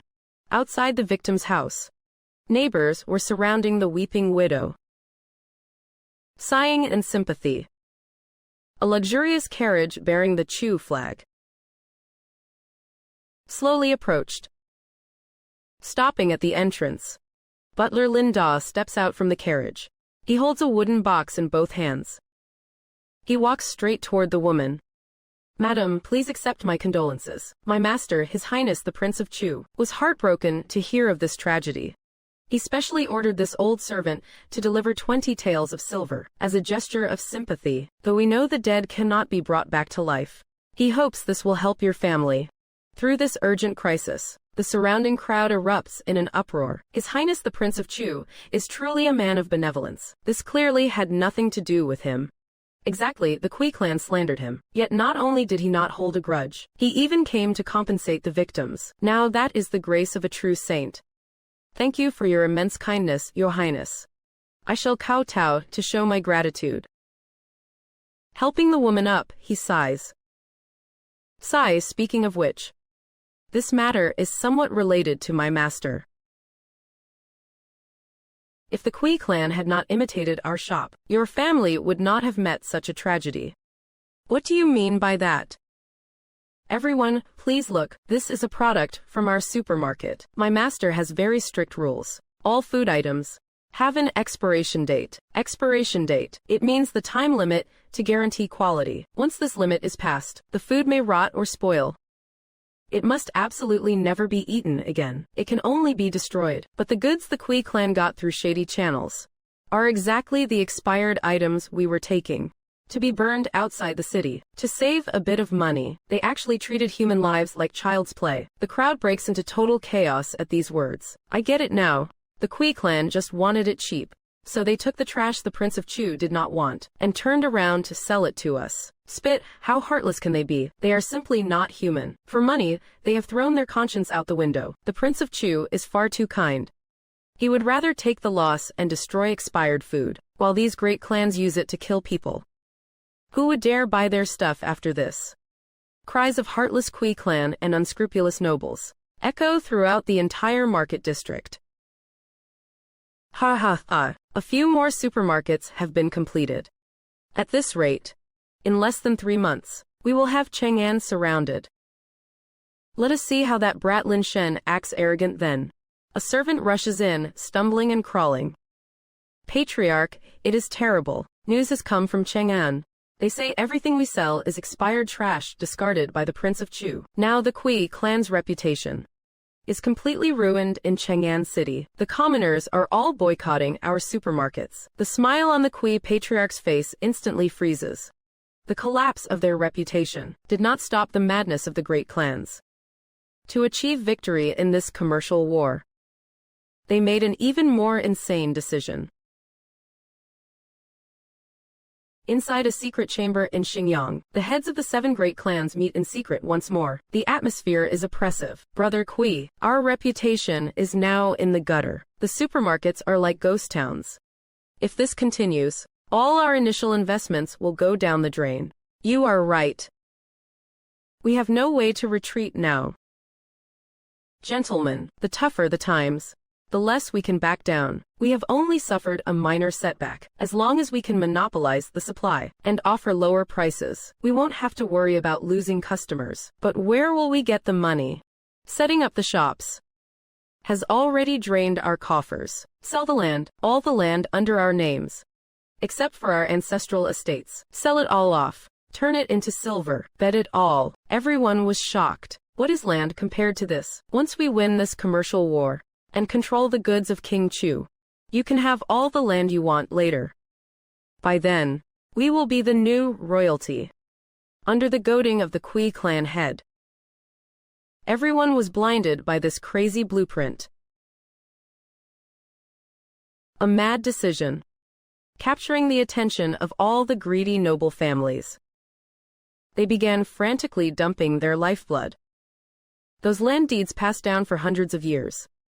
Everything turned into boxes of cold, hard silver. Everything turned into boxes of cold, hard silver. They thought they were forging a business empire with their own hands. Little did they know, they were using their ancestral foundation for themselves and for their entire class to dig a massive, magnificent grave. When all the supermarkets were built and all the silver turned into inventory, a sudden price hike would be the straw that broke the camel's back. And what follows will be the deadliest blow. From the emperor of the great Tang. When all their money turned into bricks and tiles, and all hopes were pinned on the incoming goods. The noble clans awaited their next transaction with the traveling merchant. But what greeted them was not wealth but a torrential downpour. A violent storm hit the river pier. The noble representatives waited anxiously, soaked to the bone. Lin Shen, disguised as the merchant captain, walked slowly off the boat in a straw cape, followed by several subordinates. Sir, we are here to buy goods again. We need a massive amount this time. I have something to inform you all of. Starting from today, all goods will double in price. What, sir, are you joking? We already agreed on a price last time. Do I look like I am joking? The summer winds are strong, and our shipping costs have increased. Take it or leave it. Sir, this price is truly too high. We run a small business here. Could you please be a little flexible? Then do not buy it. Anyway, there are plenty of people wanting to buy. King Chu has already pre-ordered the next batch. Sir, please suppress your anger. We will buy, we will buy. The noble representatives exchanged glances, seeing only humiliation and helplessness in each other's eyes. Damn it, once we control the channels, the first thing I will do is destroy you price-gouging scoundrels. They could only cough up more silver to barely manage to buy half the supply. They slinked away, They thought it was just a temporary cash crunch, not realizing this was just the beginning of their nightmare. The noble representatives were panicking over the remaining payment. One piece of news swept through Chang'an. A brand new imperial notice was posted on the streets of Chang'an. By the mandate of heaven, the emperor hereby proclaims, with the state treasury under strain and a northern campaign imminent, in order to raise military funds, this year's merchant tax will be collected in advance, effective immediately. All shops must pay in full within 1 month. So ordered. Advanced tax collection, what is this even about? Paying up again. When the clan representatives in the tea house heard the news, it hit them like a lightning strike. What the? Advanced tax collection. On the faces of the 5 clan representatives, all the color drained in an instant, leaving them ghost pale. It was like they could see endless bills smashing into them like a blizzard. It's over. It's so over. All our silver is tied up in shops and goods now. Where are we supposed to find money for taxes? Lin Shen and Li Shimin were in the palace, clapping happily. Li II really played this nicely. Respect. Costs doubled and taxes came due on top of that. The double hit shoved those already wobbly great clans straight into the abyss of bankruptcy, facing debts that were basically astronomical. Their only option seemed to be to bow their heads again and beg mercy from their enemy. When all their assets became things they could not quickly cash out, and the emperor's tax demand dropped like a death warrant, the once untouchable 5 great clans finally let go of their last scrap of laughable pride and knocked on their sworn enemy's door. Inside the study at the Prince of Chu's residence, the 5 clan heads stood there, fidgeting uneasily. They had once worn silk and splendor, but now they looked deflated and miserable. It was a sharp contrast to Lin Shen casually teasing a cat. Go on. You have been pestering me for half a month, sending people with calling cards every single day. What do you want from me? Your Highness, we have come to borrow money from you. After he said that, it was like he had used up every ounce of strength in his body. He lowered his head in shame. The other clan heads were flushed red as well, with nowhere to hide their embarrassment. Oh, borrowing money, the mighty 5 great clans are short on cash. That's a headline for the ages. Your Highness, please do not mock us. Fine. How much do you need? The Kui clan needs 53,270,000 taels. The Wang clan needs 32 million taels. Add up the numbers the 5 of them reported, and it came to over 100 million taels. Listen to that humbled little voice. It's hard to imagine that not long ago, they were still trying to shove the Prince of Chu into a grave. After Lin Shen heard everyone's debt totals, he stroked his chin, putting on a troubled look. Over 100 million, that's not pocket change. By market rules, 9 out and 13 back. Can you even afford that? Your Highness, absolutely not. With interest like that, we would work like oxen and horses, and still never repay it. All right. This prince is not the type to kick people when they are down. How about I drop the interest to the lowest possible? Hope flared in the 5 clan heads' eyes in an instant. Does your Highness have any additional conditions? Sure. It's simple. He stood up and walked up to the 5 of them, patting each of them on the shoulder one by one. Starting today, your 5 clans, from the clan heads down to the household servants, every able worker comes to work under me. You will repay this debt with your wages. You want us to be your long-term laborers. You can also choose not to agree. Then your whole clan goes into exile to Hainan, neat and tidy, and you will never return home again. Your call. Become hired hands under the King of Chu, or end up as wild men stuck in Hainan. This is basically a pick-your-poison death question. The 5 clan chiefs looked like all the life had drained out of them. In the end, they signed the labor contract Lin Shen had drafted, swallowing their pride. One sheet of paper locked down an entire class fate. The men who used to call themselves masters were now written off as lowly hired workers. How would they adapt to this earth-flipping identity swap? And the man who successfully turned the whole aristocratic class into his private property, where would his next target point? A final makeover of Great Tang thinking was about to kick off. A tall tree is bound to catch the wind. The title King of Chu Lin Shen now echoed across Great Tang. Some feared him like they feared a tiger. and of course some refused to accept it. That day, a name from the future, carrying a full load of arrogance, knocked on the grand gate of the King of Chu Manor. At the entrance of the King of Chu Manor, a tall, straight-backed youth, Shui Rengui, stood firm like a spear and knelt bolt upright before the gate, drawing a crowd of onlookers. Who is this kid? How did he get such a big pair of guts to kneel forever at the King of Chu Manor gate and not get up? He does not look like he is here to cause trouble. Looks more like he is here to ask for a master. The threshold of the King of Chu Manor is now higher than the imperial palace. You want to see the prince? Book an appointment first. Then you get vetted. And in the end it still depends on whether the prince is in the mood. Like whether he feels like petting a cat today or not. Lin Shen walked out the gate yawning and saw Shui Rengui still kneeling there. Well, is this not the future great Tang god of war Shui Li? He delivered himself right to my doorstep. Saves me the trouble of going to look for him. Another one here trying to scam a payout. Let me tell you, the floor bricks at this Prince Manor gate are made of premium hardwood. If you kneel and crack them, you cannot afford the bill. Shui Rengui lifted his head. This student, Shui Rengui, has studied the art of war through hardship since childhood, and believes he is second to no one under heaven. I have heard your highness possesses training tactics beyond mortal guessing.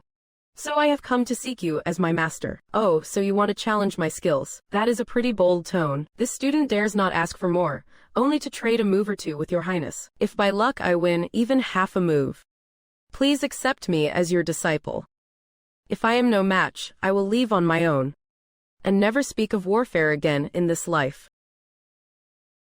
Oh, this young man has some ideas, huh? He thought this was going to be a friendly skill exchange, not knowing it would be completely one-sided. A total beatdown, in front of a huge sandbox table. Shui Rengui looked grave, constantly moving the red battle flags that represented his army, deploying troops and setting formations. But Lin Shen just lounged lazily against a chair. Your Highness, I have laid a net from heaven to earth. Please give me your guidance. Your net is kind of wide open. Forget people, even an elephant could stroll right through. Lin Shen stretched out a finger and drew one line across the sandbox. The blue flags fell back like ghosts, avoiding Shui Rengui's sharp edge. When the enemy advances, I retreat. What kind of tactic is that? When the enemy camps, I harass. Another squad of blue flags suddenly appeared on the flank, raiding Shui Rengui's supply line. Shui Rengui hurriedly split troops to rescue it. A cheap feint hitting east to strike west. When the enemy is tired, I strike. War drums thundered, just as Shui Rengui divided his forces to reinforce. His formation showed a split-second crack. Lin Shen's main force in the previous battle charged forward like a fierce tiger descending a mountain. In an instant, he crushed Shui Rengui's center army. Impossible. How could my main force be? The enemy retreats, I pursue. On the sand table, only a sea of blue remained. In the face of absolute advanced strategic thinking, all those exquisite tactics suddenly appeared, so very plain and simple. Lin Shen picked up the pieces again. They went at it one more time. Another easy victory for Lin Shen. Again. Why is this happening? My 8 trigrams formation, my long snake formation. Why are they all useless?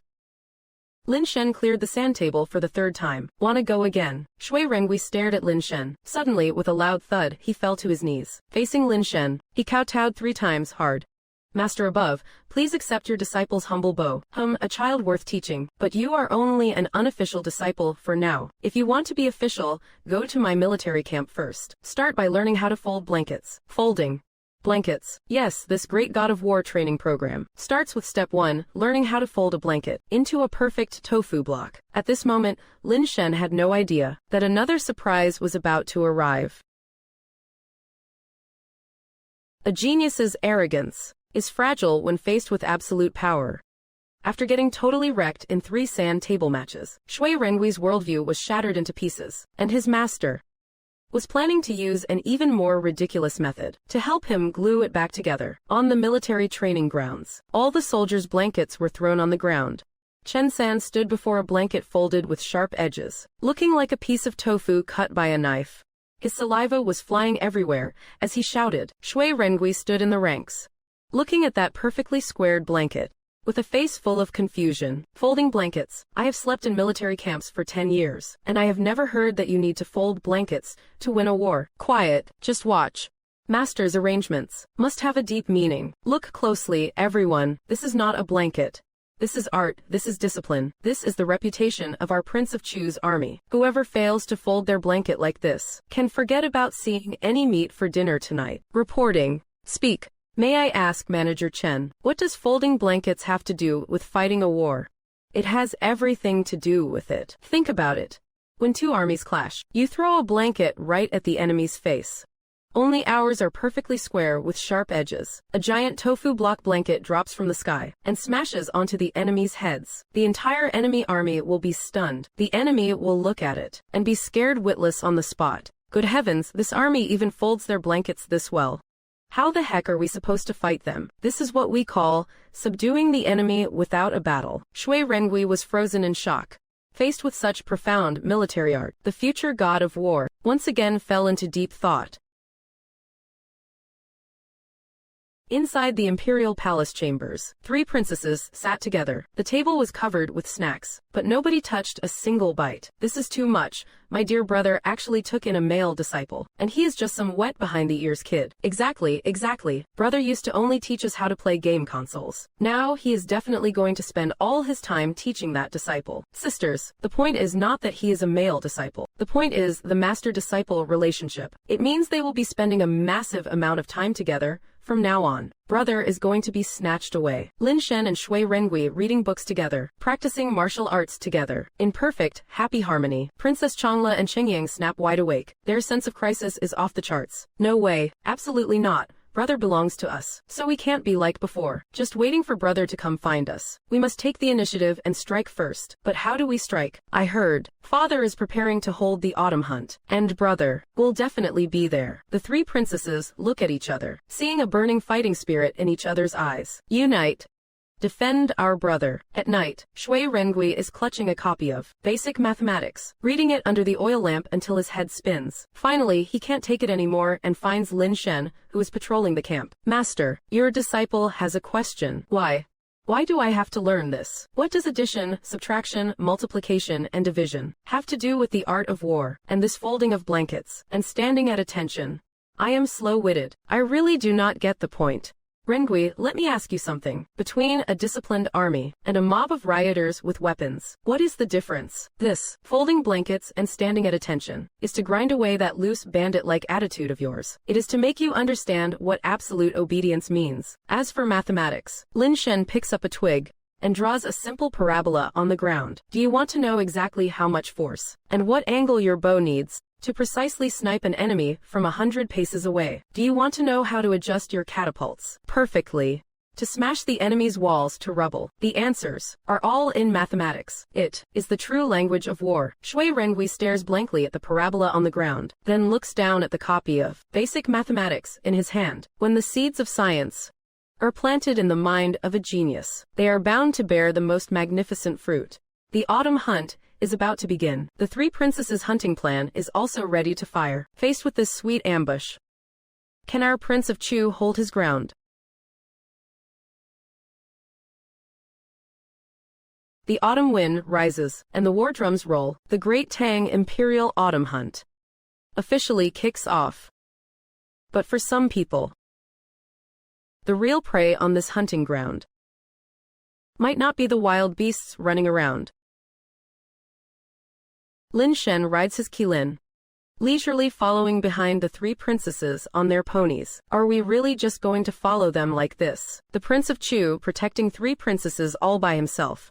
Is he really up for the task? Relax, nothing's going to happen. Did you forget how Hu Junji got wiped out last time? Good brother. Look quickly. A rabbit. Do you want it dead or alive? Roasted, please. Lin Shen picks up a heavy 10-dan bow.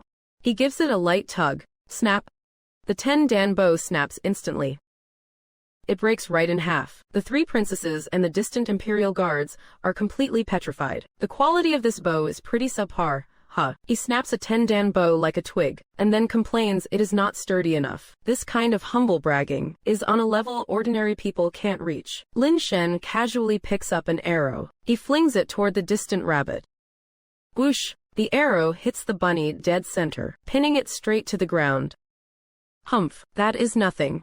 Watch me. A clueless roe deer appears. Princess Changle fires 3 arrows in a row. She perfectly misses every vital spot. The deer even stops in its tracks. It tilts its head and gives her a look. Then it goes right back to eating grass. It actually ignored me. Good brother. It is bullying me. Suddenly, a world-shaking tiger roar echoes through the woods. A massive white tiger emerges from the forest.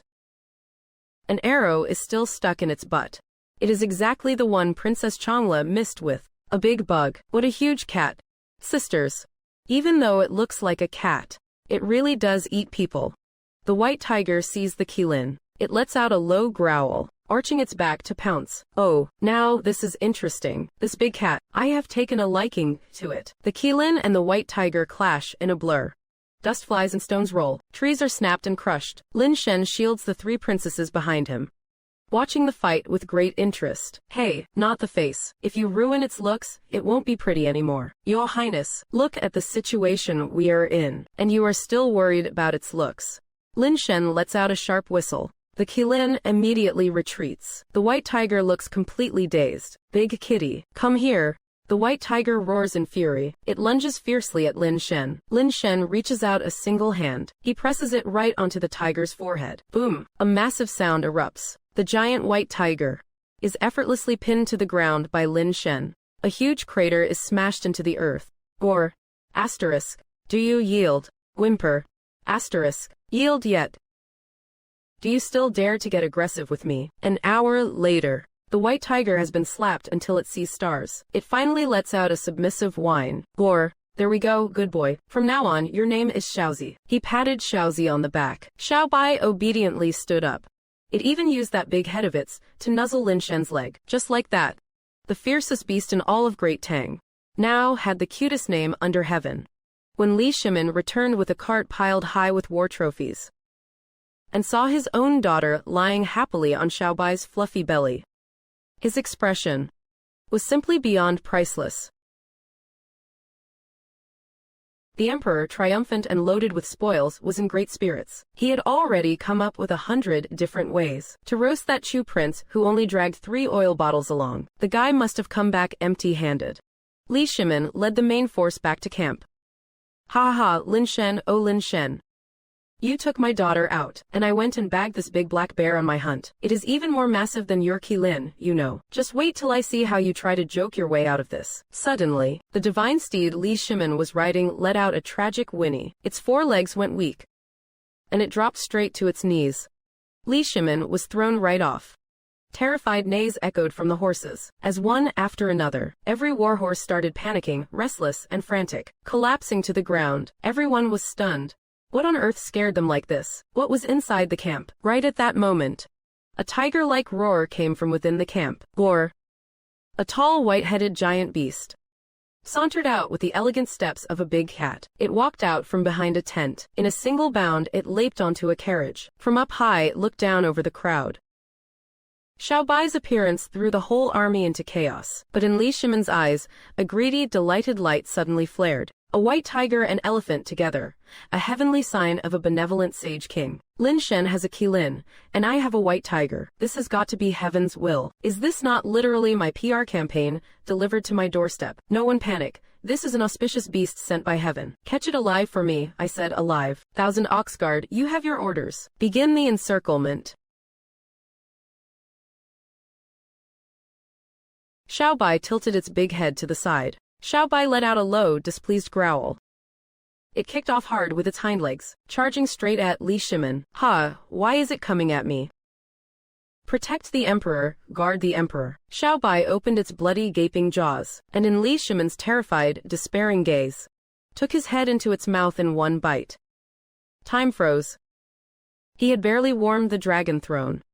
Under Li Shimin's dragon robe, a suspicious wet patch spread out. The history books would record. In the 2nd year of Zhengguan, in autumn, the emperor went hunting at Qinling, encountered a white tiger, and was scared into wetting himself. Just as Li Shimin was about to mentally crash, a crisp, playful shout rang out from the camp. Xiaobai, you are not allowed to play with Father Emperor's head. That is dirty, you are about to spit it out. Hearing the voice, Xiaobai reluctantly loosened its jaws. With a resentful little huff, it drooled all over Li Shimin's face. Then it wagged its tail and trotted over to Princess Changle's feet. It rubbed against her leg with its big head. Father Emperor, how are you this bad at playing along? Xiaobai just wanted to say hi to you. Just a little hello. Yep, this is the new pet my good buddy just got. Li Shimin rolls his eyes. So mad he nearly faints. Adorable, though. Alright, today's Autumn Hunt MVP has been crowned. And the winner is Little White. A cute pet tug-of-war between ruler and subject is about to kick off. The night bonfire roasts the meat, but it still cannot warm up the emperor's icy heart. He watches the auspicious beast that should have been his turn into someone else's pet. Li Shimin decides to salvage a little of that last shred of imperial dignity. At the bonfire feast, Li Shimin sits in the seat of honor. Lin Shen casually turns the barbecue skewers. A trusted senior court official walks up to Lin Shen, flicking his horsetail whisk. His voice is sharp. Your Highness the King of Chu is truly blessed to have such a well-behaved pet. It's just that this humble servant doesn't quite understand. This savage beast charged at the imperial carriage. Under Tang law, what crime is that supposed to be? Then in your view, what crime should it be? Crashing the imperial procession with intent to harm the ruler. That is a grave crime punishable by extermination of 9 clans. So that beast is naturally guilty of death 1,000 times over. And therefore, I ask your Highness the King of Chu to put state affairs first, and personally grant that big beast its death. To uphold the law and soothe His Majesty. The ministers around them all stop talking. Here it comes. His Majesty is trying the classic borrowed knife. This blade looks like it's aimed at the white tiger, but it's really cutting at the King of Chu's reputation. Faced with the official's relentless pressure, Lin Shen stays perfectly calm. Eunuch, that's a stretch. First, if your people had not started it by provoking it, Little White would not have attacked on its own. It is an auspicious beast, not a rabid dog. Second, and most important of all, did His Majesty die? Of course not. Then that's that. Since His Majesty is not even scratched, alive and well, what gives you the right to tell my Little White to die? Which law did it break? Are you saying Tang law is decided by the words almost and kinda now? It harbors treason in its heart. Its heart is inside its chest. Can you see it? What are you? A worm in its stomach. You are twisting words and stealing the argument. Lin Shen puts down the barbecue. He stands up and walks right up to the official. Let me ask you one more thing. From start to finish, did His Majesty ever say out loud, that Little White should be killed? His Majesty must surely think so in his heart. I asked if he said it.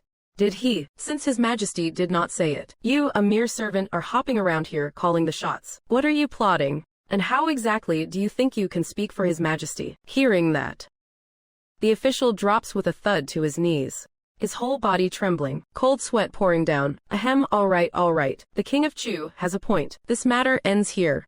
Eat up. Li Shimin awkwardly picks up a piece of roasted meat and takes a vicious bite. Lin Shen sits back down. He looks at Li Shimin and leisurely adds one more cut. If I do not want it to die, then it cannot die. Li Shimin gnaws to the bone with loud crunching. Alright, today's ruler versus subject showdown segment ends with the King of Chu scoring another clean KO.